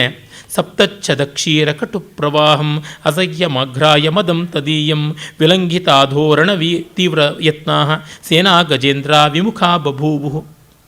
7 ಬಾಳೆ ಗಿಡದ ಕಟುವಾದ ವಾಸನೆಯನ್ನು ಮೀರಿಸತಕ್ಕಂಥ ಇದರ ಮದಧಾರೆಯ ವಾಸನೆಯಿಂದ ಸೇನೆಯ ಆನೆಗಳು ಕೂಡ ತುಂಬ ಪ್ರಕ್ಷುಬ್ಧವಾಗಿಬಿಟ್ವು. ಆಧೋರಣ ಅಂತಂದರೆ ಮಾವಟಿಗರು.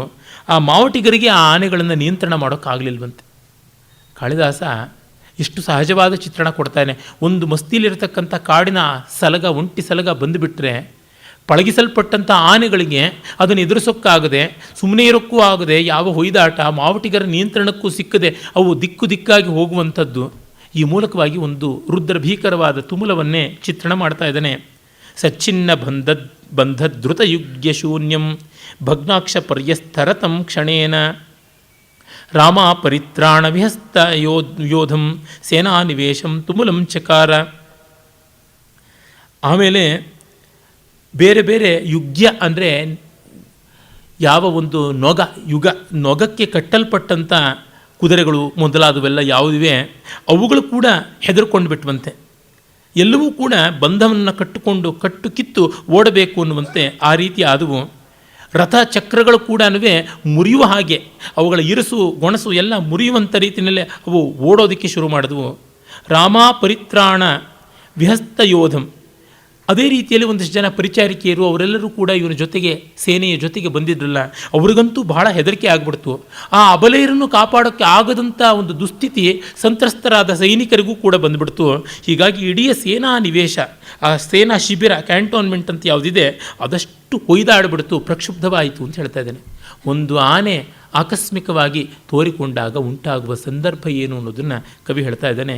ಏಕಕಾಲದಲ್ಲಿ ಇವನ ಒಂದು ಗಜಶಾಸ್ತ್ರ ಪಾಂಡಿತ್ಯ ಪರಿಶೀಲನೆ ಕೂಡ ಚೆನ್ನಾಗಿ ನಮಗೆ ಗೊತ್ತಾಗ್ತಾ ಇದೆ. ಸವಿದ್ಧ ಮಾತ್ರ ಕಿಲ ನಾಗರೂಪಂ ತಮಾಪತಂತಂ ನೃಪತೇರವಧ್ಯ ವನ್ಯಕರೀತಿ ಶ್ರುತವಾನ್ ಕುಮಾರ ನಿವರ್ತಯಿಷ್ಯನ್ ವಿಶಿಖೇನ ಕುಂಭೆ ಜಘಾನ ನಾತ್ಯಾಯತ ಕೃಷ್ಟಶಾರ್ಂಗ. ತುಂಬ ಒಳ್ಳೆಯ ಪದ್ಯ ಇದು. ಹೀಗೆ ಎದುರಿಗೆ ಬಂದು ಮೇಲೆ ಬೀಳ್ತಾ ಇರತಕ್ಕಂಥ ಆ ವನಕರಿಯನ್ನು ಕಂಡು ರಾಜಕುಮಾರ ಬಿಲ್ಲು ಬಾಣ ತೆಗೆದುಕೊಂಡು ಎದುರಿಸೋಕೆ ಬರ್ತಾನೆ. ನೋಡಿ, ಅವನು ನಿಜವಾದ ರಾಜ, ನಿಜವಾದ ಕ್ಷತ್ರಿಯ. ಸೈನಿಕರಿಗೆ ನೀವು ನೋಡಿಕೊಳ್ಳಿ ಅಂತ ಹೇಳಿಬಿಟ್ಟಿದ್ದನುವೇ. ಮೊನ್ನೆ ಪಾಪ ನಮ್ಮ ರಾಹುಲ್ ಗಾಂಧಿ ಬಂದು ಕೊಡಗಿನ ಯಾವುದೋ ಒಂದು ರೆಸಾರ್ಟಲ್ಲಿ ಇದ್ದರಲ್ಲ, ಆ ರೀತಿ ಹಿಂದೆ ನಿಂತು ಬಿಡಲಿಲ್ಲ. ಹಿ ಫೇಸಸ್ ದಿ ಡಿಸಾಸ್ಟರ್. ಏನು ಅಪಾಯ ಬಂದರೂ ಪರವಾಗಿಲ್ಲ ಅಂತ ಸ್ವೀಕರಿಸೋಕೆ ನಿಂತ್ಕೊಳ್ತಾನೆ.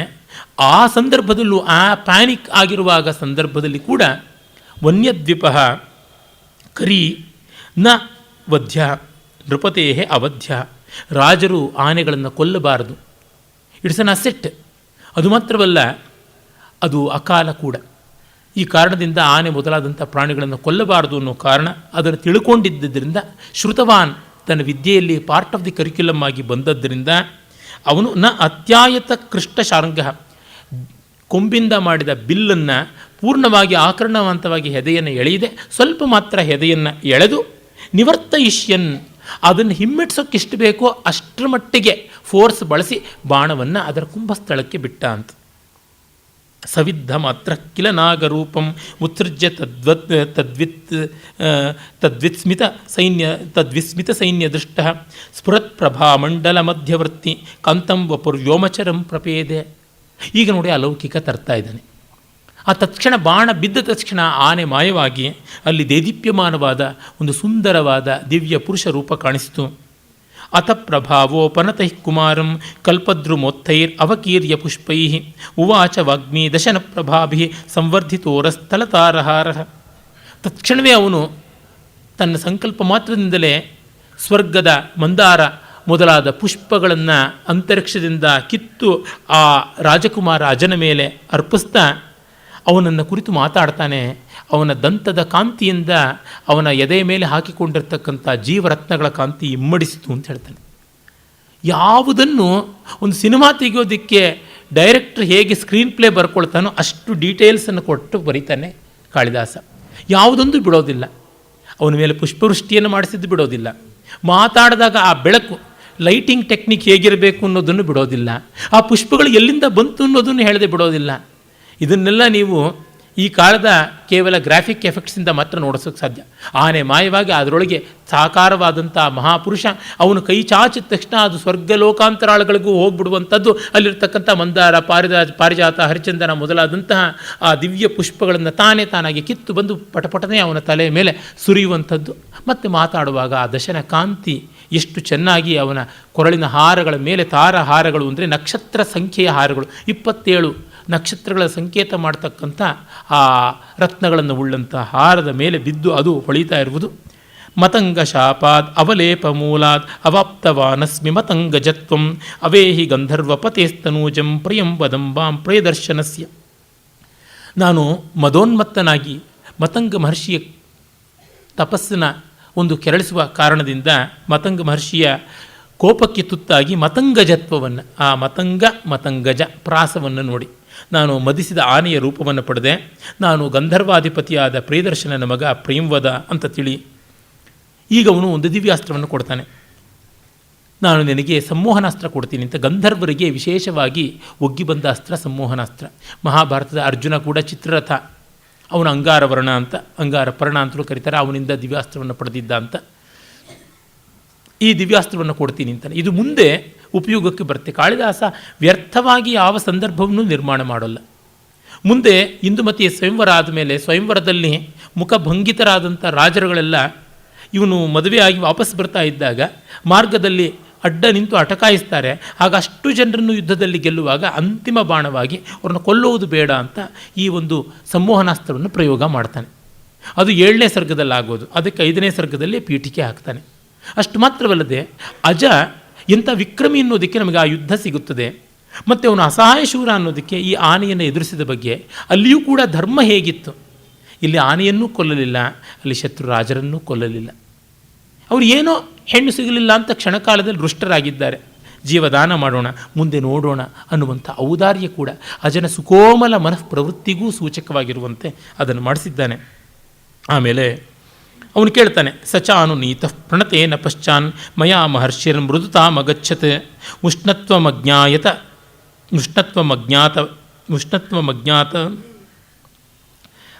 ಅಜ್ಞಾತಪಸಂಪ್ರಯೋಗಾತ್ ಶೈತ್ಯಂ ಹಿ ಯತ್ಸ ಪ್ರಕೃತಿರ್ಜಲಸ್ಯ. ಎಷ್ಟು ಸುಂದರವಾದ ಮಾತು. ಮತ್ತೆ ಮಹರ್ಷಿಯನ್ನು ನಾನು ಬೇಡಿಕೊಂಡೆ, ದಯಮಾಡಿ ನನ್ನನ್ನು ಅನುಗ್ರಹಿಸಿ ಅಂತ. ತತ್ಕ್ಷಣವೇ ಆತ ಅನುಗ್ರಹ ಮಾಡ್ದ. ನೀರಿಗೆ ಬೆಂಕಿಯ ಕಾರಣದಿಂದ ಕಾವು ಬಂದಿರಬಹುದು, ಆದರೆ ನೀರಿನ ಸಹಜವಾದ ಗುಣ ತಂಪು. ಹಾಗಾಗಿ ಬೆಂಕಿ ಸ್ವಲ್ಪ ದೂರ ಹೋದ ತಕ್ಷಣ ತಾನಾಗಿ ತಂಪಾಗುತ್ತದೆ. ನೀರನ್ನು ತಣ್ಣಗೆ ಮಾಡೋದಕ್ಕೆ ಏನನ್ನೂ ತರಬೇಕಾಗಿಲ್ಲ, ಸ್ವಲ್ಪ ಕಾಲ ಬಿಟ್ಟರೆ ಸಾಕು. ಇಲ್ಲಿ ಕಾಲ ಹಿಡಿದರೆ ಸಾಕು, ಅವನು ತಂಪಾಗಿಬಿಡ್ತಾನೆ ಅಂತ. ಅಂದರೆ ಮಹಾತ್ಮರ ಸ್ವಭಾವ ಲಕ್ಷಣ ಕ್ಷಮಾಗುಣ. ಒಂದು ಕ್ಷಣಕಾಲದಲ್ಲಿ ಅವರಿಗೆ ಕೋಪ ಬಂದರೂ ಮತ್ತೆ ತಾನಾಗಿ ಕರಗಿಬಿಡುತ್ತದೆ ಅನ್ನುವಂಥದ್ದು. ಶೈತ್ಯಂ ಹಿ ಯತ್ಸ ಪ್ರಕೃತಿರ್ಜಲಸ್ಯ ಉಷ್ಣತ್ವಂ ಆತಪ ಸಂಪ್ರಯೋಗಾತ್. ಅಗ್ನಿಯ ಆತಪ, ಶಾಖದಿಂದ ಉಷ್ಣ ಬಂದಿದ್ದರು. ಆಮೇಲೆ ತಂಪೆ ಅದರ ಪ್ರಕೃತಿ, ಕೇವಲ ಬಿಸಿ ಅದರ ವಿಕೃತಿ ಅಂತ ಹೇಳ್ತಾನೆ. ಇಕ್ಷ್ವಾಕು ವಂಶ ಪ್ರಭವೋ ಯದಾತೆ ಬೆತ್ಸತ್ಯಜ ಕುಂಭಮಯೋ ಮುಖೇನ ಸಂಯೋಕ್ಷಸೆ ಸ್ವೇನ ವಪುರ್ಮಹಿಮ್ನ ತದೇತ್ಯವೋಚತ್ ಸತಪೋ ನಿಧಿರ್ಮ. ಇಕ್ಷ್ವಾಕು ವಂಶೀಯನಾದ ರಾಜಕುಮಾರ ಯಾವಾಗ ಬಾಣಪ್ರಯೋಗ ಮಾಡ್ತಾನೋ ಆಗ ನಿನಗೆ ಹೋಗುತ್ತದೆ ಅಂತನ್ನುವ ಒಂದು ಉಶಾಪವನ್ನು ಕೊಟ್ಟ ಅಂತ. ಸಮೋಚಿತ ಸತ್ವವತಾಸ್ತ್ವಯಾಹಂ ಶಾಪಾಚ್ಚಿರ ಪ್ರಾರ್ಥಿತ ದರ್ಶನೇನ ಪ್ರತಿಪ್ರಿಯಂ ಚೇದ್ಭವತೋ ನ ಕುರ್ಯಾಂ ವೃತಾಹಿ ಮೇ ಸ್ಯಾತ್ ಸ್ವಪದೋಪಲಬ್ಧಿ. ನಾನು ನಿನ್ನ ಕಾರಣದಿಂದ ಶಾಪದಿಂದ ವಿಮೋಚಿತನಾದೆ. ನಿನಗೇನಾದರೂ ಒಂದು ಪ್ರತ್ಯುಪಕಾರವನ್ನು ಮಾಡಬೇಕು. ಹಾಗೆ ಮಾಡದೇ ಇದ್ದರೆ ನನ್ನ ಪೂರ್ವಜನ್ಮ ನನಗೆ ಬಂದದ್ದು ವ್ಯರ್ಥ ಅಂತಂದುಕೊಳ್ತೇನೆ. ವೃತಾಹಿ ಮೇ ಸ್ಯಾತ್ ಸ್ವಪದೋಪಲಬ್ಧಿ. ಅಂದರೆ ನಾನು ಮತ್ತೆ ಗಜ ರೂಪವನ್ನು ಬಿಟ್ಟು ಸ್ವರೂಪವನ್ನು ಪಡ್ಕೊಂಡಿದ್ದು ವ್ಯರ್ಥ ಅಂತ ಅಂದುಕೋತೀನಿ. ಯಾತಕ್ಕೆಂದರೆ ನನಗೆ ನನ್ನ ಪೂರ್ವ ರೂಪವನ್ನು ತಂದುಕೊಟ್ಟ ಪುಣ್ಯಾತ್ಮ ನೀನು, ನಿನಗೇನಾದರೂ ಮಾಡಬೇಕು ಅಂತ. ಇಲ್ಲಿ ನೋಡಿ ಋಣಕಲ್ಪನೆಯನ್ನು ಕವಿ ಕೊಡ್ತಾನೆ. ವೇದದಲ್ಲಿ ಅರ್ಧಾಪುರುಷ, true person, true human being, ಆಮ್ ಆದ್ಮಿ ಅಂತಂದರೆ ಯಾರು? ಋತ ಋಣ ಮತ್ತು ಧರ್ಮಗಳ ಜ್ಞಾನ ಇರತಕ್ಕಂಥವನು ಅಂತ ಅದನ್ನು ಇಲ್ಲಿ ಕಾಳಿದಾಸ ತಂದು ತೋರಿಸ್ತಾ ಇದ್ದಾನೆ. ಹಾಗಾಗಿ ಸಮೋಹನಂ ನಾಮ ಸಖೆ ಮಮಾಸ್ತ್ರಂ ಪ್ರಯೋಗ ಸಂಹಾರ ವಿಭಕ್ತಮಸ್ತ್ರಂ ಮಂತ್ರಂ ಗಾಂಧರ್ವ ಮಾದತ್ಸ್ವ ಯತಃ ಪ್ರಯೋಕ್ತು ನಚಾರಿ ಹಿಂಸಾ ವಿಜಯಶ್ಚ ಹಸ್ತೆ. ಗೆಳೆಯ, ಇಲ್ಲಿ ನೋಡಿ 7 ಮಾತು ಒಬ್ಬರ ಜೊತೆ ಆಡಿದ್ರೆ, 7 ಹೆಜ್ಜೆ ಒಬ್ಬರ ಜೊತೆ ನೋಡಿದ್ರೆ ಸ್ನೇಹ ಬಂತು ಅಂತ. ಆ ಕಾರಣದಿಂದ ಗೆಳೆಯ ಅನ್ನೋ ಮಾತು ಹೇಳ್ತಾನೆ. ಈಗಾಗಲೇ 7 ಶಬ್ದಗಳ ಆಡಿಯಾಗಿದೆ. ಸಂಮೋಹನ ಅನ್ನುವಂಥ ನನ್ನ ಅಸ್ತ್ರ ಒಂದಿದೆ, ಅದನ್ನು ಪ್ರಯೋಗ ಮತ್ತು ಉಪಸಂಹಾರ ಪುರಸ್ಸರವಾಗಿ ನಿನಗೆ ಹೇಳಿಕೊಡ್ತೀನಿ. ಇದು ಗಾಂಧರ್ವವಾದ ಮಂತ್ರ, ಇದು ಗಾಂಧರ್ವವಾದ ಅಸ್ತ್ರ. ಇದನ್ನು ಪ್ರಯೋಗ ಮಾಡಿದವರಿಗೆ ವೈರಿ ಹಿಂಸೆಯನ್ನೂ ಮಾಡಿದ ಪಾತಕ ಬರೋಲ್ಲ, ವಿಜಯವೂ ಕೈಲಲ್ಲಿರುತ್ತೆ. ಇದು ಎರಡೂ ಆಗುತ್ತದೆ. ಅಹಿಂಸೆ ಮತ್ತು ವಿಜಯ ಎರಡೂ ಕೈಗೂಡೋದು ಕಷ್ಟ. ಅದಕ್ಕಾಗಿ ಸ್ವೀಕರಿಸು. ಅಲಂ ಹ್ರಿಯ ಮಾಂ ಪ್ರತಿಯನ್ ಮುಹೂರ್ತಂ ದಯಾಪರೋ ಭೂ ಪ್ರಹರನ್ನಪಿತ್ವಂ ತಸ್ಮಾದ್ ಉಪಚ್ಛಂದಯತಿ ಪ್ರಯೋಜ್ಯಂ ಮಯಿ ತ್ವಯ ನ ಪ್ರತಿಷೇಧ ರೌಕ್ಷ್ಯಂ. ಅದು ಮಾತ್ರವಲ್ಲ, ನಿನಗೆ ಸಂಕೋಚವೂ ಬೇಡ. ಯಾಕೆ ಅಂತಂದರೆ, ಇದು ನಾನು ಪ್ರತ್ಯುಪಕಾರ ಮಾಡ್ತಾ ಇದ್ದೀನಿ ಅಂತ ಅಂದುಕೊಳ್ಬೇಡ. ನೀನು ನನ್ನ ಮೇಲೆ ಬಾಣ ಪ್ರಯೋಗ ಮಾಡುವಾಗಲೂ ದಯೆಯನ್ನು ತೋರಿಸಿದ್ದೀಯ. ಒಂದು, ಆನೆಯನ್ನು ಕೊಲ್ಲಬಾರದು ಅಂತ, ಮತ್ತೊಂದು, ನಿನಗೆ ಗೊತ್ತಿಲ್ಲದೆ ನನ್ನ ಶಾಪ ವಿಮೋಚನೆ ಮಾಡುವ ಮಹಾ ಕಾರುಣ್ಯಶಾಲಿಯಾಗಿದ್ದೀಯ. ಹಾಗಾಗಿ ತಸ್ಮಾದ್ ಉಪಚ್ಛಂದಯತಿ ಪ್ರಯೋಜ್ಯಂ. ಆ ಕಾರಣದಿಂದಲೇ ನನ್ನ ಪ್ರಾರ್ಥನೆ ಉಪಚ್ಛಂದಯತಿ, ದಯಮಾಡಿ ಸ್ವೀಕರಿಸು. ತ್ವಯಾನ ಪ್ರತಿಷೇಧ ರೌಕ್ಷ್ಯಂ. ಬೇಡ ಅನ್ನುವಂಥ ಮಾತಿನ ಒರಟುತನವನ್ನು ನೀನು ಆಡಲಾರೆ, ಆಡುವುದು ಬೇಡ. ನೀನು ಆನೆಯಾಗಿದ್ದಾಗಲೇ ನನ್ನಲ್ಲಿ ಒರಟುತನ ತೋರಲಿಲ್ಲ ಅಂದರೆ ಇನ್ನು ಗಂಧರ್ವ ಆದಮೇಲೆ ನನ್ನಲ್ಲಿ ನನ್ನ ಮಾತನ್ನು ಈಡೇರಿಸೋಲ್ಲ ಅನ್ನುವ ಒರಟುತನವನ್ನು ತೋರ್ತೀಯ. ಎಷ್ಟು ನಯದ ಮಾತುಗಳು, ಎಷ್ಟು ವಿನಯದ ವರ್ತನೆ. ನಿಜವಾಗಿ ದೊಡ್ಡ ಸಂಸ್ಕೃತಿಗೆ ಮಾತ್ರ ಇದನ್ನು ಆಡೋಕ್ಕೆ ಸಾಧ್ಯ. ಮತ್ತೆ ನಾನು ಹೇಳ್ತೀನಿ, ಈ ನಯ, ಈ ನವರು, ಈ ಸೌಜನ್ಯ ಇದೆಲ್ಲ ಸಹಜ ಅನ್ನುವ ಮಟ್ಟಕ್ಕೆ ಬರಬೇಕು ಅಂದರೆ ಒಂದು ಸಂಸ್ಕೃತಿ ಯಾವ ಶಿಖರವನ್ನು ಮುಟ್ಟಿತ್ತು. ನಾವು ಹೇಳ್ತೀವಿ ವಿದೇಶದಲ್ಲೆಲ್ಲ ಬಸ್ಸುಗಳು ಬಂದಾಗ ಕ್ಯೂನಲ್ಲಿ ಎಲ್ಲ ನುಗ್ಗೋದಿಲ್ಲ, ಯು ಫಸ್ಟ್ ಅಂತ ಹೇಳ್ಬಿಟ್ಟು ಅಂತಾರೆ ಅಂತ. ಇಷ್ಟು ಆರ್ಥಿಕವಾದ, ಸಾಂಸ್ಕೃತಿಕವಾದ ಸುಸ್ಥಿರತೆ, ಸೆಕ್ಯೂರಿಟಿ ಆ್ಯಂಡ್ ಅಶ್ಯೂರೆನ್ಸ್ ಬಂದಾಗ ಅದು ಬರುತ್ತೆ. ಎಲ್ರಿಗೂ ಸೀಟ್ ಸಿಗುತ್ತೆ ಅನ್ನೋ ವಿಶ್ವಾಸ ಇದ್ದಾಗ ಮಾತ್ರ ತಾನೇ ಆ ಥರ ಹೇಳೋದಕ್ಕೆ ಸಾಧ್ಯ. ನಾವು ಆ ಮಟ್ಟಕ್ಕೆ ಸಮೃದ್ಧಿ, ಆ ಮಟ್ಟಕ್ಕೆ ಅನುಕೂಲ, ಆ ಮಟ್ಟಕ್ಕೆ ಸೌಖ್ಯ ಎಲ್ಲ ಬಂದಿರಬೇಕಲ್ವ. ಕಾಳಿದಾಸ ಇಂಥ ಮಾತುಗಳನ್ನು ಪಾತ್ರಗಳ ಬಾಯಲ್ಲಿ ಆಡಿಸಬೇಕಾದ್ರೆ ಅವನು ಯಾವ ಸುಖ ಸಂಸ್ಕೃತಿಗಳನ್ನು ಕಂಡಿರಬೇಕು, ಕನಿಷ್ಠ ಕಲ್ಪಿಸಿ ಆದರೂ ಇರಬೇಕು. ಇದನ್ನೆಲ್ಲ ಕಾಣದೆ ಮಹಾಕವಿಯನ್ನು ಅರ್ಥ ಮಾಡಿಕೊಳ್ಳೋದು ಹೇಗೆ? ತಥೇತ್ಯುಪಸ್ಪೃಶ್ಯ ಪಯಃ ಪವಿತ್ರಂ ಸೋಮೋದ್ಭವ ಯಾ ಸರಿತೋ ನೃಸೋಮಃ ಉದಂಗ್ಮುಖ ಸೋಸ್ತ್ರ ವಿದಸ್ತ್ರ ಮಂತ್ರಂ ಜಗ್ರಾಹ ತಸ್ಮಿನ್ ನಿಗೃಹೀತ ಶಾಪಾತ್. ಆಮೇಲೆ ತಥಾ, ಆಲ್ ರೈಟ್, ಓಕೆ ಅಂತಂತಾನೆ. ಯಾಕೆಂದರೆ ಇವನು ಏನನ್ನ ಬೇಡ ಅಂತ ಅನ್ಬೋದು ಅದಷ್ಟಕ್ಕೂ ಇವನು ಉತ್ತರ ಮೊದಲೇ ಹೇಳಿಬಿಟ್ಟಿದ್ದಾನೆ. ಅವನು ಪ್ರಿಯಂವದ ಪ್ರಿಯದರ್ಶನನ ಮಗ ಹೇಳೇ ಬಿಟ್ಟಿದ್ದಾನೆ. ನೀನು ಬೇಡ ಅನ್ನೋದಕ್ಕೆ ಸಾಧ್ಯವಿಲ್ಲ ಅನ್ನುವಂಥ ರೀತಿಯಲ್ಲೆಲ್ಲ ಹೇಳಿದ್ರಿಂದ ಇವನು ಸ್ವೀಕರಿಸ್ತಾನೆ. ಯಾಕೆಂದರೆ ಕ್ಷತ್ರಿಯ ಸ್ವೀಕರಿಸಬಾರ್ದು, ಆದರೆ ಉಪಕಾರಕ್ಕೆ ಪ್ರತ್ಯುಪಕಾರ ಅನ್ನುವ ರೀತಿ ವಿನಿಮಯತ್ವದಿಂದ ಅವನು ಸ್ವೀಕರಿಸಬಹುದು. ಮತ್ತೆ ನೋಡಿ, ಆಯಿತು ಅಂತ ಅಷ್ಟೇ ಬಿಡಬಹುದು. ಕಾಳಿದಾಸನ ಸಂಪ್ರದಾಯ ಪ್ರಿಯತೆ, ಶಾಸ್ತ್ರೀಯತೆ ಎಷ್ಟು ಮಟ್ಟಿಂದು ಅಂತಂದರೆ, ಸೋಮೋದ್ಭವಾಯ ಪವಿತ್ರಂ ಪಯ ಉಪಸ್ಪೃಶ್ಯ. ಇದು ಚಂದ್ರನಿಂದ ಹುಟ್ಟಿದಂಥದ್ದು ಈ ನದಿ ಅಂತ. ನರ್ಮದಾ ನದಿ, ಯಮುನಾ ನದಿ ಸೂರ್ಯನಿಂದ ಹುಟ್ಟಿದರೆ ನರ್ಮದಾ ನದಿ ಚಂದ್ರನಿಂದ ಹುಟ್ಟಿದ್ದು. ಆ ಕಾರಣ ಆಮ್ರಕೂಟ ಅಮರಕಂಟಕದಿಂದ ಹುಟ್ಟಿದ್ದು. ನೃಸೋಮಃ ನೃಪಚಂದ್ರನಾದ ಅಜ ಹಾಗೆ ಆಗಲಿಂತ ಉಪಸ್ಪೃಶ್ಯ ಅಂದರೆ ಸ್ನಾತ್ವ ಅಂತ. ಇದು ವೈದಿಕವಾದ ಶಬ್ದ. ತ್ರಿಶವಣ ಮುದುಕೋ ಉಪಸ್ಪರ್ಶಿ ಅಂತ ಬರುತ್ತೆ. 3 ಬಾರಿ ನೀರನ್ನು ಸ್ಪರ್ಶ ಮಾಡಬೇಕು ಅಂತ. ತ್ರಿಶವಣಂ ಅಂದರೆ ಸೋಮಯಾಗ ಕಾಲದಲ್ಲಿ 3 ಬಾರಿ ಸ್ನಾನ ಮಾಡಬೇಕು ಇತ್ಯಾದಿಯಾಗೆಲ್ಲ ಉಂಟು. ಹೀಗೆ ಅವನು ಆ ನರ್ಮದಾ ನದಿಯಲ್ಲಿ ಮಿಂದು ಉದಂಗ್ಮುಖ, ಉದಕ್ ಅಂತಂದರೆ ಉತ್ತರಾಭಿಮುಖವಾಗಿ ಅವನು ಕೂತ್ಕೊಳ್ತಾನೆ. ಗುರುವಾದವನು ಪೂರ್ವಾಭಿಮುಖವಾಗಿ ಕೂತ್ಕೊಳ್ತಾನೆ. ಇವನು ಉತ್ತರಾಭಿಮುಖವಾಗಿ ಈ ಕಡೆಗೆ ಶಿಷ್ಯ ಕೂತ್ಕೊಳ್ತಾನೆ ಅಂದರೆ, ಗುರು ಈ ಕಡೆಗೆ ಪೂರ್ವಾಭಿಮುಖವಾಗಿ ಕೂತ್ಕೊಂಡು ಅವನ ಬಲಗಿವಿಯಲ್ಲಿ ಹೇಳಬೇಕು, ಮಂತ್ರವನ್ನು ಹೇಳಬೇಕು. ಅಸ್ತ್ರವಿದಾಂ ಶ್ರೇಷ್ಠ, ಅಸ್ತ್ರವಿತ್ತರಲ್ಲಿ ಶ್ರೇಷ್ಠನಾದಂಥವನು ಅವನಿಂದ ಸಾಂಪ್ರದಾಯಿಕವಾದ ರೀತಿಯಲ್ಲಿ ಪ್ರಯೋಗೋಪಸಂಹಾರ ಕ್ರಮವನ್ನು ಅರಿಯುವಂತೆ ಆ ಮಂತ್ರಾಸ್ತ್ರವನ್ನು ಸ್ವೀಕರಿಸಿದ ಅಂತ. ಕೊಟ್ಟ ಅಂತ ಒಂದು ಮಾತಲ್ಲಿ ಮುಗಿಯಬಹುದಾಗಿತ್ತು. ಕಾಳಿದಾಸ ಪದ್ಮಸುಬ್ರಹ್ಮಣ್ಯಂ ತರಹ ಅಂತಂದಿದ್ದೆ ನಾನು, ಅಥವಾ ಪದ್ಮಸುಬ್ರಹ್ಮಣ್ಯಂ ಕಾಳಿದಾಸನ ತರಹ. ಸಾಮವೇದವನ್ನು ರಾವಣ ಹಾಡದ ಅಂತಂದರೆ ಅವರು ರಾಮಾಯಣದಲ್ಲಿ ಸಾಮವೇದದ ಸಪ್ತಸ್ವರಗಳನ್ನು 6 ಸ್ವರಗಳನ್ನು ಹೇಗೆ ನಿರೂಪಣೆ ಮಾಡುವಂಥದ್ದು ಅನ್ನೋದು ತೋರ್ಪಡಿಸ್ತಾರೆ. That is ಪದ್ಮಸುಬ್ರಹ್ಮಣ್ಯ. Kalidasa is that. ಅಷ್ಟು ಡೀಟೇಲ್ಸಿಗೆ ಬೆಲೆ ಕೊಡ್ತಾನೆ. ಮತ್ತು not at the cost of time. ಡೈಗ್ರೆಷನ್ ಮಾಡದೆ ಡೀಟೇಲ್ಸ್ ಕೊಡ್ತಾನೆ. ಡೈಗ್ರೇಷನ್ and detailing they are two opposite things. ಅದನ್ನಷ್ಟನ್ನು ಸಮನ್ವಯ ಮಾಡಿಕೊಡುವಂಥ ಕವಿಯ ಮುಂದಿನ ಸ್ವಾರಸ್ಯ ನೋಡೋಣ. ಇನ್ನು ಮುಂದೆಯೇ 2 ಪದ್ಯ ಆದಮೇಲೆ ಅತ್ಯದ್ಭುತವಾದ ಸುಪ್ರಭಾತದ ವರ್ಣನೆ ಬರುತ್ತದೆ. ನಾಳೆ ಯಾರೂ ತಪ್ಪಿಸಬೇಡಿ. ಇಡೀ ಸಂಸ್ಕೃತ ಸಾಹಿತ್ಯದಲ್ಲಿಯೇ ಇಂಥ ಪದ್ಯಬಂಧ ಇಲ್ಲ. ಸಾಕ್ಷಾತ್ ಸರಸ್ವತಿಯೇ ಕಾಳಿದಾಸನಿಗೆ ಬರೆದು ಕೊಟ್ಟಲು ಆ ಭಾಗ ಅಂತ ಪರಂಪರೆಯ ವಿಶ್ವಾಸ.